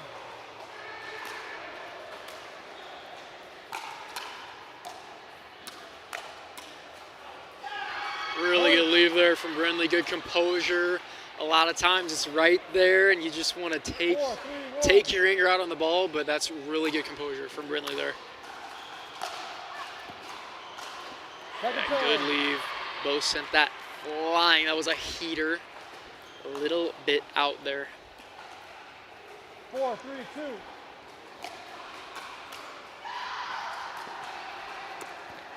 Yeah, we got some net help there just to switch up the trajectory of the ball for Michaela. 5-3-2.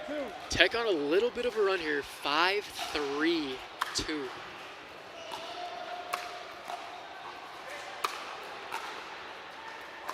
Great defense. Wow, really good defense there from Utah Tech. The score is 6-3-2. And we got a side switch here. Tech leads 6-3. If they take this game, we are tied 2-2, and we go to singles. We've got about a minute. We're going to go to commercials briefly. Stay tuned. We will see you in a second.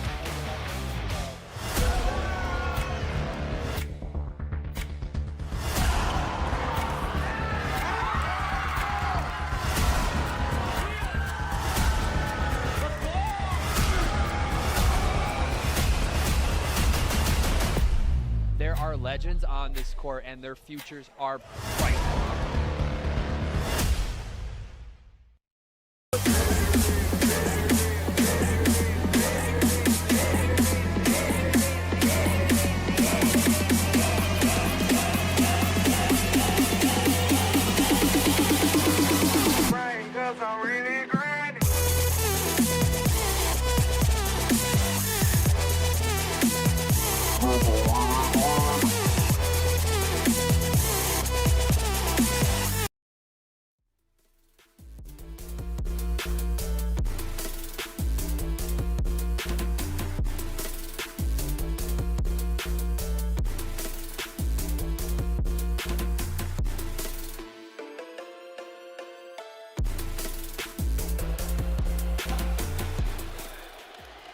And we are back here, 6-3. Tech leads in the fourth game. Again, if Tech takes this, they are tied overall in the match 2-2. What a drop there from Brindley. A little backhand slice. Perfectly placed. 7-3-2.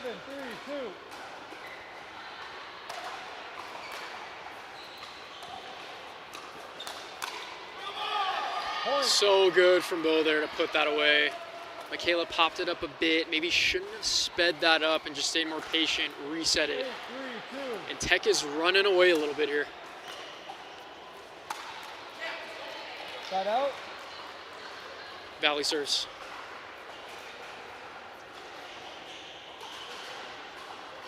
Three, 8-1.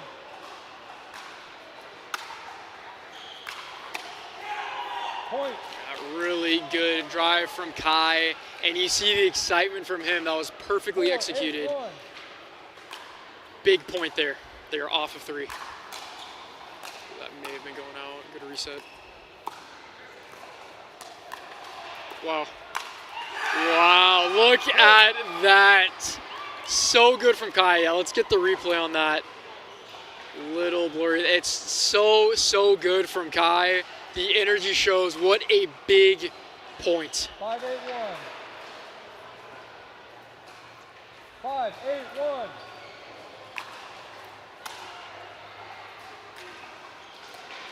Such a good drop. Ooh, little high there. Michaela does her best to try to get that back over. 5-8-2.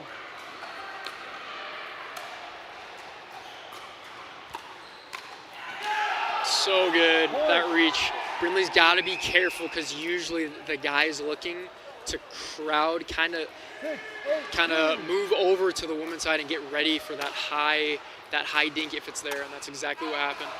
Point. And actually, that was great representation. Brindley expecting Kai to move over, tried to go line, but just a little wide from her.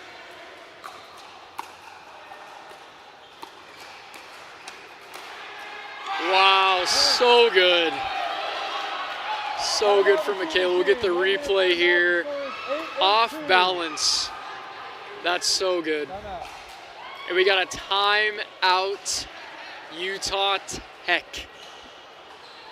Valley's got a bit of momentum here. And for anyone just tuning in, we are in Orem, Utah, just 30 minutes south of Salt Lake City. This is the second regional championship for the NCPA. And look at that. Beautiful red rocks, beautiful mountains. NCPA comes here every year. We love, love, love Utah.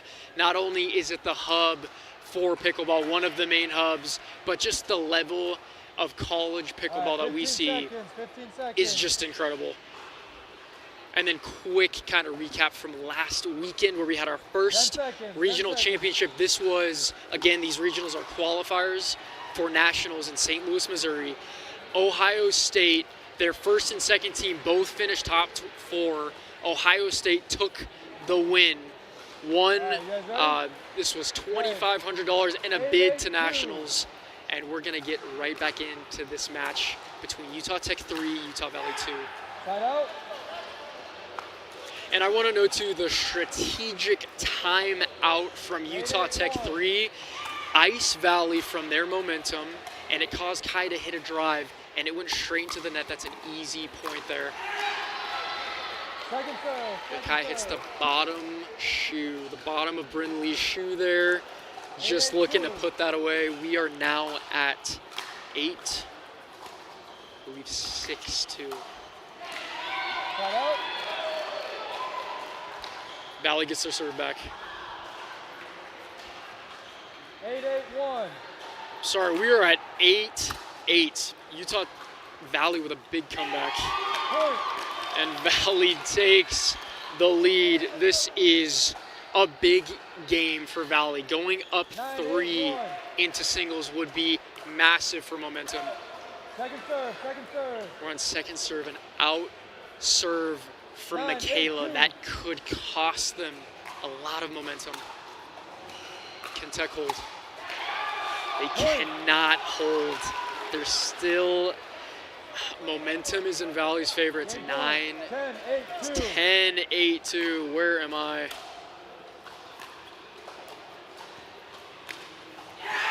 And there it is. Beautiful put away from Kai. Look, listen to the crowd. That is a big, big game. Let's see the replay on that. So good from Kai to set this up. Beautiful drop, pop up, speeding up straight down the middle. Clinical shot from Kai. And we have Valley going up 3-1 in this match, best of 7. If Valley gets one more win, the match is over. Tech needs to hold here to continue this match. And they've got a little catching up to do. We have singles coming up. Not sure if it's men's or women's yet, but either way, Tech needs this win to stay in it. And currently, again, we are, as a reminder, we are in the 3rd round of pool play. This is the 3rd match. These are pools of 4. You play everyone in your pool. And right now we are in the 3rd and final match of pool play for the day. This is big because this determines the seeding of all teams into single elimination. So this game could drastically change what side each team of the bracket gets on. And this could be they could have a much easier draw depending on who wins this game. So it is pool play. Everyone qualifies from pool play into single elim, but the favorable seeding, this match is huge. And again, for those of you tuning in recently, my name is Noah Simnick. I'm the commentator for the NCPA. Started things back in 2023. We have an incredible team of over 10 full-time members. And here you have me. Let's put the mic on. Incredible growth, and I want to go over kind of the history of the NCPA for those of you that don't know or are just tuning in. 2023, we had only 30 colleges involved. 2024, this was last year, we had 4 regionals and a nationals, 60 universities competing. This year alone, we have 120 schools competing nationwide. And again, this is the 2nd regional of 6. So we've grown from 4 regionals to 6 this year. And not only that, of expanding regionals for the collegiate tour, but also conferences, fundraisers. We are really so committed to driving the growth of collegiate and junior pickleball. And this is something where the team is so committed. These are people that are so passionate about the game, but most importantly, passionate about the players. A lot of what we see in the sports world, it's really, this is the future generation in general, but of pickleball as well. And not only do we want to give a roadmap to players going to play pro, but we also want them to come in one way and leave changed. And I don't just say that. Faith is everything at the NCPA. God's at the center.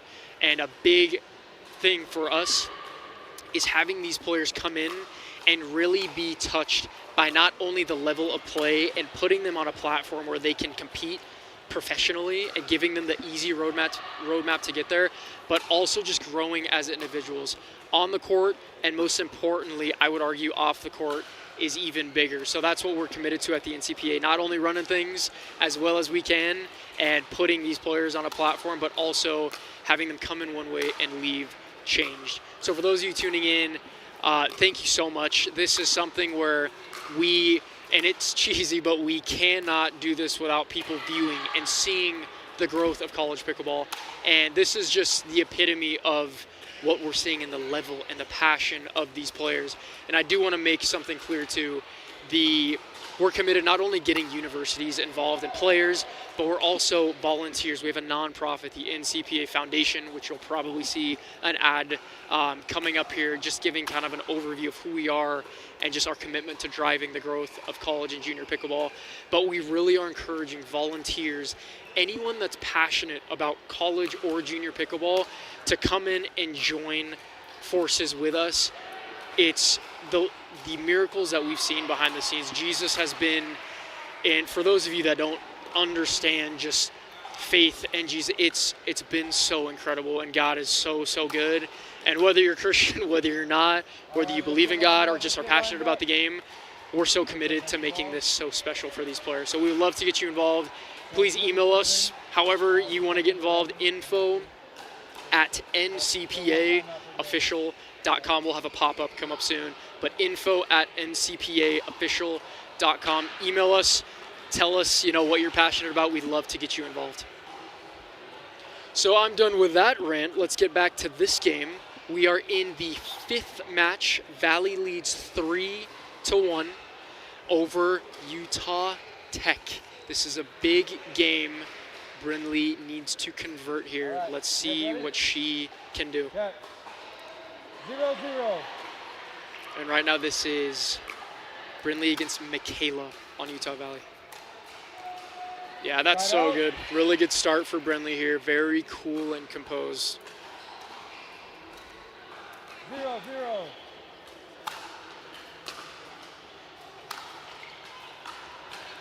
Side out. Back to Brindley. Sorry, back to Michaela 0-0. serving for Utah Valley.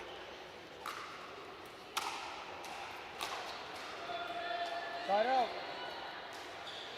And would also like to note the crowd here has been so energetic. We've got over 300 to 400 people in this building. The noise, the energy, the excitement has been unreal. 0-0.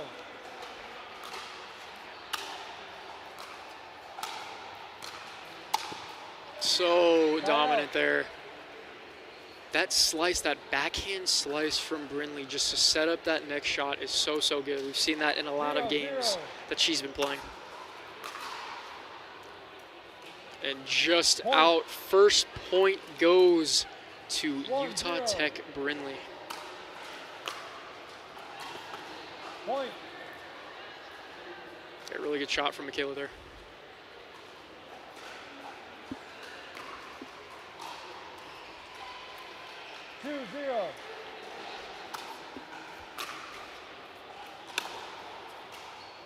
Wow. In. Yeah, what a Point. shot. Got Utah Valley. I love that. The integrity. Some Utah Valley players saying that was in. Really cool to see.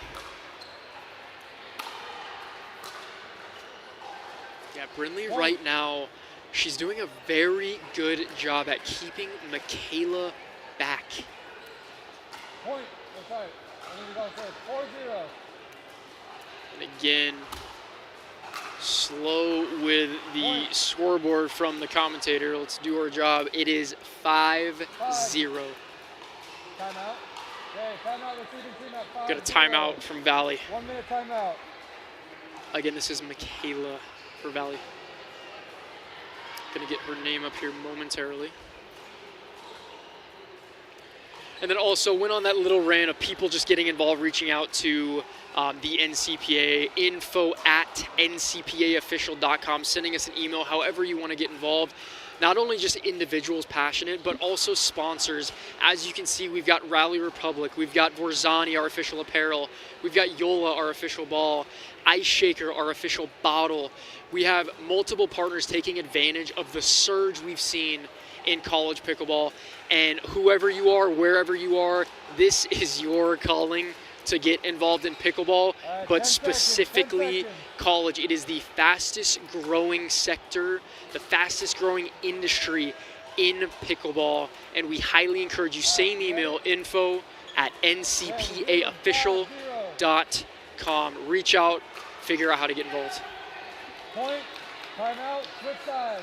We've got a side switch here. We're at 6-0. Very strong start from Brindley with Utah Tech. We're going to do a quick commercial break. We will be right back.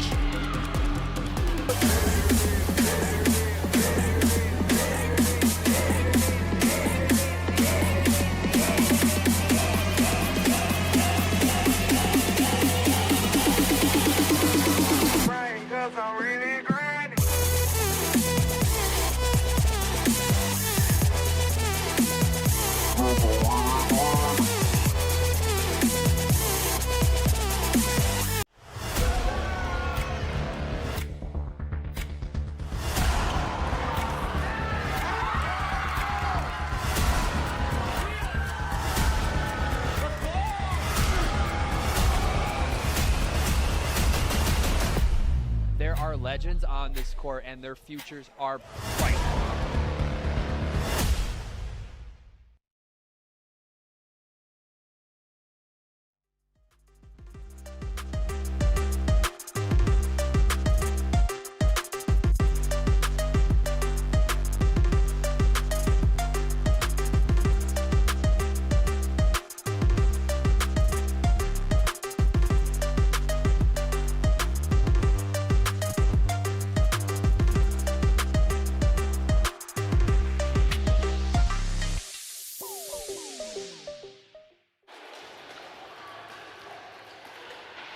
All right, you guys ready? Hey guys, we are back here with Tech leading Valley 6-0. This is the 5th match, best of 7.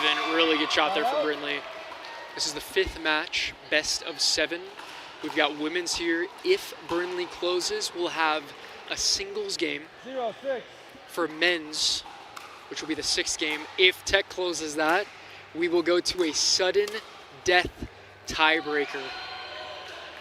And as we saw earlier today, the just fast-paced electric energy that we see with this new sudden death format is just electrifying. Side out. Service back to Michaela here. 0-6.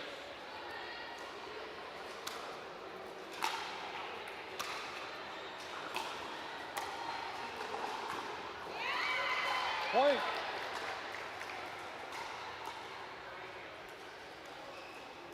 There we go. We've got Michaela's name up and now.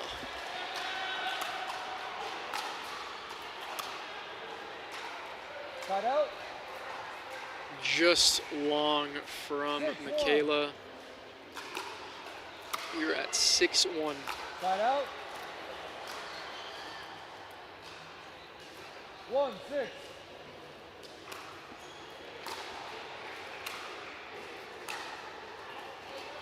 Point. Just wide there from Brindley. Michaela gets Valley up to 2 in this women's singles game.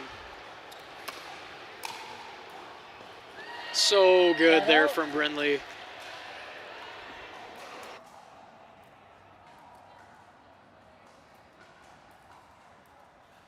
Six, 2.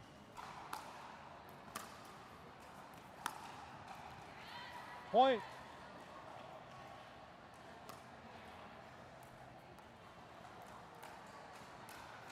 7-2.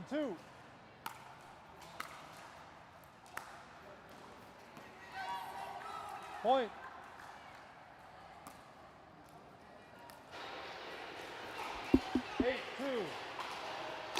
We're at 8-2. Brindley running away with it. Side out. Michaela, you can see the look of relief on her face from Brindley hitting that into the net. We're at 2-8. There we go. We're at 3. Can Michaela make a comeback here? 3-8.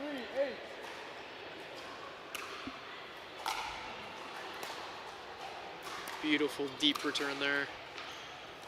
It looked like it was out. It was not called. Oh. Side out. Yeah, that's tough when it's coming at you that fast. I don't know if we can see it. Yeah, it looked, from my angle, looked out, was not called. Yeah, that is a tough, it's a tough one. 9-3.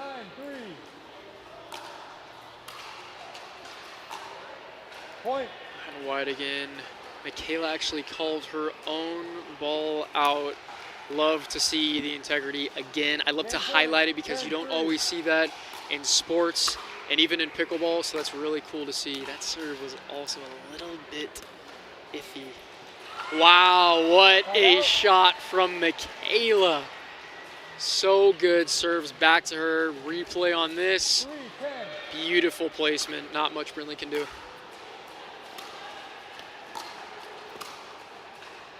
Really good get. Just out there. Looks like Michaela was looking to get to the net, but just couldn't do it fast enough. Brindley was able to keep the pressure on her. We are at 10-3. Called out. Side out. Serve called out. 3-10. Point. Michaela is saying she is not giving up. We are at 4-10. Another out return. Hey, there, she's creeping back. Do not call her out. This is, she's got momentum here. Side out. Yeah, that backspin. A lot of times when the return is just filled with so much backspin, you gotta put a little more on it, lift it a little bit higher, because it tends to dip. Yeah, right there. That's really good from Brindley. Utah Tech takes Game 5. Overall, Valley leads 3-2. The match is not over. We've got men's singles coming up here in 2 minutes. Let's see who these teams decide to put out. I also want to make a note from the last game. For singles, a lot of times you want to get up to the net, and I think Brindley was just Michaela was unable to get to the net quick enough, and Brindley was just able to continue to put pressure on her. And there's just so much open court if you're caught in no man's land, kind of in the middle of the kitchen and from the back line. So we will be right back here for the 6th game in this best-of-7 match. Tech needs this win. Men's singles, let's see what happens. Stay tuned.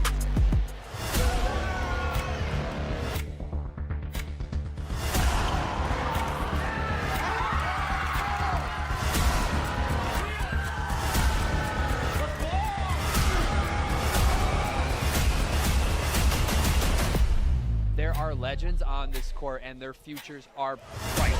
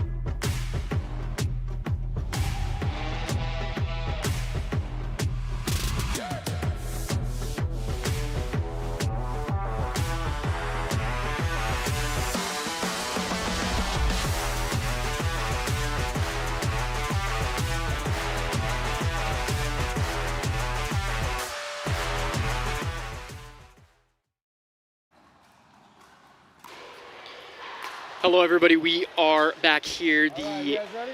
5th. This is actually the 6th game. I'm going to update the scoreboard here.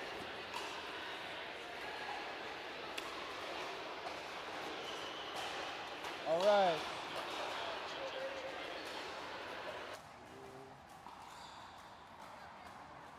All righty. UVU serving to Utah Tech. 0-0.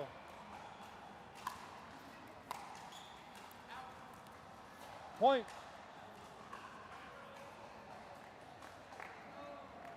One, 0.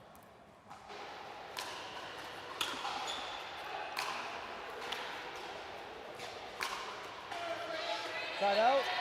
Really good from Brady to keep Kai back there. Side out, Tech 0-1. serving.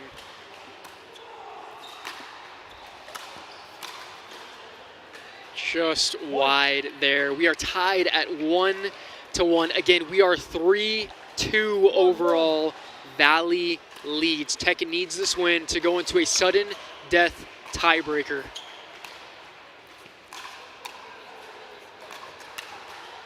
Oh my goodness. Side out. Brady there had the upper hand, had the control, but just hit that a little bit wide.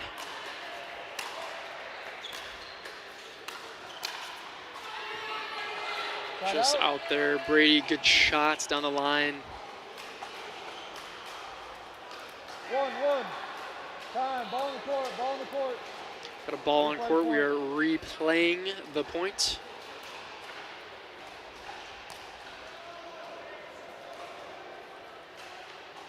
All right, we'll replay the point. 1-1. And that is a missed return. Point Tech 2-1. Brady is leading over Kai. Point. Great shot down the line. You hear the Tech guys just cheering for that one. That's a big, big point. Extending the lead 3-1 Tech. Side out.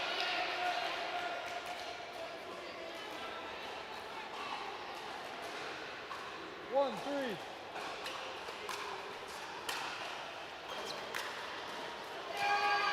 Just out there, a little bit wide.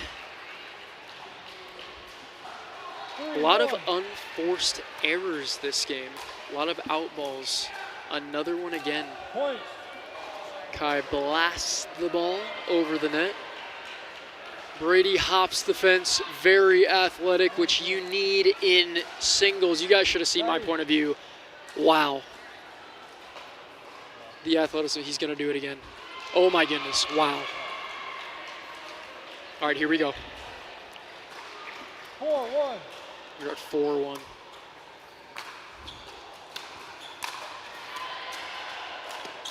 Yeah, beautiful placement. Side out. And you got to keep him guessing. Brady thought he was going right, and Kai went to his left. 1-4. And again, not much power on that. It's all about placement. Sometimes it's not about blasting it off the net. Wow. So good. The crowd erupts. What a point. 4-1.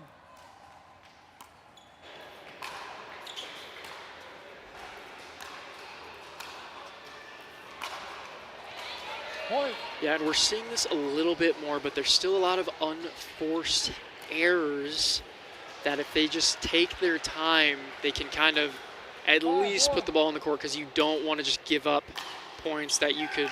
Yeah, that's another one. Timeout. Switch sides. We're at 6-1. Tech is leading.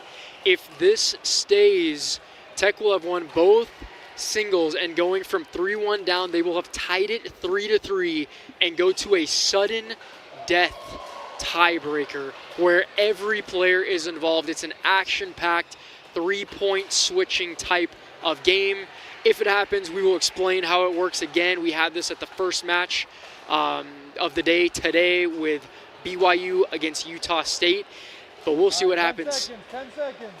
Got 10 seconds. It's a 30-second break on the side switch. So both players They've got their towels, getting water, and they are ready to go.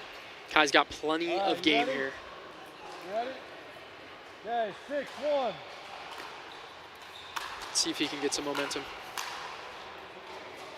Just out there.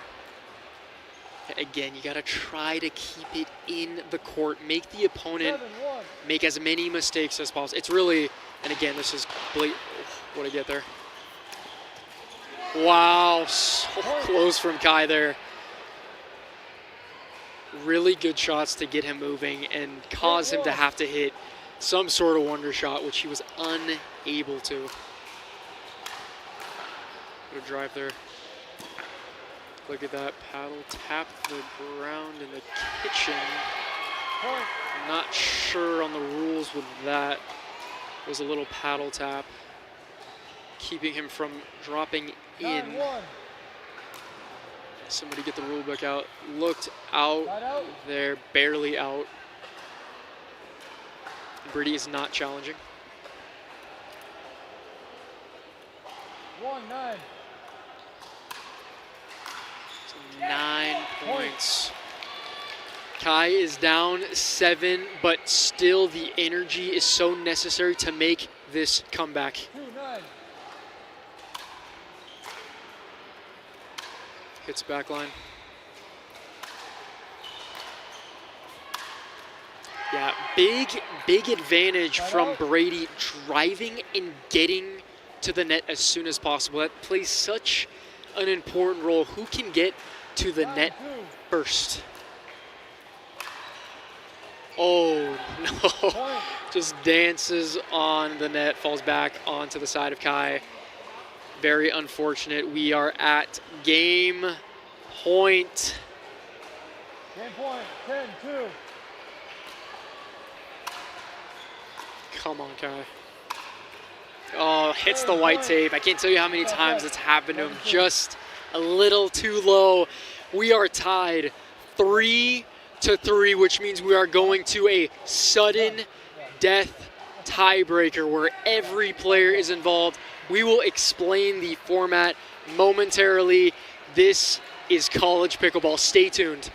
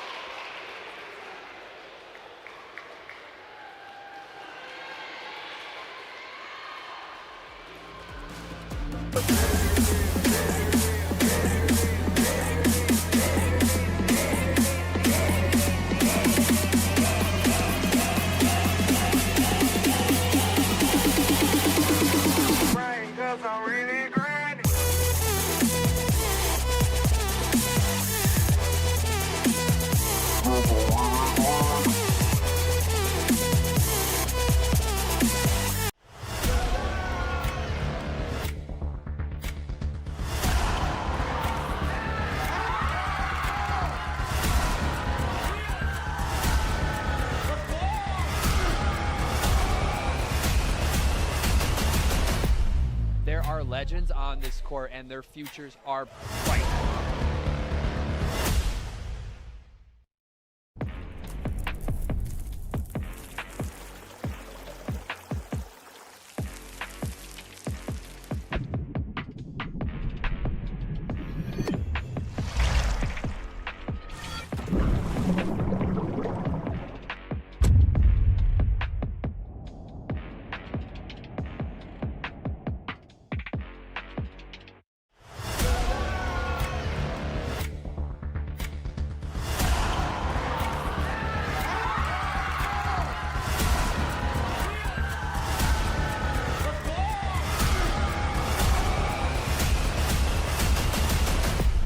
There are legends on this court, and their futures are bright.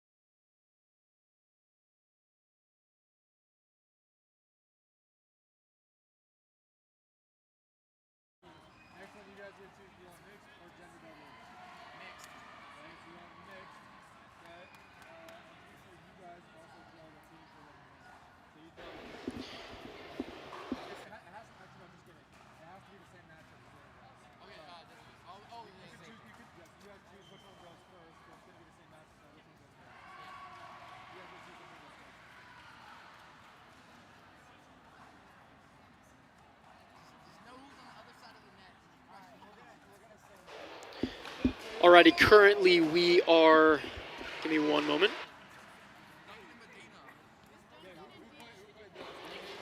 Currently the teams are deciding the order of the sudden death tiebreaker. So quick explanation on how this is going to work, similarly to the way the categories work. So again, gender doubles is men's and women's doubles. Gender singles is men's and women's singles, 1 game each. Mixed doubles is 2 mixed doubles games. That's 6 games total. So what the sudden death tiebreaker is it shrinks all of that into 1 game to 11, 1 by 2. Each match type, so let's say men's singles, for example, it's worth 3 points. So men's singles is 3 points, women's singles is 3 points, the first mixed game is 3 points, and so on. So teams, once 3 points are on the board, 3-0, 2-1, whatever it is, the teams will switch. This is a fast-paced, highly electric format that the NCPA has just implemented this year, and players love it. It's so fun to watch, and we're about to see this in action for the second time today on Championship Court. And overall, the team with the most favorable point differential decides the first category. What that means, and right now this is Utah Tech 3 that had the more favorable point differential. That means they gave up the least amount of points in the 6 games leading up to this point. They get to choose the first category. So they said gender singles. So that, again, 3 points for men's singles, 3 points for women. So they chose the first 6 points. Now, what Valley gets to do is choose if the first 3 points are men's or the first 3 points are women's. And then the next category, or the next 6 points, Valley gets to decide if it's mixed doubles or if it's gender doubles. So all I know is the first 6 points are going to be singles, and I believe Valley, so Tech chose singles, Valley chose, I believe, men go first, but we will see here. And then also the games, the players that played in the 6 games leading up to this 7th sudden death game, they have to be the same as the players that played in the 6 games leading up to this point. So you cannot interchange, you can't switch up the mixed teams. It's locked in, and that's big on just really choosing wisely on the players that you decide to send out in those 6 games. It's rare to get to a 7th, but if you do, you've really got to think about, if we get to a 7th, am I comfortable having, especially for singles, this one guy in my potentially, 6-player team? Is this the person I want representing us? Is this the girl I want representing us in singles? So if that didn't confuse you, awesome. You are in a very small percentile. Once you see it in action, especially playing it, very easy to understand. It's the same concept as the 6 games leading up to it. But for viewers that didn't understand it, no worries. They're switching every 3 points. It's going to be action-packed, and you're going to want to tune in.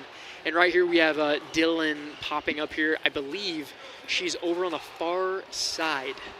So right now this is the first 3 points. The tiebreaker is underway. And Kai, beautifully done, wins the, I believe this is the first point.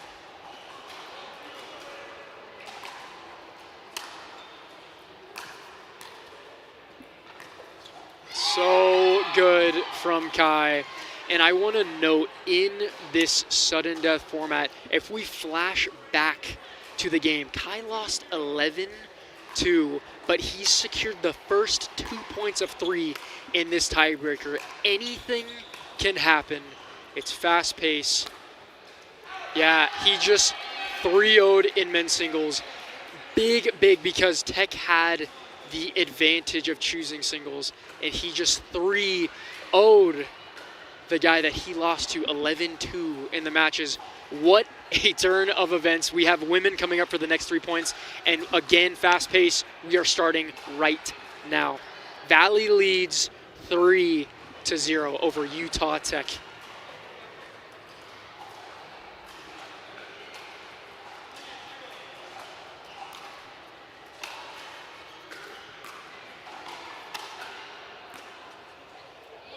Wow, again, the first point goes to Valley. Michaela.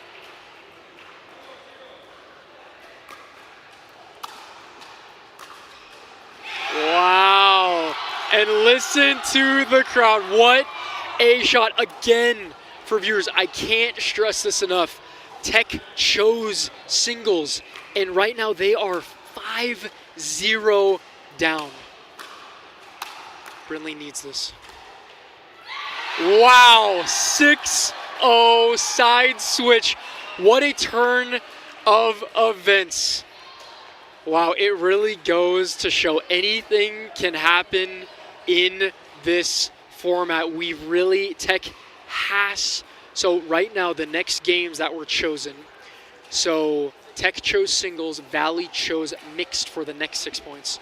So this is the team lineup chosen here. So we have 3 points of this.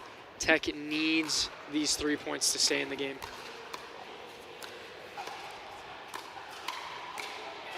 Oh my goodness, 7-0.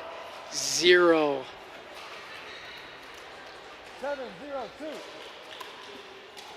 On the second serve here. Wow. 8-0 again. This is, it's just a high pressure environment. I love to relate it to soccer as I played all throughout growing up. It's like penalties. Look at that, 9-0. It's really a test of mental strength. Both teams are so equal in matchups, but which one can stay mentally focused for longer? It's a long match. It's up to 2 hours. I think we're at 1 hour and 45 for this match.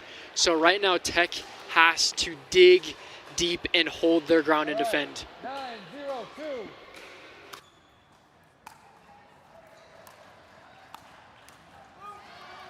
Side out.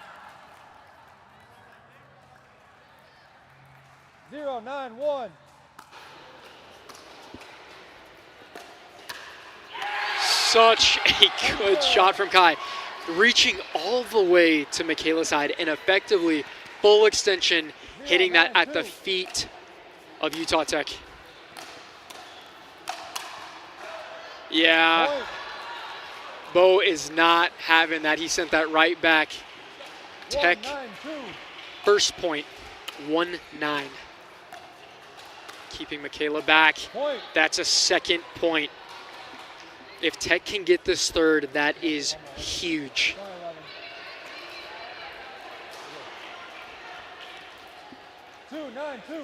And look at the crowd here.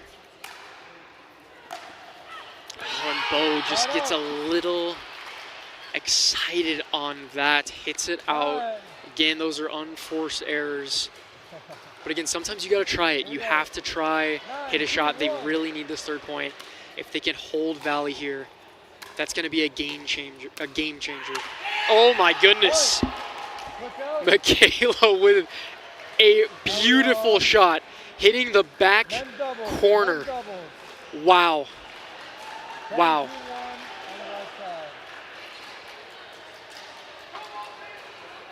And we are back to men's doubles. It is match point. Again, for seeding into single elimination, this point is huge. This game is huge. Match point, 10-2-1. And they're on first serve. Let's see if Tech can dig their way out of this. Okay. Second serve. On second serve, if they can secure these next 3 points, plenty of game left here. They've got to get the serve.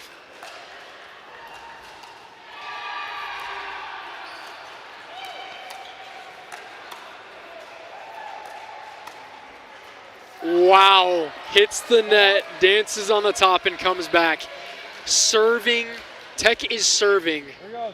2, 10, 2-10-1. Yeah, that is a dominant shot. Look at that energy there. So, so good. We've got Bo serving. Second serve, 2-10. Come on, Tech. Oh, my goodness. What a dog. Look at that. Gave me a look. So hyped. Let's see the replay on that. Yeah, that's so good. Wow. This is match point. Ooh, Kai tries to get the speed up down the line, hits it out.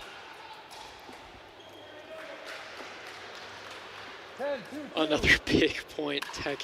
They've got to hold him here. Yeah, we are still in this game. Come on. There is a light at the end of the tunnel for Utah Tech. Oh, it was going out. Okay, as long as they stay on second serve, they get 3 points. That does not matter. You just got to forget that happened. Beautiful reset there. Beautiful drop. And that's wide. We've got, oh, I'm getting too excited. I'm getting way too excited. This is 3-10 Utah Tech. There's 2 more points in this men's doubles section of 3 points. Tech needs both to stay in this. Beautiful defense. Look at that. Oh my goodness. Tech is still in this. Let's see the replay on that. The defense is so good from Utah Tech. 4-10, they need 1 more point here, and then the women come on. Wow, we've got, oh my goodness. For those of you watching at home, this is collegiate pickleball, down 10-2, slowly creeping back up. We have the women back on. We've done a full rotation, and the women are back on. Actually, I believe this is the first time they've been on. They have 3 points here. Again, Tech needs to get this to 8. We need to see 10-8. Line up. Here we go. 5, Big, 10, 2. big points here. This is second serve. Side out. Okay, Utah Tech has to play some defense here. They've got to defend 2 serves from Utah Valley. 5, 1. Can they hold Valley? Oh my gosh, that's 1. That is 1. They need to hold him 1 more time. 10-5-2. 10-5-2. Tie. Wow, Tech gets the serve back. Incredible defense. The mental game to stay in this is so important.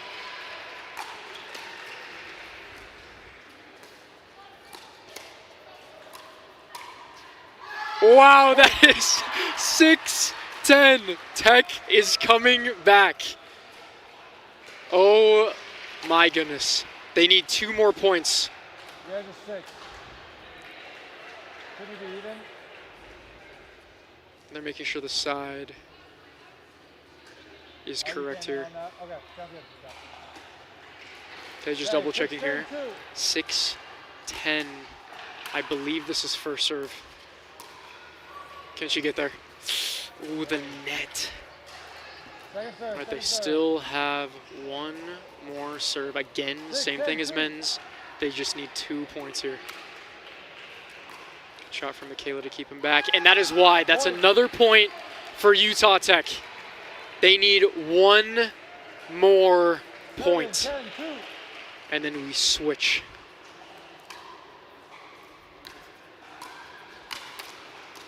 Oh my, that's such a good block from Michaela there. Side out, 10-7-1. Valley leads. Can Tech hold them again?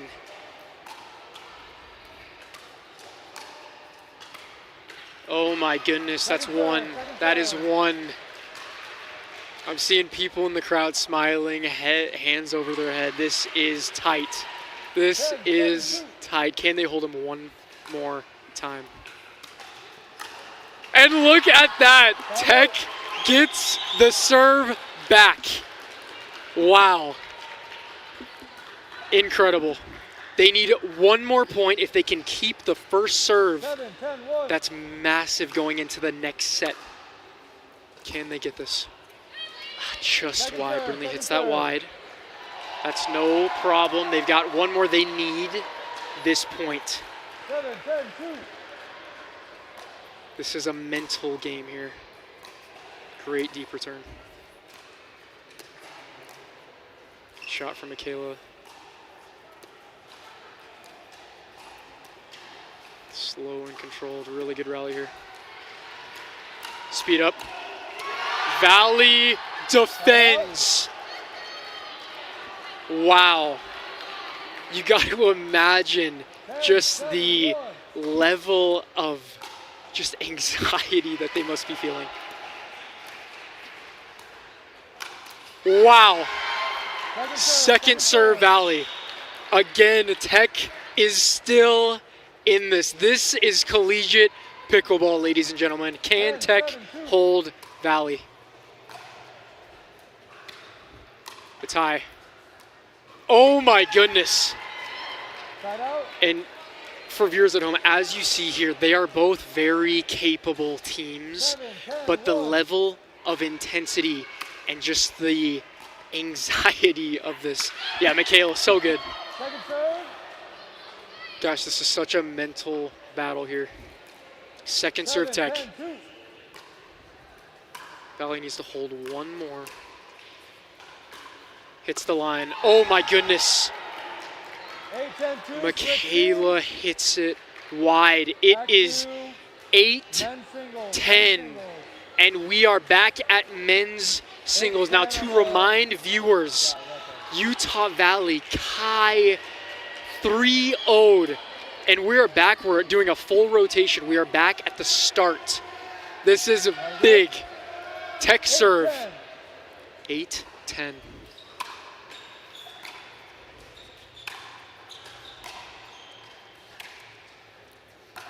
Was close. Oh my gosh, it's 9. This is crazy. 9-10. What a comeback. 9-10. Again, this is win by 2. And it's out. The return is out. It's tied. 10-10. I've got to calm down. It's 10-10. Oh my goodness. Down 10-1. They come back 10-10.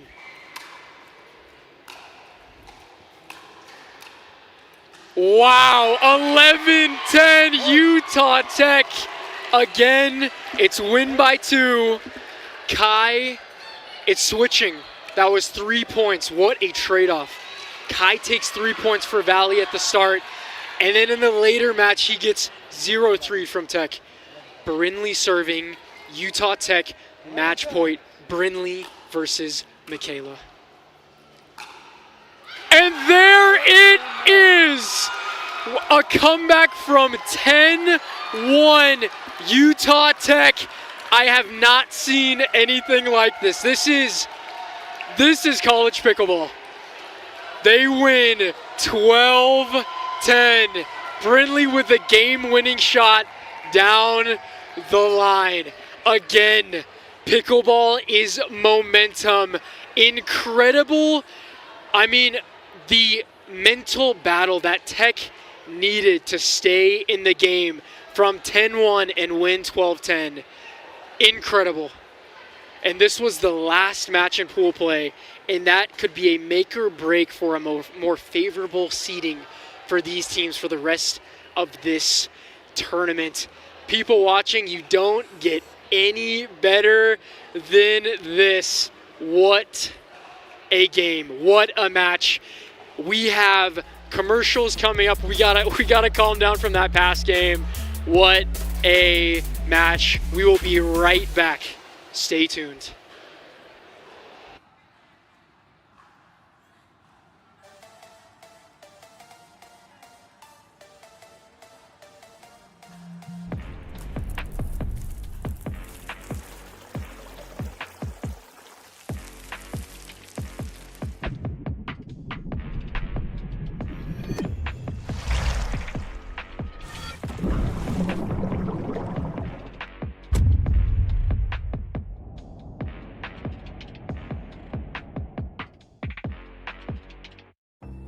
The National Collegiate Pickleball Association is the governing body of collegiate pickleball.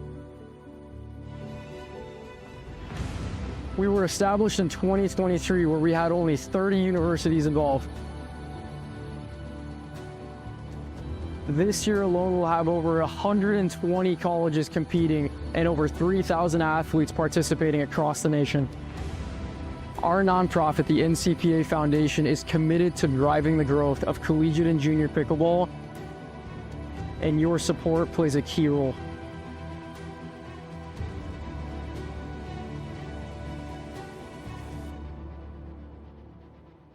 God is at the center of the NCPA, and Jesus has moved in ways that we never thought were possible.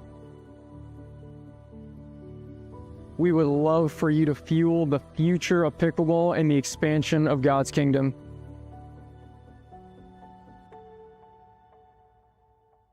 This is just the beginning.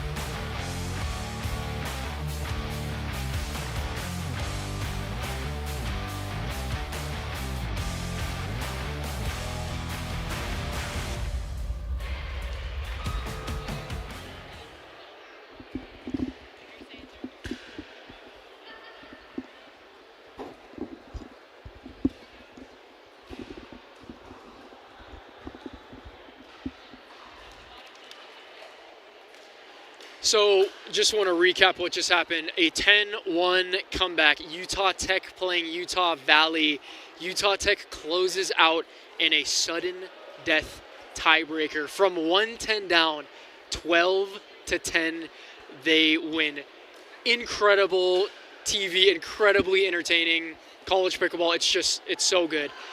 I'm going to be giving you a quick recap for these next 2 minutes, giving you a rundown. We're going to be having a 60-minute break. We are currently in pool play. We've got a couple games finishing up for other pools. So when we come back, this will be a 60-minute. I want to explain how this all works. So right now we have the round of 32 that's happening tonight. That's going to be in an hour. And right now, all of the games in pool play, there are pools of 4. Everyone has played each other in their pool, almost everybody. And depending on, it goes match win percentage of games, the best of 7, match win percentage, game win percentage, and then it goes to point percentage. So based off of that, everybody goes out from pool play into single elimination, and they're seeded 1 through 32. So right now we're going to be having in an hour the first round of 32 games being played, and then we are done for the day. So right now I'm looking at my phone. We're at 4:30. At 5:30, we're going to be back here watching the first round of 32 games, and then we're picking up tomorrow at 8 a.m. Mountain Time. That's 7 a.m. Pacific, and that's math Eastern Time, going to be 10 a.m. And that'll be going about 6 to 8 hours tomorrow. And again, the level we've seen just in pool play has been incredible, and I cannot wait for these games coming up. right now, I think that is all I have for you before this little hour break. Again, at 5:30, tune back in. We'll be right back here on Championship Court in Orem, Utah. Thank you guys for tuning in. We'll be back in an hour.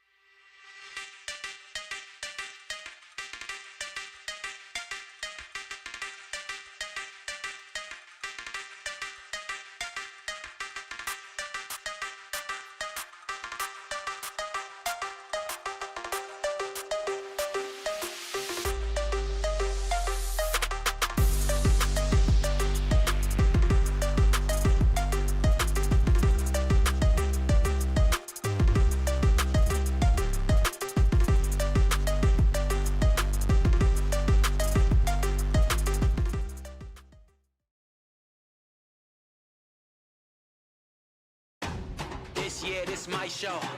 Not a quitter, but I came close. When the drums start beating and the lights turn on, that's right, baby, I'm home. Who you know do it like this? Make a comeback so fierce. Whole world better tune in. Watch out, cause I'ma go big.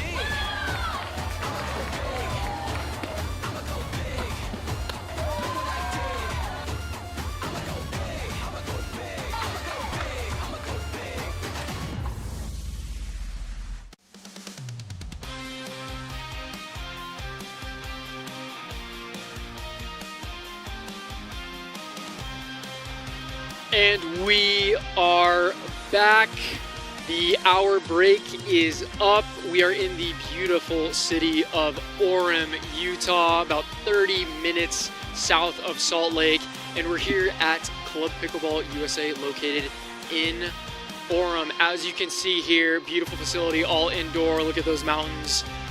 What a spot. This is a favorite for, one of the favorites for the NCPA. To have one of our regional qualifiers here every year. So thank you guys for tuning in. We are back. So right now I'm going to give you guys a quick overview of what has been going on, the game that we're about to see. Earlier today we had pools of 4. They played everyone in their pool, so that's 3 matches per school. And they all those are up, so we are now in the single elimination portion. We have one final match of the day.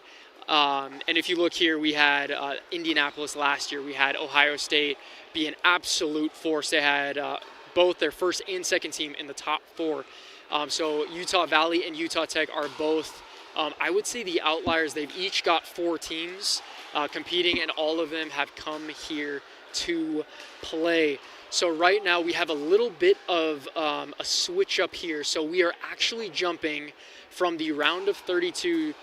This game that we're going to be featuring is the round of 16. The majority of teams for the round of 16 will be playing tomorrow at 8 a.m.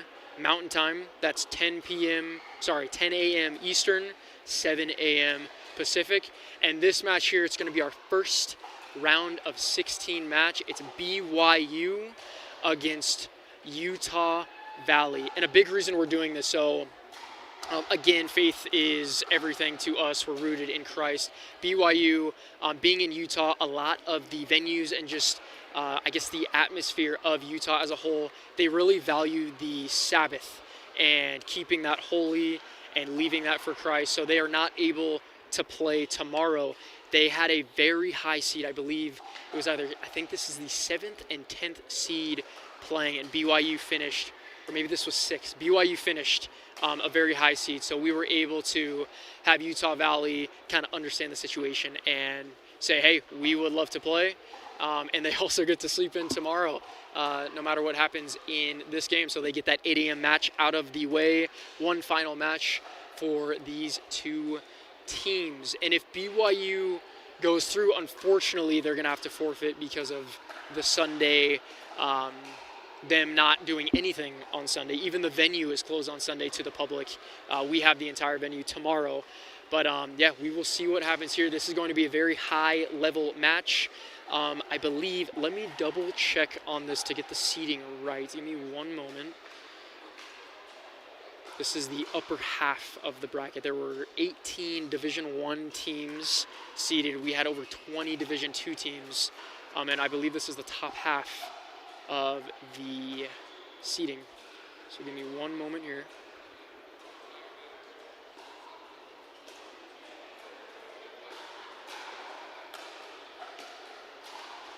Let's view this real quick. This is... So Utah Valley 3, which finished 7th seed, against BYU 2, their second team, which finished 10th seed. So BYU's first team actually finished 6th seed, so they were a very high seeding, and I think we've got them on another court. So the winner of this match makes it to the quarterfinals, which will be around 10 or 11 o'clock tomorrow morning. That's Mountain Time. And then they play the winners of Utah Tech and Southern Utah's second team. And that match will be going on at 8 a.m. tomorrow. So big stakes here. We've got the 7th seed and the 10th seed going head-to-head. Again, for those of you that are just tuning in, maybe weren't too familiar with the format, this is all MLP plus singles. And what we do is we categorize. We have three categories, 2 games in each category.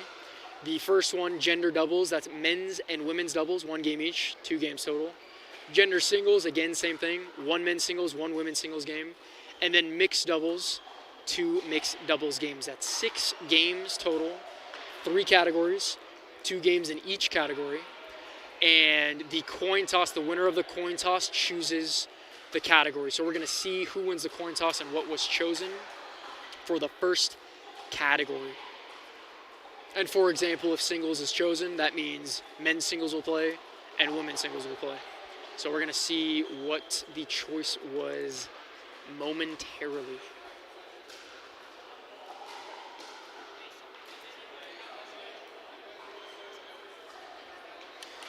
And again, quick recap on the last game that commenced about an hour-ish ago.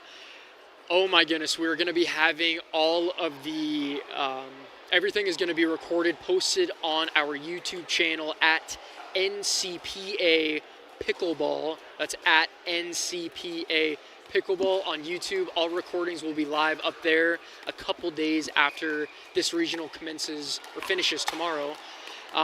So that game was against Utah Tech 3 and Utah Valley 2. Folks, genuinely have not seen as exciting of a game. Valley was up 9-0 and then 10-2. Tech comes back, multiple side switches. They held them first serve, second serve, 3, 4, 5, 6 times. They held their ground. They ended up coming back from being 10-2 down. They came back and won 12-10. It was about 20 minutes or 15 minutes that Valley did not get a single point. Again, that was Utah Tech 3 and Utah Valley 2. Genuinely one of the most exciting matches I have ever seen. A crazy comeback. In the next few days, I highly recommend you checking that out. Subscribe to the YouTube channel. See when we will post that. Again, that's NCPA Pickleball. And looks like right now, gender doubles was chosen. So the way it works, I'm not sure who won the toss. Let's pretend BYU won the toss. They chose gender doubles. Utah Valley gets to choose because BYU chose the category. Utah Valley chooses the gender. So they can say, okay, we want men's first for that first game or we want women's first. It looks like they chose men's first for this first game, best of 7, and that means the second game will be women's doubles. So we are very excited for this match. A little bit fast-tracked again. This is the round of 16 playing due to BYU not being able to compete tomorrow and Utah Valley just being really, really cool about it and saying, hey, we're going to play again. We're going to play one more match early, and they get to sleep in tomorrow. So here we go. We're about to get things going. We're going to get player names popped up on the screen here momentarily, and let's start this match.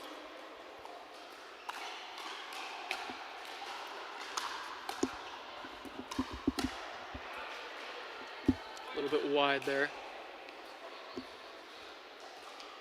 First point goes to BYU.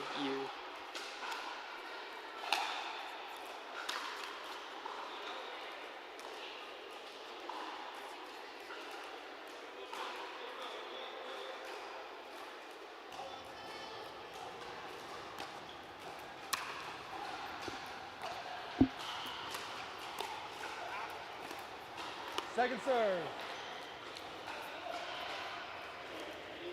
0-1-2.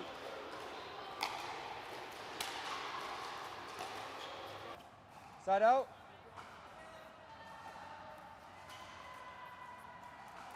One, 0-1.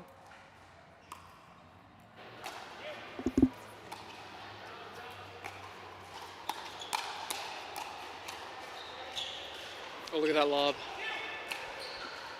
Pulls them back. Yeah, that's so good. We haven't seen a lot of lobs today, but did you see how it forced it forced Utah Valley. Time on the court. We've time got on the court. Southern Utah up here. Again, so for viewers, this is Utah Valley against BYU 2. No, just wait. We're going to get that fixed here in the next few minutes. BYU is up 1-0.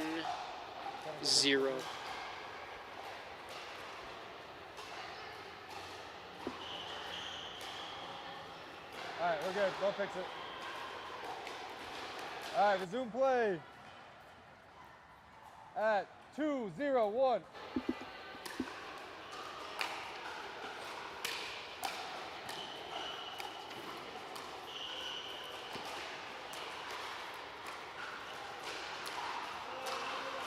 Second serve, second serve.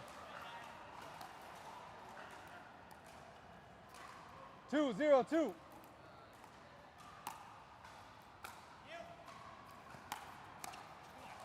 Point.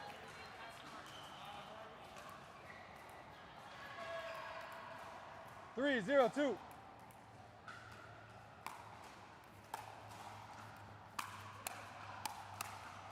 Point.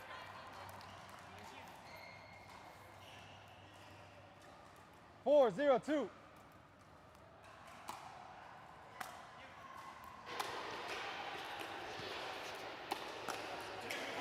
Point. Really good speed up there down the middle. BYU 2 leads 4, now 5-0. 5-0-2. And there we go, we got the scoreboard updated. Thank you, production. Side out. Yeah, good put away there. 0-5-1.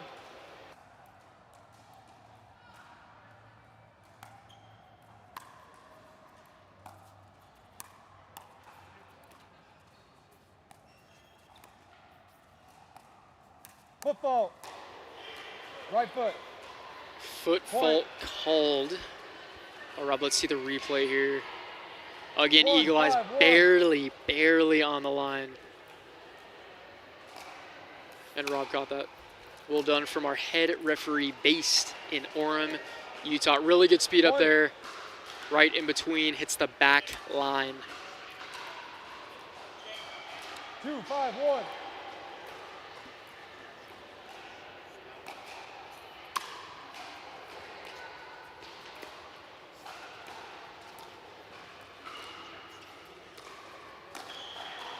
Second serve.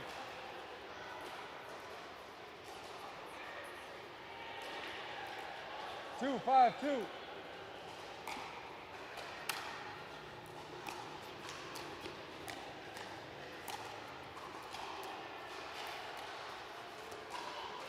Point. Really good spot there from Jackson, just putting it on the backhand 3-5-2. of Ethan.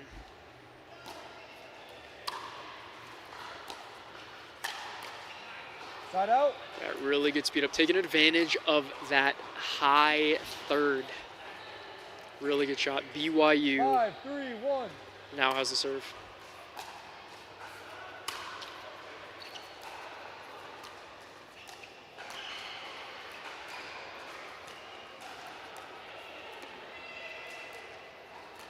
Really good dink rally here.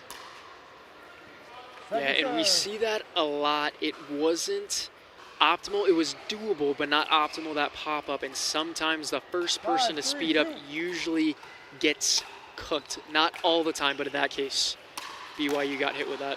Point. High drive. Switch sides. You could see, Score you could see 6-3-2. Kyle give a little kind of exhale, just because I think he got 30 away with that seconds. one a little bit. And we've got a side switch, potentially a timeout. And again, this match is Utah Valley 3 against BYU 2. Again, love the graphic, looks so sharp. Pickle TV, the real deal. Very blessed to have them. So we're going to be restarting here Next 3-2. very soon. It's 6, so that was a side switch. It's 6-3 All right, ready? to BYU Okay, resume play. leads. 6, 3, 2.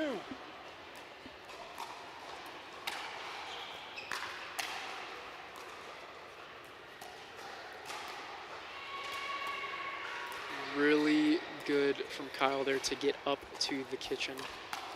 Yeah, that's really good. Kyle kind of soloed there. Again, they're targeting him as he moves up to the kitchen. 7, 3, 2. And if you notice, he kind of stopped his momentum, set his feet to make sure his drop was perfect to allow him to get up to the kitchen. And then the put away to get that point. Very 8, high 3, level 2. from Kyle. BYU at 8.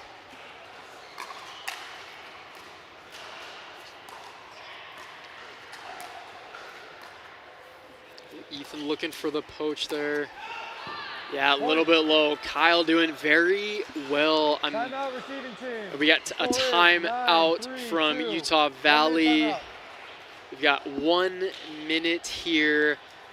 Really, really good stuff from BYU. Kyle, these past few points, has been doing very well. Just being able to get up to the kitchen and continue to put pressure on the Utah Valley guys.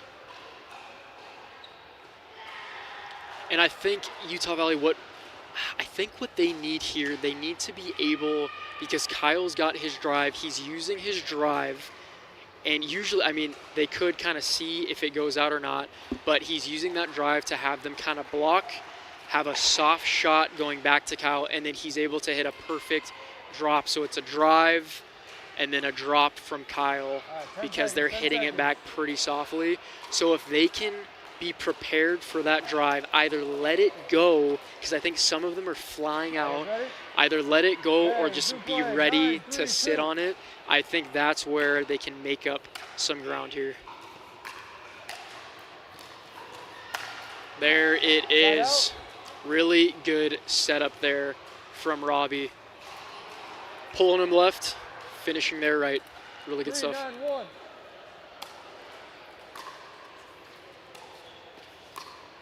High drop there. Really good to make it to the kitchen. Second serve. Just a missed dink there.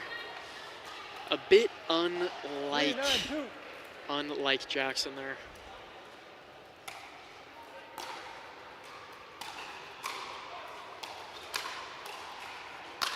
Yeah, pop of that is put away. One of our cameramen almost were killed. We're going to be grabbing the ball real quick for him. So yeah, that is the definition of a put away. He is not allowing that ball to get back over. All right, 9-3-1. And that was from Ethan from BYU. Yeah, it's that drive from Kyle. I think those are staying in. It's the drive, and we watch this right over the net. That's for sure in. Sets up Ethan to put it away. Wow, really good defense from Ethan. Woo! Second serve. Tough. Those blocks were perfect. Just could not 10, keep 3, that 2. going.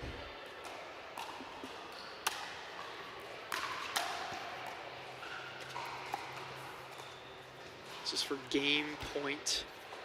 Second serve, BYU. Yeah, Kyle, those Point speed game. ups, really good. Again, 11-3. they're a BYU. little high. Of course, they're fast. If Jackson and Robbie can, for these future games, especially on playing mix, if they can just be ready for those speed ups, just have, you can see his paddle. Let's see his paddle here. Let's watch this. Yeah, you see his paddle is a little bit low.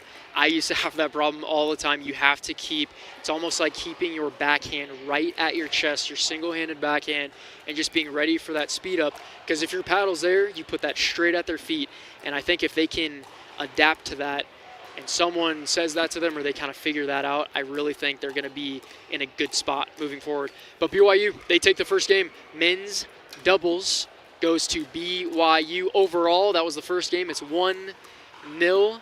And we have women's doubles coming up here. This will be about a minute and a half before we get going. And yeah, we'll do player intros shortly. And again, quick shout out to our sponsors. Firstly, Yola, our official ball. They have announced this. They're using the NCPA to announce their new ball that they pushed out this past month. It's the HC40, and plays a bit like a Franklin, a little bit faster, but players are loving it. Shout out to Yola. Thank you. And for our official apparel, Borzani. They are an apparel brand that's coming in. They're getting very involved in pickleball as a whole. They have been primarily out of college, but they saw the opportunity with the NCPA on the growth that we've seen back from 2023 until now. And our website shows the numbers. It's been genuinely incredible. And Verzani was like, hey, let's get involved. We want to take advantage of the collegiate pickleball growth. So they have sponsored, actually, I think up to 10, it's around 10 universities total that they are currently sponsoring. And a big thing is a lot of partners or a lot of brands are wanting to sponsor individual teams.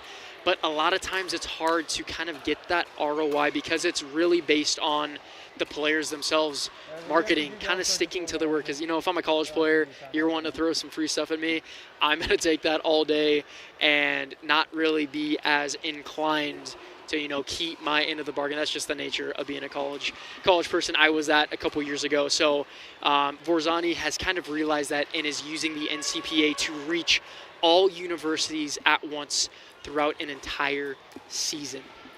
So for any brands out there looking to do the same thing, I highly, highly recommend it. Of course, there's bias, but the ROI that we've seen in the marketing, especially being on Amazon Prime, is really a game changer of any collegiate event, any tour. Being on Prime is just something, and the level of production, the reach, the numbers, over 250,000 or 300,000 accounts were reached on our Instagram in the past month. The numbers are surging. If you're looking to get involved, again, info@ncpaofficial.com. That's info@ncpaofficial.com. Let's find out what your brand needs and get you involved so you can take advantage of the surging avenue of pickleball, which is college. And we're going to do some player intros real quick. We've got Utah Valley and BYU playing. These are the women.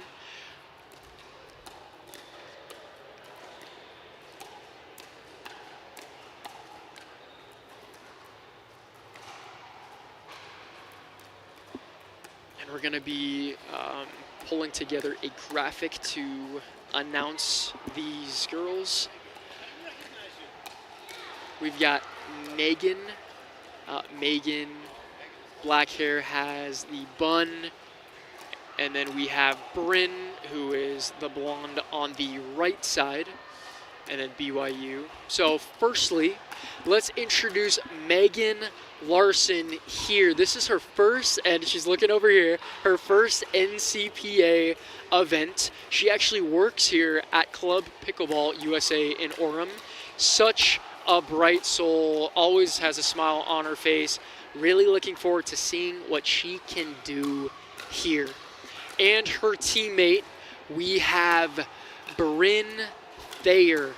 Bryn, she's played with the NCPA before. I believe this was at the Utah Regional last year and our Nationals earlier this year. Again, I think the doubles rating is accurate. And with what's popping up, depending on the game, that's the most accurate rating. But she's about a 4 or 5. I would give her a bit more than that. She's going to need some more games to have that rating be accurate. But on the BYU side, we have Crystal Huang Shi. This is her first event. All of BYU, this is their first event competing with us. And she has showed real promise in prior games. She's been a real force. And again, she shows 4 or 5 because these are her first games. So after this tournament especially, we're going to get accurate ratings on Crystal. And her teammate, we have Julia on the opposite side of her. Julia, again, a top player, her first time, again, 4-5. It's showing the kind of base level before we get their ratings in. Another, just all of these girls just always have a smile on their face and really excited to see what they do here. All right, you guys ready to go? Yeah, So we're going to get things going here momentarily. BYU over And here, we UV have over here. BYU near me, that's on the left side, and we have Utah Valley on the right side. So again, a quick game recap. We had, this was, give me 1 second to make sure. All right. We Guys had ready? BYU 2 0, men's win 11-3. Pretty dominant performance there. And we now have the BYU women coming up here. And a really good first point to start. Really good back and forth. Let's see the replay here. Yeah, if, 0, 0, I 1. believe Bryn, if she can kind of put that ball away, take advantage of that high shot, they're going to need to do that just to make sure that they can get this second game Second serve. on BYU and tie it 1-1. 0, 0, 2. Right now, BYU leads 1-0 in Football. the match. Left foot. Point, UVU. We got a foot fault called on, this is, yeah, let's see this here. Yeah, 1, 0, really good 2. call again. Just that left foot there. And that was Side Julia. out.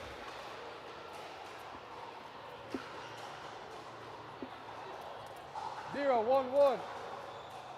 And Valley leads. Second serve. So miss serve there. And like we were talking in the games earlier today, a lot of the missed serves, missed 0, returns, 1, 2. they don't pop up initially. Side Again, out. that's 2 in a row. It is such a momentum killer, it can be. And they really, BYU, the women have to 1, 0, kind of 1. lock back in here because those will add up. That could hurt them late in the Point. game. And again, a missed return. That's 3 kind of unforced errors 2, in 0, 1. a row. So again, it's only 2 points, but that could add Second up serve, there. second serve.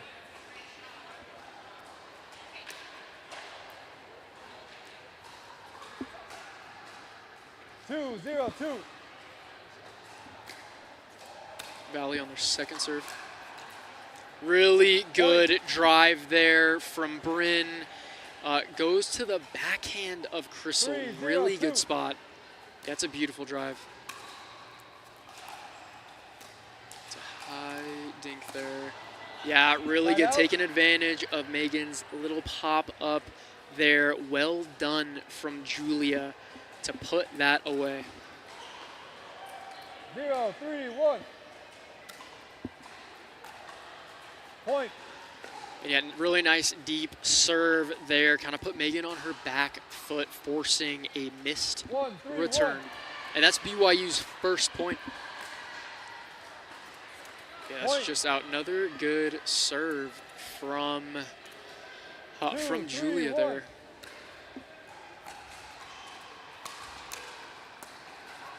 Oh yeah, she is on Second that little serve. miscommunication. I think that should have been Crystal's there on her forehand. And I want to know too, the 2, serves. 3, 2. 2 serves back to back. If you have a very kind of dangerous serve that looks like it was going a bit out. Yeah, good put away there from Julia. She's kind of on fire right now. So big thing with the serves. Julia got 2 serves in 3, a 3, row. 2. The beauty with side out scoring is players are able to take risks like that. It's Side a out. great part of the game. We are not fans of rally scoring, and I'm glad MLP just recently switched to standard 3, scoring. 3, 1. I think it's more fun to watch. It's just true competition, Second serve. and it allows players to kind of try their serves. And right there, 3, 3, 2. we had Julia take advantage of 2 of those back to back.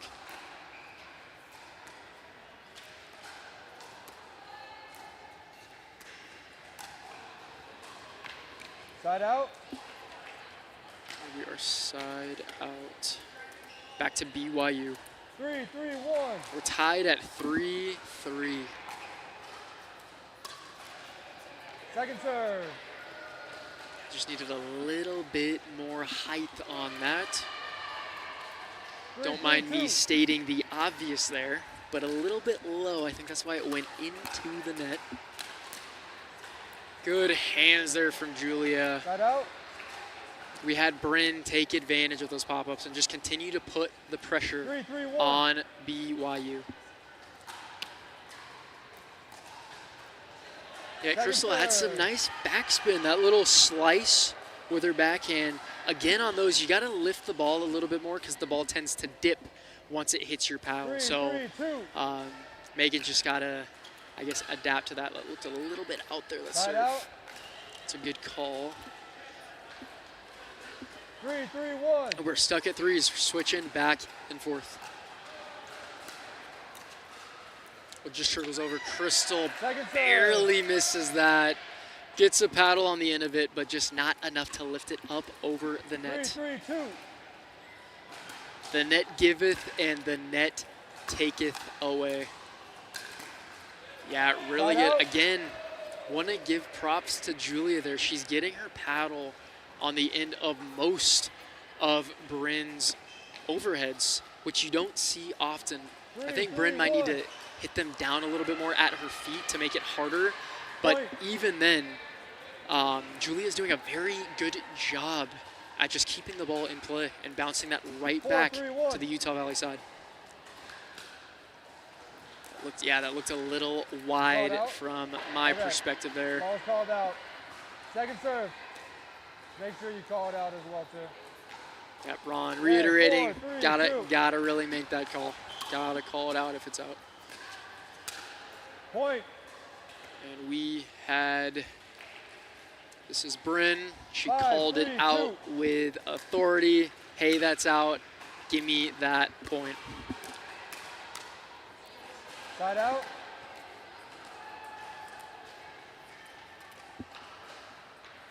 Three, 5, 1. And we have Valley leading 5-3.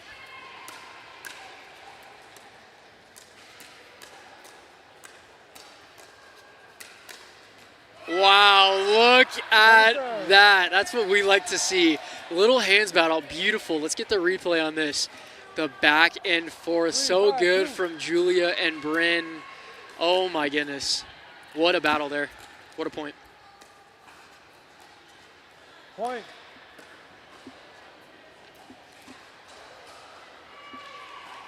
And BYU finally off of 4, 3. 5, 2.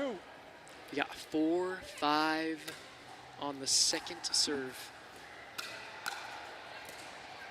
High pop up.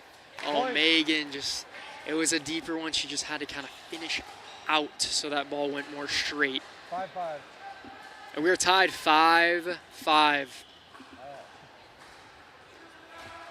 Okay, 5, 5, 2. Love the smiles from the Utah Valley side. Do want to say they need to lock in here. BYU is making a comeback. Yeah, Point. what a dig Quick time, from timeout, 30 Crystal seconds. there. Incredible. 6, 5, 2. And we have a side switch. We're going to be going to commercial briefly. We will be back very soon. Stay tuned.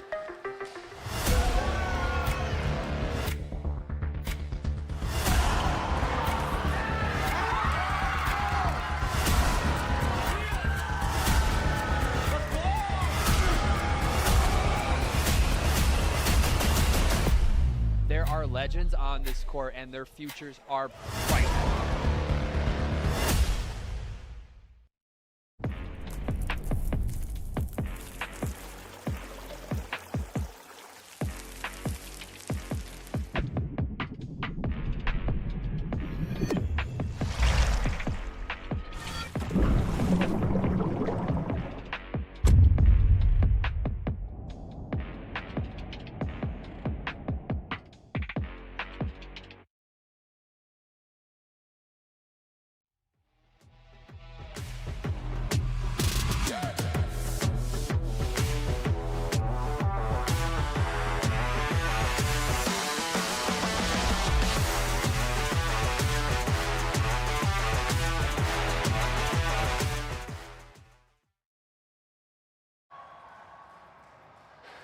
Welcome back, everyone. So we just had an end change.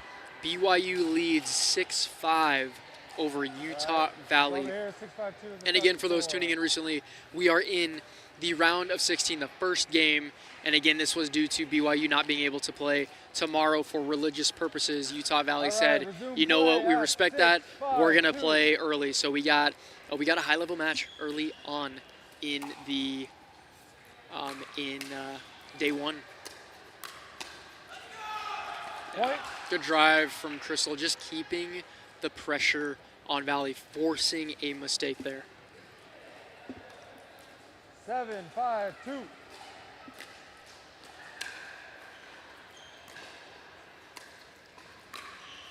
Side out. Yeah, good shot there from Bryn, just keeping Crystal back. Again, forcing an error. 5-7-1.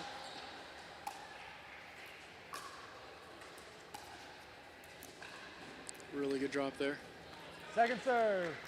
Yeah, good drop from Megan. A little short from Bryn. They're on their second serve. 5-7-2. Love it. All smiles from Megan. Enjoying this competition. Yeah, that looked Point. barely out. Are we going to see a challenge? I don't think so. Did look a little out for me. Good call from the Utah Valley side. 6-7-2.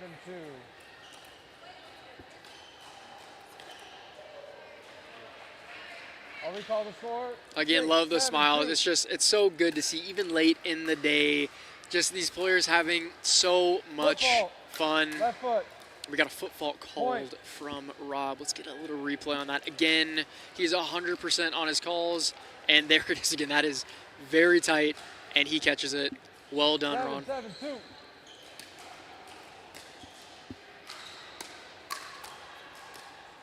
What a block from Megan. Crystal not letting up, though. Really good drives.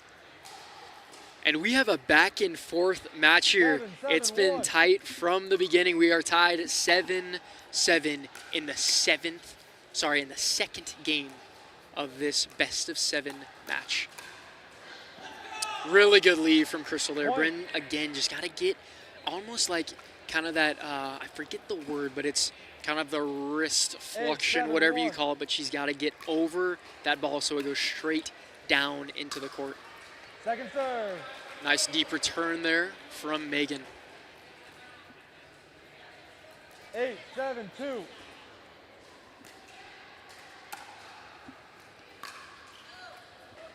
Side out. Crystal going for that back corner, wanting to hit the 90, does not quite get it. 7-8-1.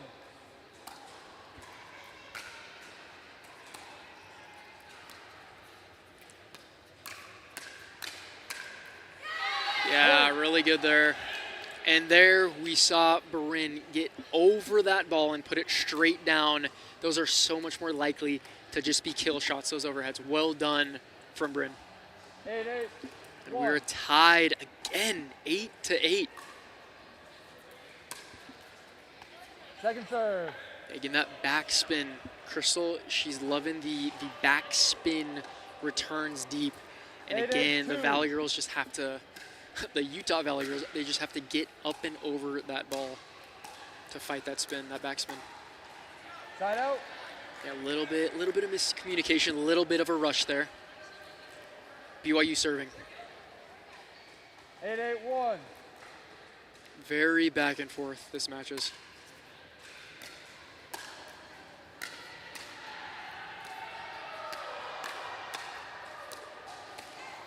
Oh, it just catches the top of Megan's paddle. That was a great rally initially. Missed the put away. BYU takes the lead again, I'll recall the 9-8. score. 9-8-1.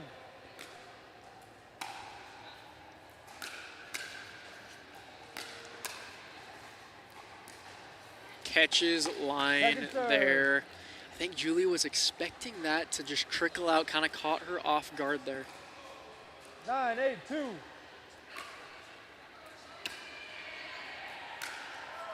Side out. Yeah, Julia's drives. She may not be 6'4", but she's got some power 8, in 9, that 1. punch.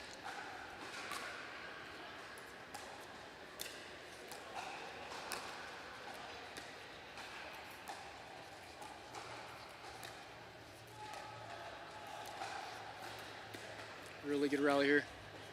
Pop up and Valley takes advantage. Bryn, well done. Again, we've seen this a lot, and I think it really differentiates the kind of 4-5 to 5-5 players to get to the next level. It's having that backhand, single-handed flick, reaching over into the kitchen and just getting top spin, putting pressure on the other team. And again, we are tied 9-9. Game point, 10-9-1. I'm a liar. It's 10-9.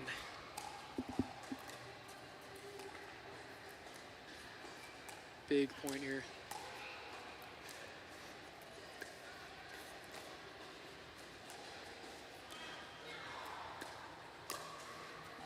Oh, and it just goes out. That is the game. 11-9. Crucial game there. That is, it's 1-1. It's tied up now. Valley and BYU. As you can see, those girls are very happy, having the time of their lives, and you love to see it. Again, we love the competition, but we also just we want these players to have such a good time at these events, and I think that's a great depiction of just this event as a whole. So we are going into game 3. We don't know the match type. We don't know the category that's going to be chosen, but we're going to see here momentarily. It looks like Utah Valley is discussing if they want to do mixed doubles for these next 2 games or gender singles for these next 2 games. And again, for those of you watching, the beauty with this format is love MLP. It's very rigid, right? There's always, it's, you know, women's doubles and then men's doubles and then the 2 mixed games. It's always the same every time. And I think the beauty with this format is it really kind of begs the question, hey, we really need to be locked in throughout this whole match. These decisions play a crucial role. And there's a couple different decisions as we go throughout each match. One of which, like we've seen 2 times today, that sudden death tiebreaker. If it goes to that sudden death game, that 7th game, the players that played throughout the games have to be locked in. They can't change who played. So, like, let's say we had oh my gosh, forgetting their names, the Utah Valley girls. The ones that were on the court, they have to stay the same for the tiebreaker, which again, if you guys aren't familiar with it, such an electric format. It's 3-point switching, side-out scoring, and every player is involved. It's so exciting. I won't go too much into depth. When it's necessary, if this game goes to a 7th, we're going to be breaking it down. But right now, we are in the 3rd game of this best of 7 match. And then quickly, didn't get to give this announcement before. Thank you to Yola for being the official ball. Thank you to Vorzani for the official apparel. But also, thank you to Ice Shaker. Ice Shaker is kind of like a Hydro Flask. Very high quality. Stays cold for 30+ hours. Just a very good bottle. They recently came out with a 40-ounce bottle that is up for sale, specifically made for pickleball. And like what we do at the NCPA, listening to all of our players, everything that we do, format, the way we run events is based off of players' feedback. Ice Shaker does the same thing with their clientele, with their customers. They have optimized this bottle specifically for what pickleball players have said. And also, this is owned by the Gronks. So the Gronks are a part of the family. If you guys don't watch football, Rob Gronkowski, Chris Gronkowski has played professionally as well. Just really incredible guys. Gordy as well, shout out to all of those guys. Love having them involved, a part of the NCPA family.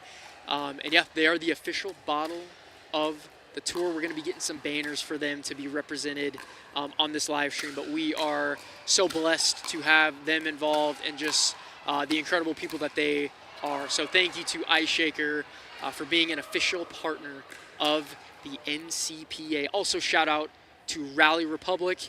They're a university paddle. You can see a little bit in the background. They have licensing with over 100 universities to where they have a paddle meant for kind of the developmental to intermediate players where you can rep your logo. on your paddle, and just a really cool design there. And then we're going to be doing a quick intro for the players that are represented on this court. And it looks like mixed doubles was chosen. So we're going to get the pop-ups and introduce these players shortly. So right now on Utah Valley, we have Jackson Cunningham. Love the name. I love the last name. Jackson Cunningham. He played a big role in his earlier games in pool play. So let's see what he can do here. And then we have his partner, Bryn Thayer. Let's see how this I haven't seen this pair play this tournament. I believe they have played before, but let's see what they can do together. And a big thing with mixed doubles especially, and doubles in general, but especially mixed, is the chemistry between the two players. Do you know your teammates' shots? Do you know their reach, what they can get to, what they want you to get to? And especially in, so and then we have BYU. Julia Black, again, first event, so all 4-5s here across the board while she gets placed.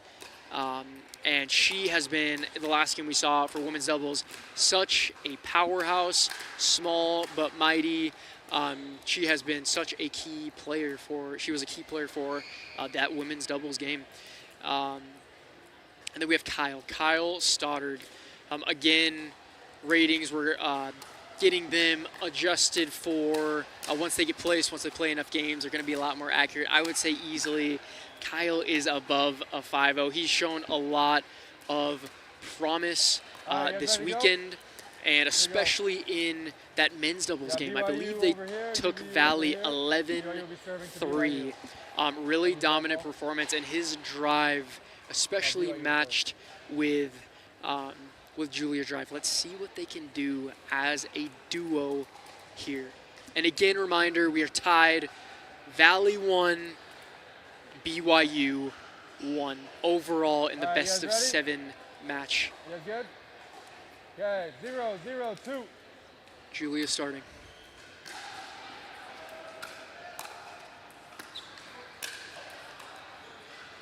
Really good reset there from Kyle. Point. Yeah, a high drop from Julia. Kyle was able to kind of slow that back down, reset it, and they actually got the point from that. 1-0-2.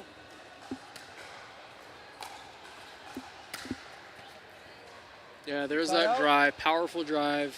Just got to get it a little bit lower, get more topspin on that so that can dip in. That's a good leave from Jackson there.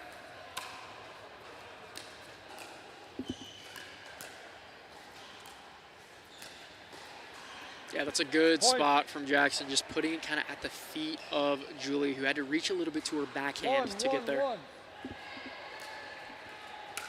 We're tied at 1-1. That's a good block from Julia. A little bit high from Bryn. Again, we've seen that in past matches. She's just got to get her paddle over it to make sure that ball goes straight down, to get those overheads put away and take advantage of those pop-ups. That's a good speed up, kind of at the hip of Julia. A little chicken arm on the forehand, I like to call it. Many people do. That's a good spot from Jackson there.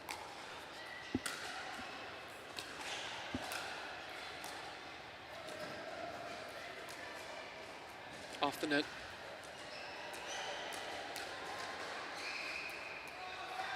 Kyle chooses to slow that back down. I like that. Yeah. Point. So interestingly, Kyle had the option earlier, a couple hits ago, to speed up that high dink. He chose to slow it down, which I really liked. And Julia ended up speeding up into the net. But again, it just goes to show you there's a time and a place to speed up. You want to be really patient. Wow. What a shot. Jackson with the Ernie. Let's see the replay on this. Kyle reads it and puts it away. Back line. He's painting the lines.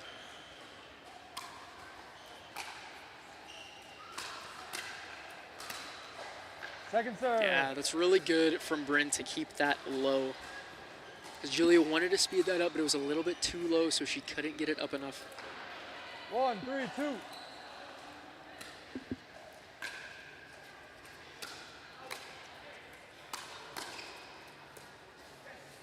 Yeah, that's a good block there from Bryn.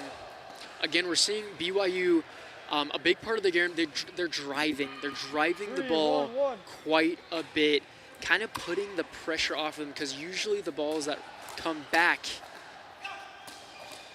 look at this. Wow. Look at that. What a put away from Kyle. Really good rally. What I was saying before, the driving from both Kyle and Julia, it kind of takes pressure because they have to deflect that ball. It comes back a little bit softer, and then they're able to attack. Julia going for the headshot there at the expense of a point. Bryn saves her eyesight. I think that's a good move. Not worth it. And we're at a 2-3-1. And I shot down the line there from Kyle.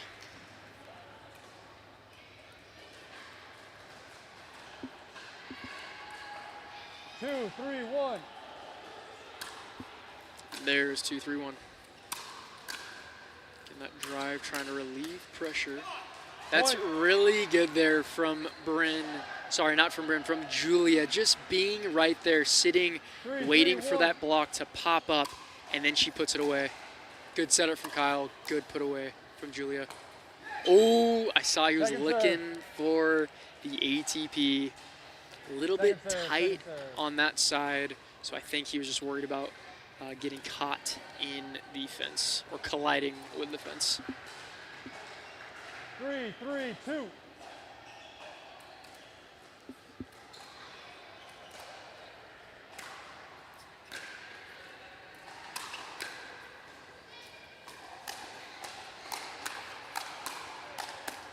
Wow, look at that. Side out. Really good rally there. I love the drives from Kyle, but Jackson was just able to send it straight back. Look, that's 4 or 5 shots that he sent straight back onto the BYU side. Really well done from Jackson.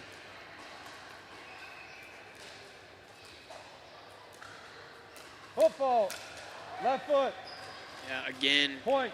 do we doubt him at this point? He's gotten every foot fault call correct. Really good stuff from our head referee, Rob.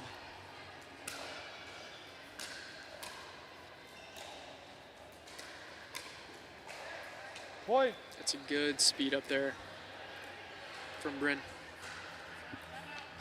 Timeout receiving team. We got a It is timeout from 5-3-1. BYU. Valley leads 5-3. We have a 1-minute timeout going to commercial. We will be right back.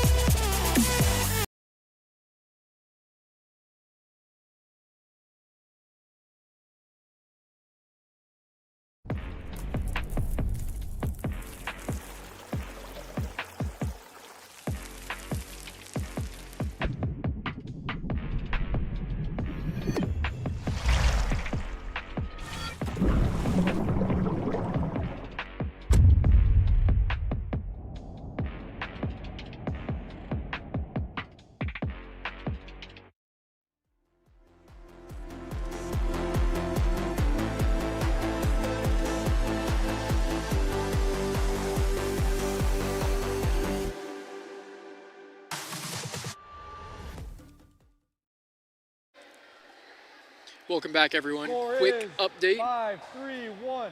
Thank you, Rob. We have a score of 5-3-1. Utah Valley leads.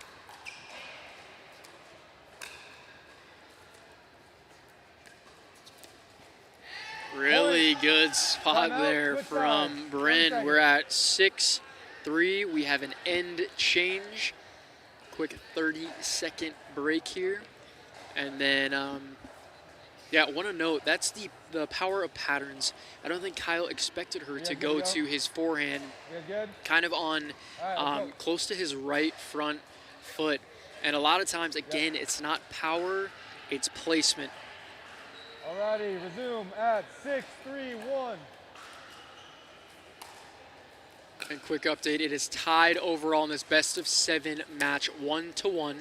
Point.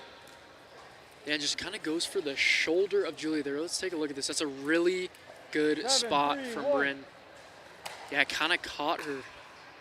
Really good spot.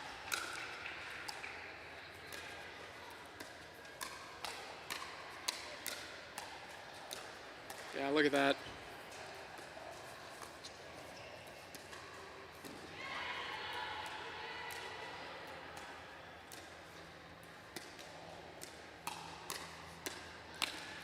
Wow, what a point.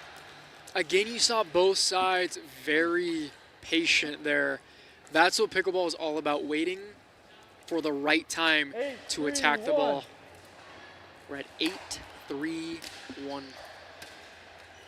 Yeah, really good return there from Julia, going down the line. 8-3-2. That's at Bryn's backhand. Great spot. Football, left foot. Yeah, it's a good call there from our head referee. We're going to get, again, let's see if he was right. He's talking the left foot. Barely. Goodness gracious, this man has eagle eyes. Really good call.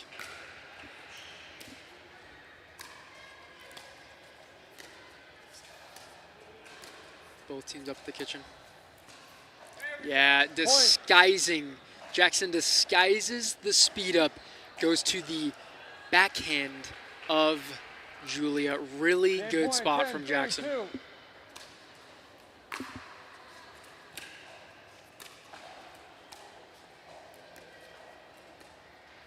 Side out. And that was for the game. They cannot close out, so it's back to BYU, 3-10 on the first serve. 3-10-1.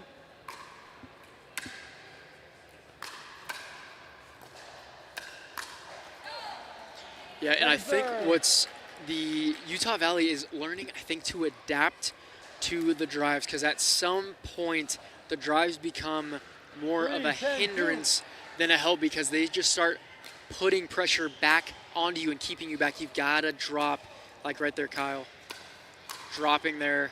And it breaks up the game. It's really important that Kyle tries to drop there so they can get up to the net. If they can continue to drop, I think they may have a chance of making a bit of a comeback here.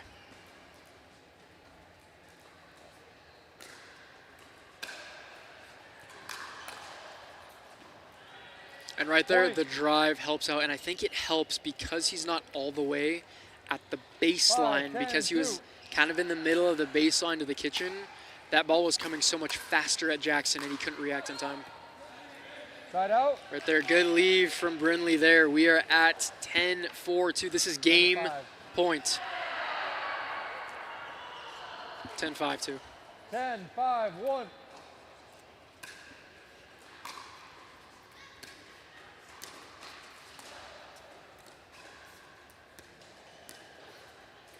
We'll pop up there, speed up. Point. And there it is again, waiting for the time for the speed up. And Bryn puts it away. Utah Valley takes the first mixed game of 2. Overall, Valley leads 2-1 over BYU. Again, ladies and gentlemen, we are in single elimination, so the team that loses is knocked out of the regional, and they do not win a bid. So this is a big, big game here. And we're going to be having 2 minutes here before the next mixed pairing. Right now, we are going to a quick commercial break. We will see you guys soon.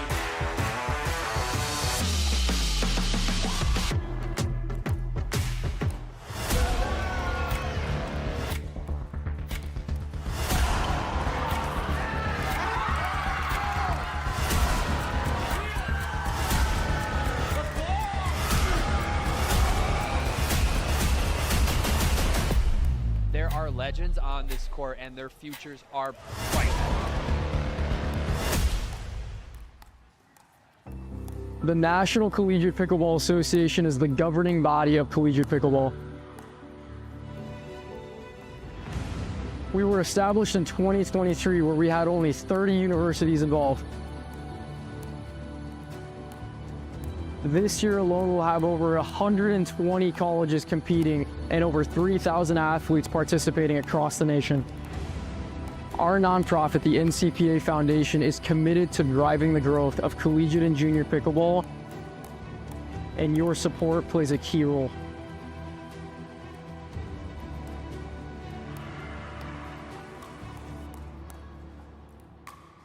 God is at the center of the NCPA, and Jesus has moved in ways that we never thought were possible. We would love for you to fuel the future of pickleball and the expansion of God's kingdom.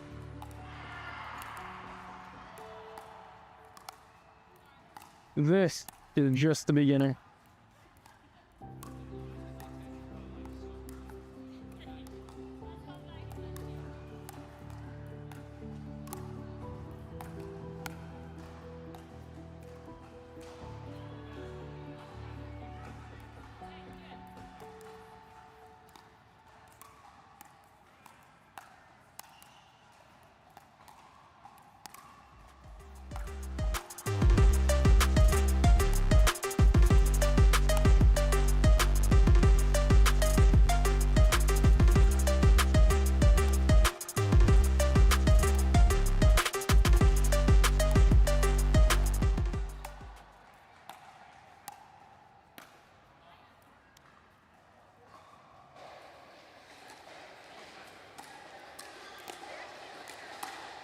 Okay, thank you everyone for tuning in. This is our fourth game in our second mixed pairing. Utah Valley leads 2-1 overall. And as we've seen, most of these games are very, very tight. So right now, BYU needs to take this game to tie it up 2-2 overall. And right here on Utah Valley, we have Megan Larson. Again, this is our first NCPA event, and very excited to have her involved. And her teammate across from her is going to be Robbie Triwartha. I think I got that. Not sure. But we have Robbie. He is a closer to, I would say around a 5.2. Again, need more matches to make those ratings accurate. But such a solid player. And let's see again, like I've mentioned before, the chemistry of the players is huge. So let's see what they can do together. We now have BYU Crystal Huang, which we've seen. She is such a force. Very cool, calm, and collected. Some players can be kind of emotionally driven, be yelling, but she is stone cold, coming here to win, and I love that. And now across from her we have Ethan. Here we go. Oh goodness. Fananganofo. Ethan, I apologize when you're watching this back. I butchered that, but that is the mixed pairing. Again, the chemistry. Let's see what Crystal and Ethan can do together. Okay, BYU over here, UVU over here. BYU will be serving first. BYU serve here, starting 0-0-2. I can take one of the balls. Yes. And again, Valley leads 2-1 overall. So BYU really wants to close this game out in order to keep the match close. You guys ready? You guys ready? Yeah, 0-0-2. Here we go, Crystal serving.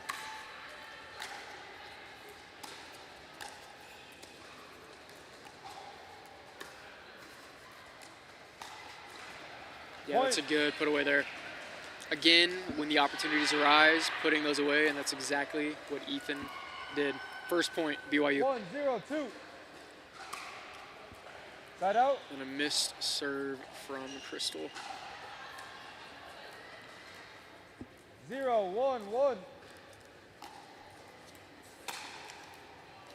Point. It's a great serve from Megan. They're kind of pulling Ethan wide. 1-1-1. We're tied up at ones. Second server. And then we got an out serve. 1, 1, 2. Second serve here.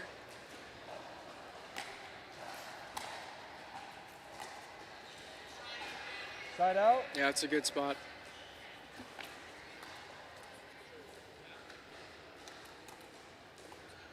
One, 1. Back to a bucket of ones. 1, 1, 1.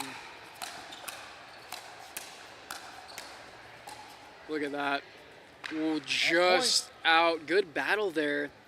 Hands battle between Crystal and Robbie. Love to see that. Let's get a quick replay on that. 2, 1, 1. Just going back and forth. I love that. The Megan just hits it a little bit wide.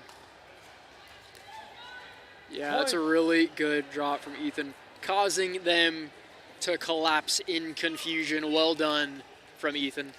3, 1, 1.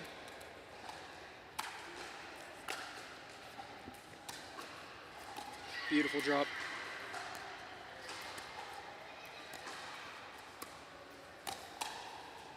Look at that. And let's get a replay here. Did the right thing speeding that up and just reached out with his hand because Ethan, he did not expect Ethan to get that back. Point.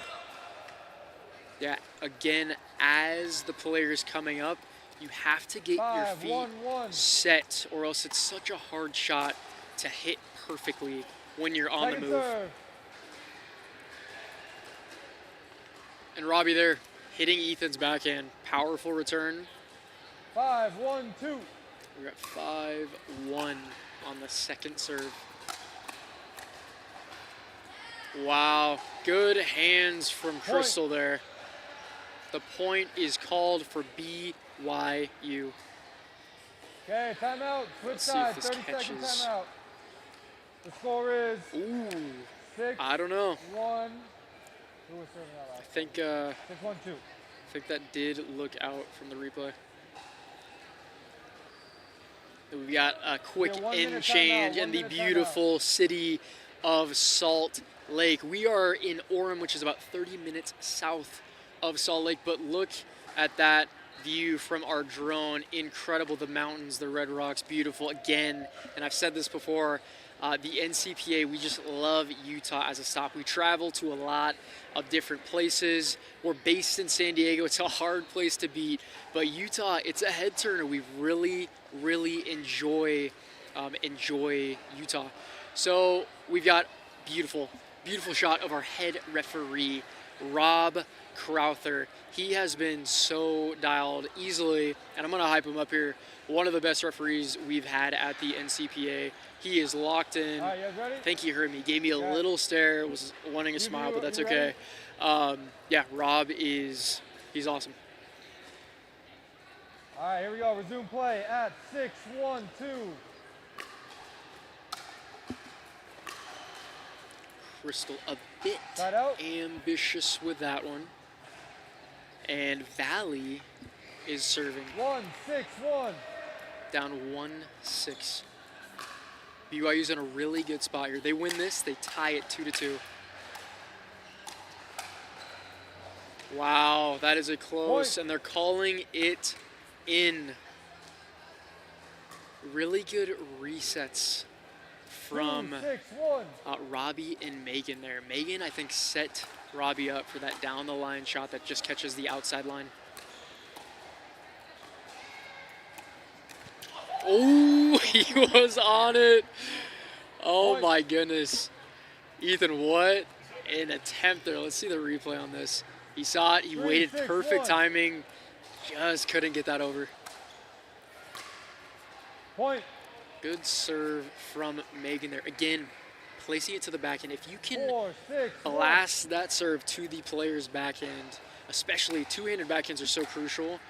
From what I've seen, it just helps you get around the ball more than a one-handed. So if you're going up against someone that doesn't have necessarily a great two-handed 5, backhand and 6, they're forced 1. to do one hand, if you can get a solid, powerful serve to that backhand, you're in a good spot to having a missed return. Yeah, really good put away. Gosh, don't you love the replays? Again, shout out to 6-1. production. Beautiful, beautiful replays there.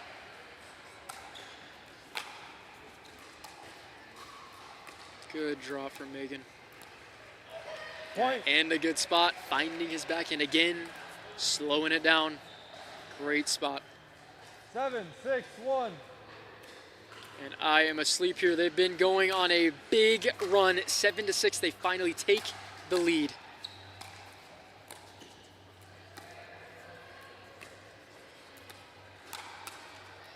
Yeah, that's a good Second spot serve. from Ethan. Just kind of right at the chest of Megan. 7-6-2. And again, up, I believe, 7-1 or 7-2. And it's unforced errors that can change a game so quickly.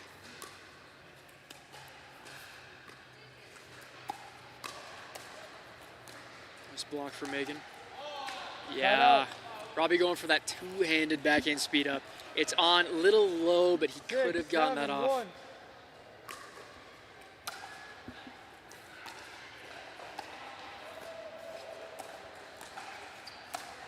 There it is. Second serve. Second serve now.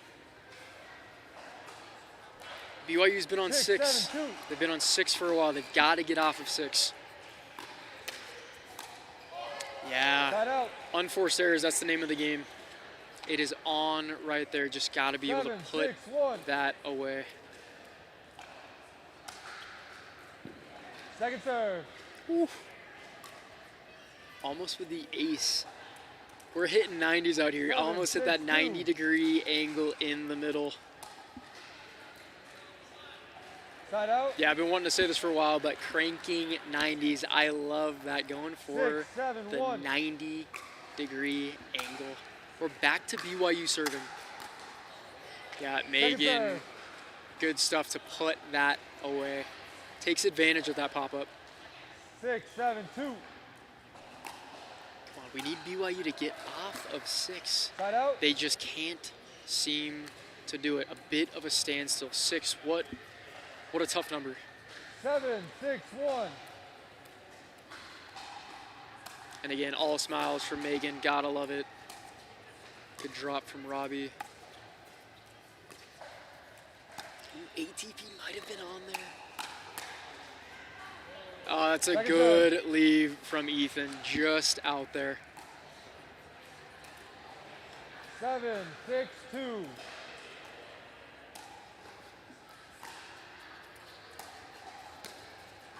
Point. Yeah, there's the point. Valley's off of 7, 8, 6.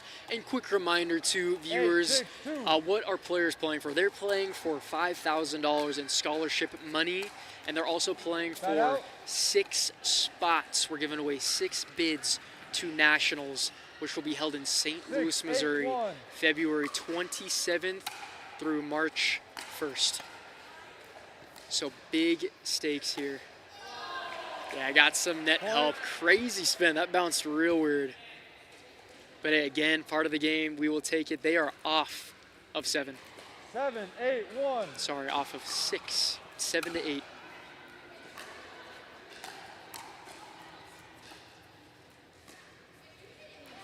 Second serve. Barely misses. Second serve for BYU. Can they tie this up? 7-8-2.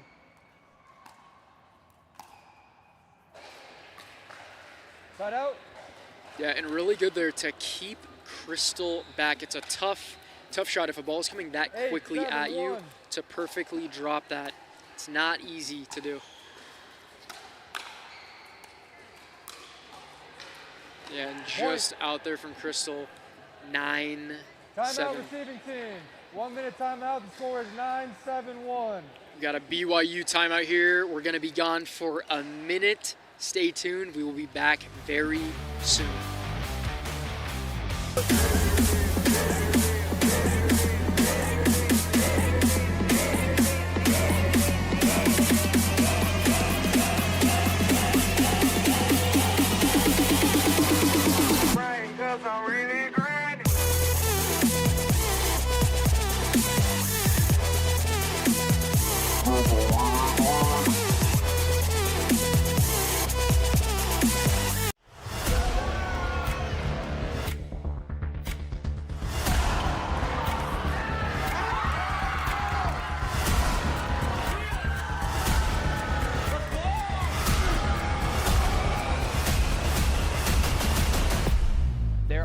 legends on this court, and their futures are bright.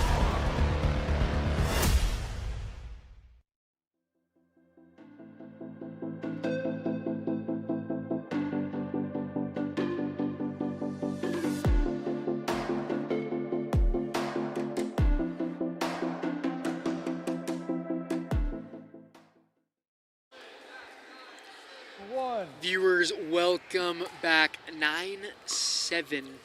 Valley leads in this 4th game of 7. What a spot there from Ethan. Catches the line. See a replay here. Curious, I love the video replays. Haven't seen many called recently. That is clearly in. That's probably why the video replay was not called. Crazy concept. Second serve for Valley here. Ooh, it's close. Do we get a video What's the call? review? Out. Point. We're calling out. BYU says okay. Game point, 10-7-2. 10-7-2. Game point here. Yeah, Ethan, great put away there.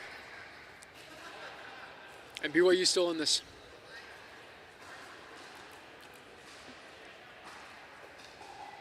Seven, 10-1. Again, if BYU wins, they're tied overall 2-2. If Valley wins, it's 3-1, which means, yeah, really good. There we go. 8 points for BYU. Valley wins this, we go to 3 games, which means they have 3 wins. BYU then would have to win men's and women's singles to go to a sudden death tiebreaker. And again, we are playing for 6 bids to the National Collegiate Pickleball Championship hosted by NCPA, St. Louis, Missouri. The top 64 teams competing February 27th through March 1st at Arch, Badminton, and Pickleball. Second serve.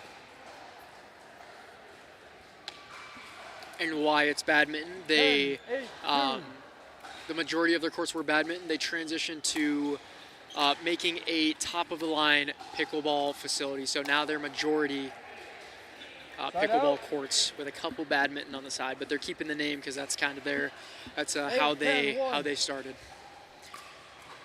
A missed serve at a crucial point in the game. It's 8-10, and now the second serve. 8-10-2. Here's Ethan.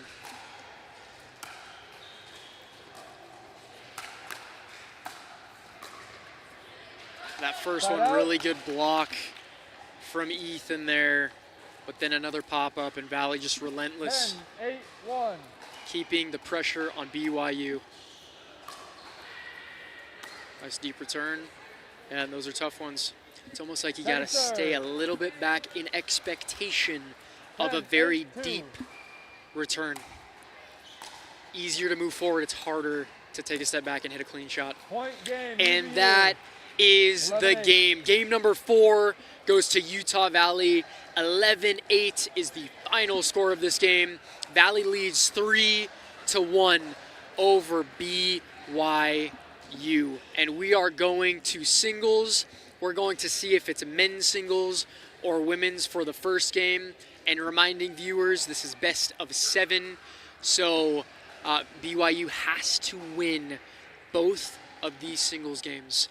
Very excited for this. I love watching singles, so high intensity. Let's see what happens. We will be right back after a quick commercial break.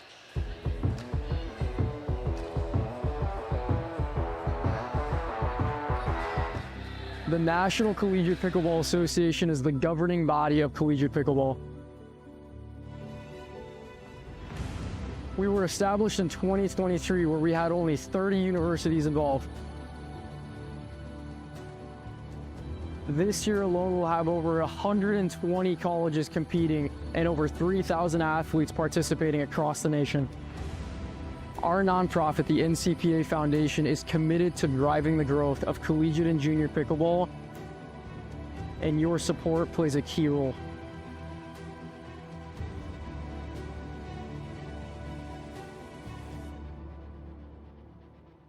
God is at the center of the NCPA, and Jesus has moved in ways that we never thought were possible.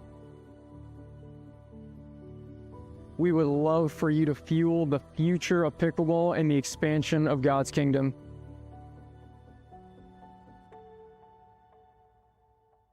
This is just the beginning.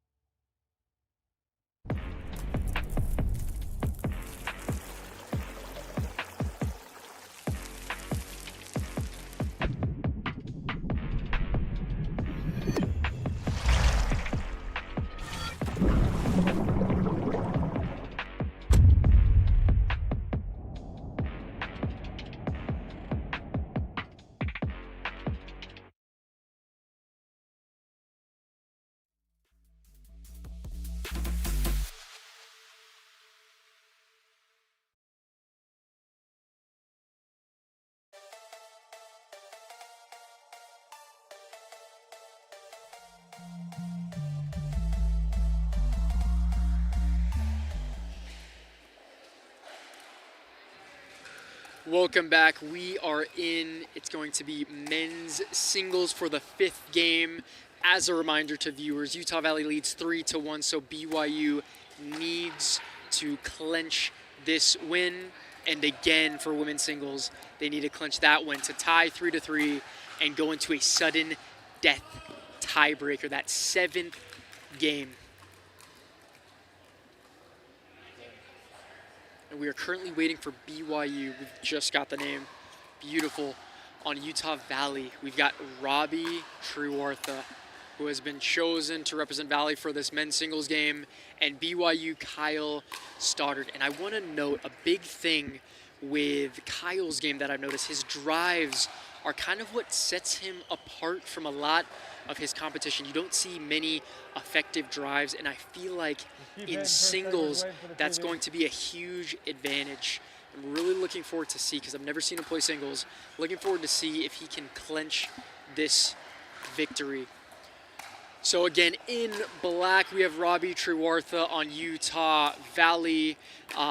He is over a 5-0 for sure in singles, but again, needs some more match data for kind of the accurate ratings. And again, NCPA, it's a college-specific rating, so only the events they play in NCPA-specific events. And on the BYU side, to my right, we have Kyle Stoddard. And like I was mentioning before, his drive, I really am curious to see how effective he is in singles, because doubles, it's very effective, but let's see how he does in singles. All right, let's do it. BYU will be serving. And again, this is the 5th game. Valley leads 3-1. BYU needs this win to go into women's singles.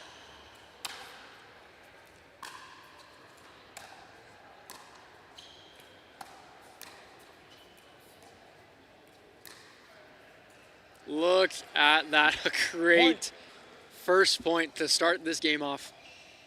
And I want to note Kyle's demeanor. Very cool, very collected. Deep returns in singles are so crucial, and then also slowing it down and placing them to make your opponent move, almost like chess. Very strategic. Beautiful drive there from Kyle. Yeah, Robbie, that's a tough one. Just have to kind of take a little bit off of it. But again, the drive is just such a threat from Kyle. Gets to the net first. And just wide. And again, in singles, if you get to the net first, you have a big advantage, keeping your opponent back. That's exactly what Kyle did. That is beautiful. Well done from Robbie, reaching for that one-handed backhand. And Kyle hitting into the net. BYU leads 3-0.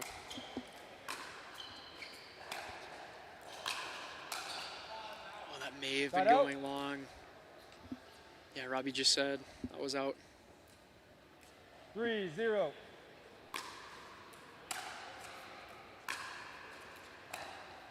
Point. Yeah, tough. It's a tough shot. That drop when you're getting a ball driven at you to 4-0. perfectly third shot drop that, especially in singles, is very difficult to do. Point. That's a good lead from Kyle. Again, powerful drives from both sides. 5-0.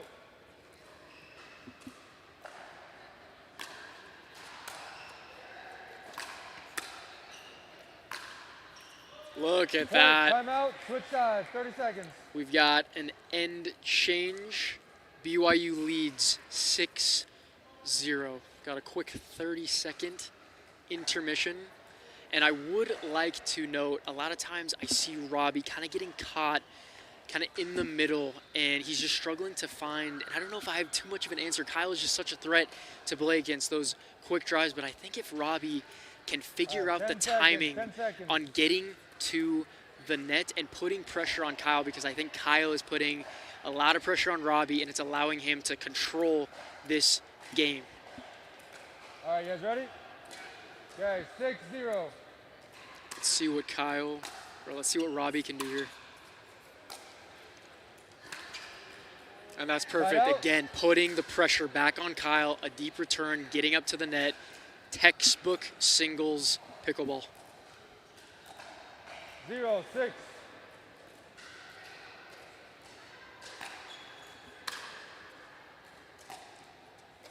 Nice drop there.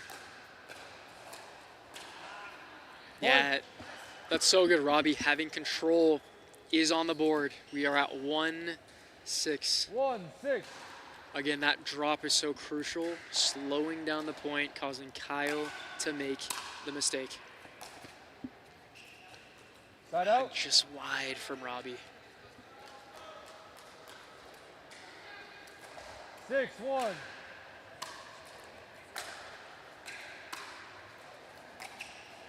Point. Yeah, Kyle there again. He put the pressure on him, 7-1. which makes it very difficult for Robbie to do anything. And it's on his backhand, and he's on the back line, so well done from Kyle. 7-1.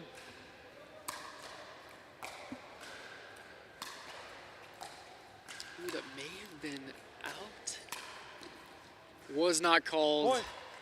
Yeah, Kyle is painting lines right now. Timeout, receiving team. Score is 8-1. We got an 8-1 score 1 timeout minute from timeout. Utah Valley.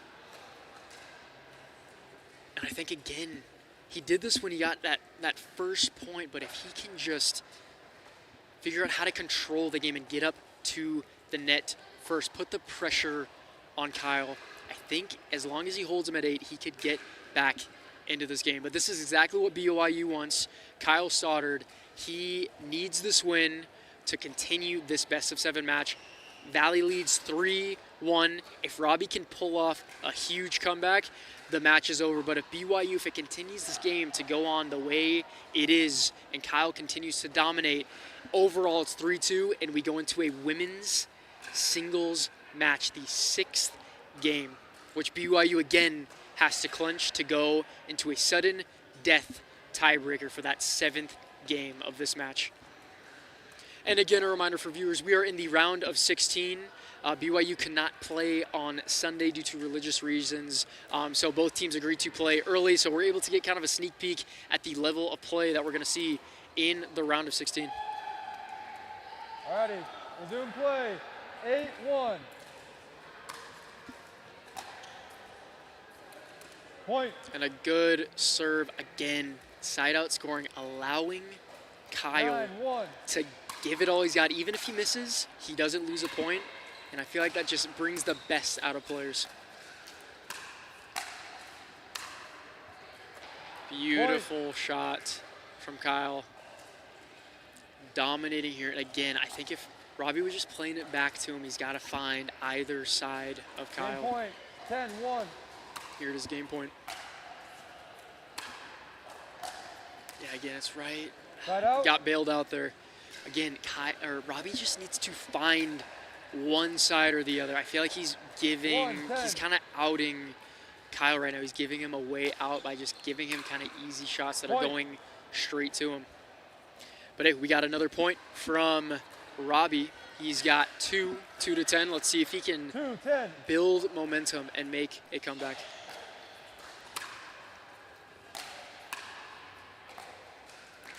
Got Yeah, out. well done from Kyle. Just getting up at the net, controlling the point. Textbook. Game point, 10-2. Look at that Point again. game, BYU, Painting 10-2. lines. Kyle Stoddard gets the second win for BYU. It is currently 3-2. Valley still leads, but BYU is still alive. We are going into a women's singles game. This is the 6th match. If BYU clinches this win, we are going to a sudden death tiebreaker. And again, beautiful graphic, beautiful view, production, high-level quality, U.S. Open quality. Thank you, Pickle TV. I'm so blessed to have them involved. And you gotta love the flag in the background. We love our country. We love the U.S. And again, we've got Valley playing against BYU. This is Valley's 3rd team and BYU's 2nd team. And we'll see what players are chosen for this women's singles matchup. If we go to a sudden death, if BYU clinches, it looks like it's going to be Julia Black, who again, like I noted, same thing with Kyle, a very solid drive. I feel like she might have an edge over Bryn in singles from what I have seen with her drives. We'll see if I know kind of what I'm talking about or I'm just talking out of, so let's see what happens.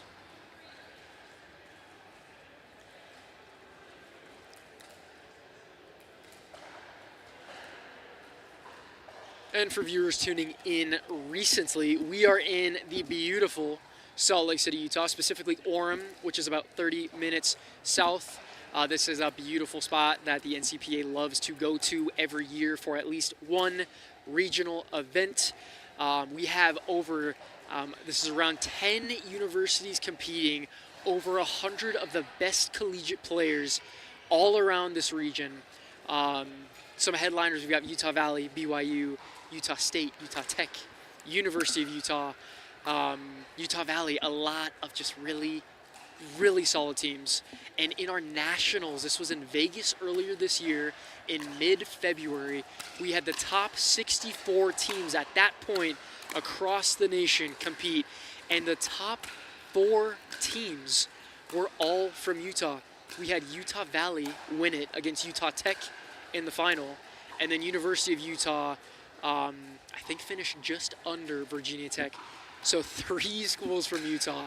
And again, Utah is such a hub for pickleball, so I can't say I am surprised, but we are really looking forward to see just, again, the continued high-level gameplay from all of these teams here in beautiful Salt Lake City, Utah.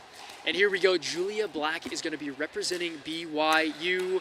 Beautiful, the black and blue colors. So let's see what Julia can do. And then on Valley, we have Bryn Thayer, who has the reach advantage. Again, the rating, so big thing with these college-specific NCPA ratings, you need a certain amount of games for an accurate rating. So after this regional, we're going to have a lot more accurate ratings. These girls are at least a 4-5 minimum. Really high-level play. Let's see what they can do here. And kind of analyzing, I guess, the characteristics of these players. Bryn has the reach over Julia, which does play a role in covering more of the court, but Julia is a powerhouse. Like I said before, small but mighty. David versus Goliath here. Julia is not 6'4", but she packs a punch, and I don't know. We'll see what happens here. Your personal score, yep. And again, this is the 6th game, best of 7, BYU. Alrighty, Julia needs to take her team 0-0. to win this game and go straight to the sudden death tiebreaker, the seventh game of this match. Side out. Looks like out was called by Bryn. 0-0.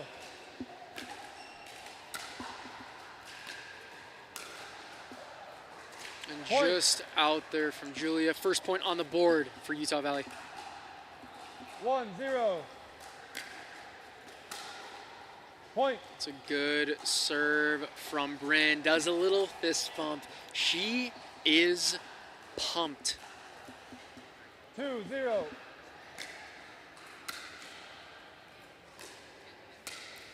Good put away there Side from out. Julia. Again, every player is going to make mistakes, but can the opposing team put those mistakes away and capitalize? 0-2. That's exactly what Julia did from Birmingham Young University.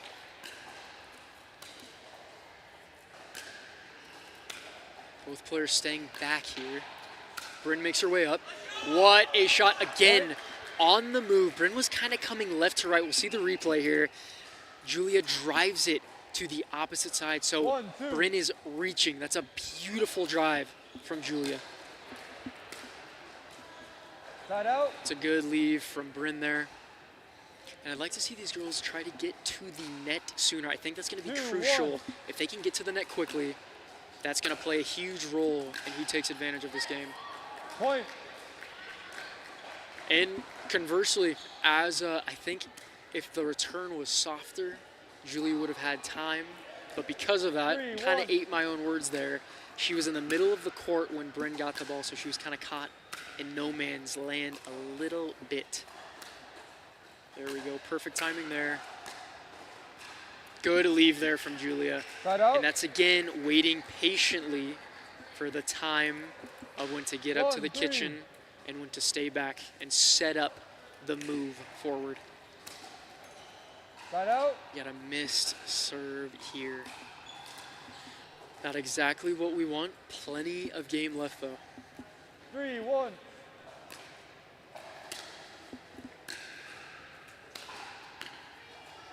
Side Yeah, and out. there, Bryn gets up to the kitchen first, but Julia hits a beautiful shot down the line. 1-3.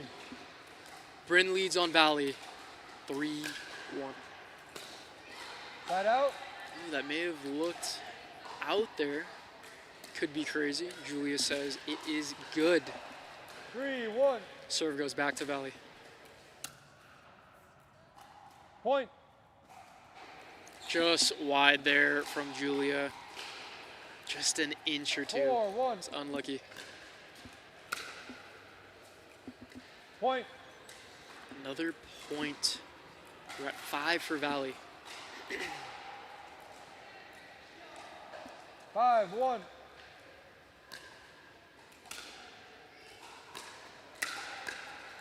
There That we out. go. Julia not going down without a fight. 1-5. Plenty of game left. BYU serve. 1-5.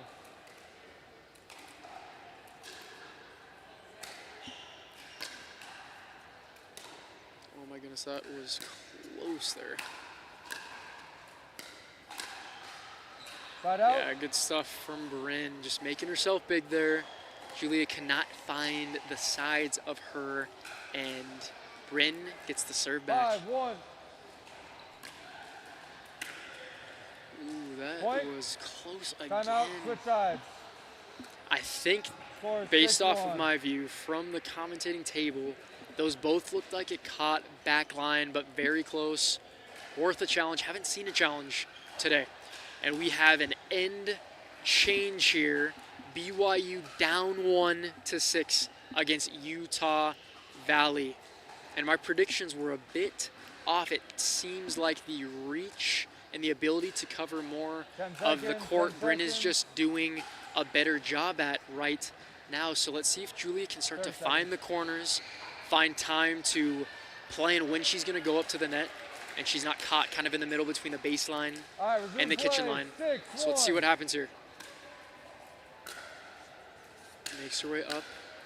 Yeah, she's Point. there. She's on that. Just has to set her feet a little quicker. 7-1.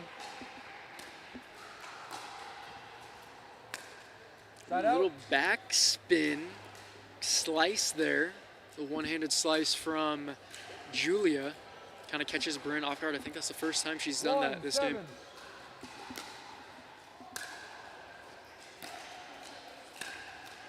It's a good backhand from Julia. Bryn just catches the white tape.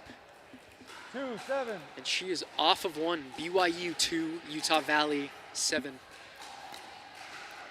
She gets to the net. There it is. Again, we Point. see the value in getting set at the net while your opponent is back in 3-7. singles specifically. And it kind of translates across the board for doubles as well.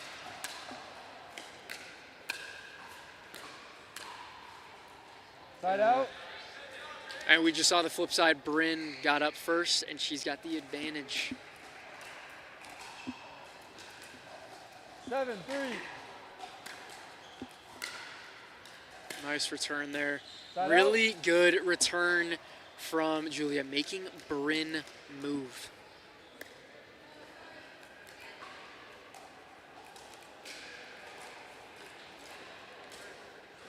out. 3-7.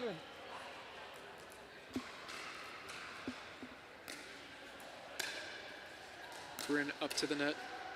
Point. So we got a little comeback here from Julia. Do not count her out. Again, BYU needs this win 4-7. to tie 3-3 and go to a sudden death tiebreaker, which we've already had 2 of today, which is rare. Yeah, that's Side out. beautiful from Bryn.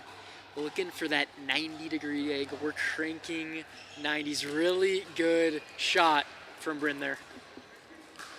7-4.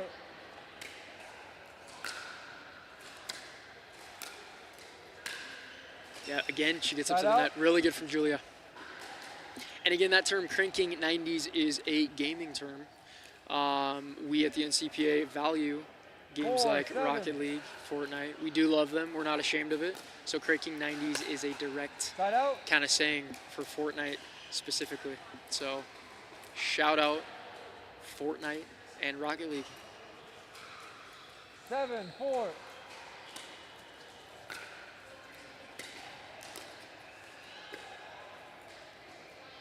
Ooh, that Point. just catches the outside line. Bryn gets off of 7. We are at 8-4, Momentum Valley. 8-4.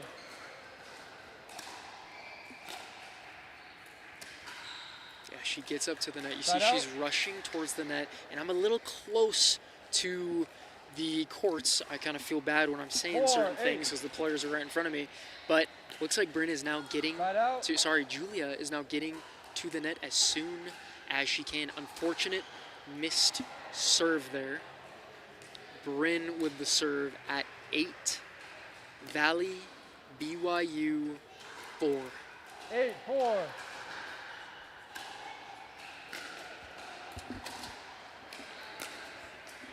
Point. And just out there from Julia. We're at 9 now for Valley. Can she hold Bryn and start to close the 9-4. gap? 5-point lead for Valley. Beautiful Point. shot from Bryn.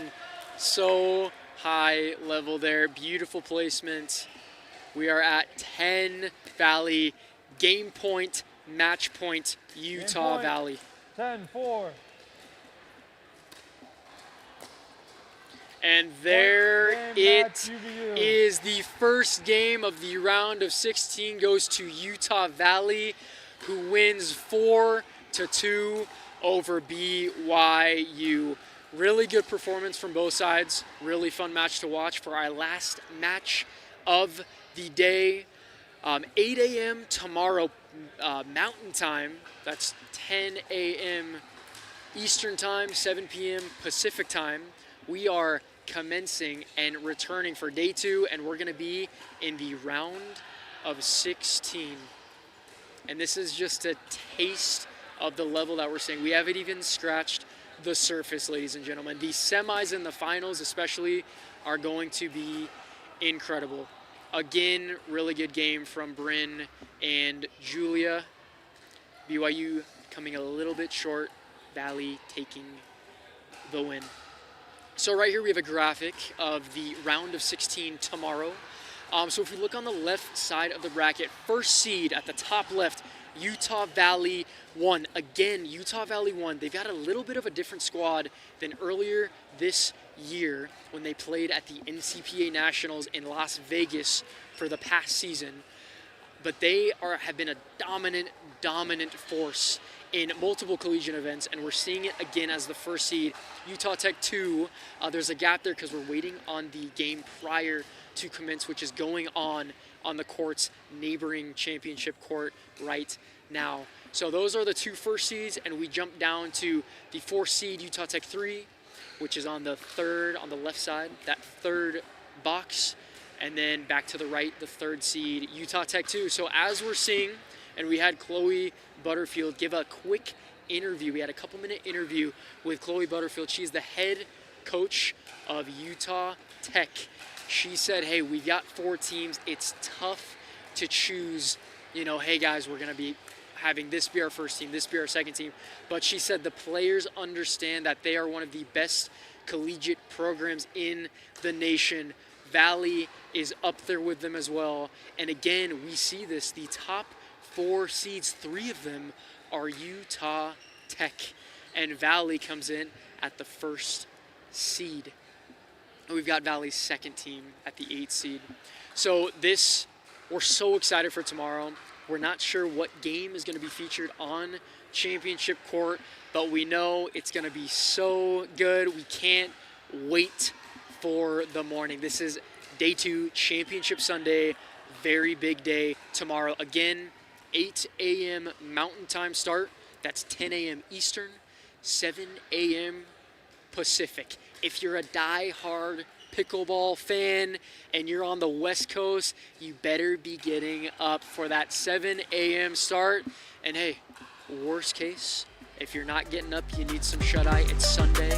We're going to be taking some time off. Totally fine. The recordings are going to be live up on our YouTube channel, NCPA Pickleball. That's NCPA Pickleball on YouTube. All recordings will be posted a couple days, worst case, after this event. And again, we have the beautiful view of Salt Lake City. We are currently at our 2nd regional championship here in Salt Lake City, Utah, 30 minutes south, specifically in Orem at Club Pickleball USA. We love Utah. Very, very high-level teams coming out to compete. Again, they're playing for the national championship in St. Louis, Missouri. We can't wait for it. Thank you all for tuning in. This is day 1 of the NCPA Utah Regional Championships, and this is just the beginning. Love you guys. God bless you. We will see you tomorrow.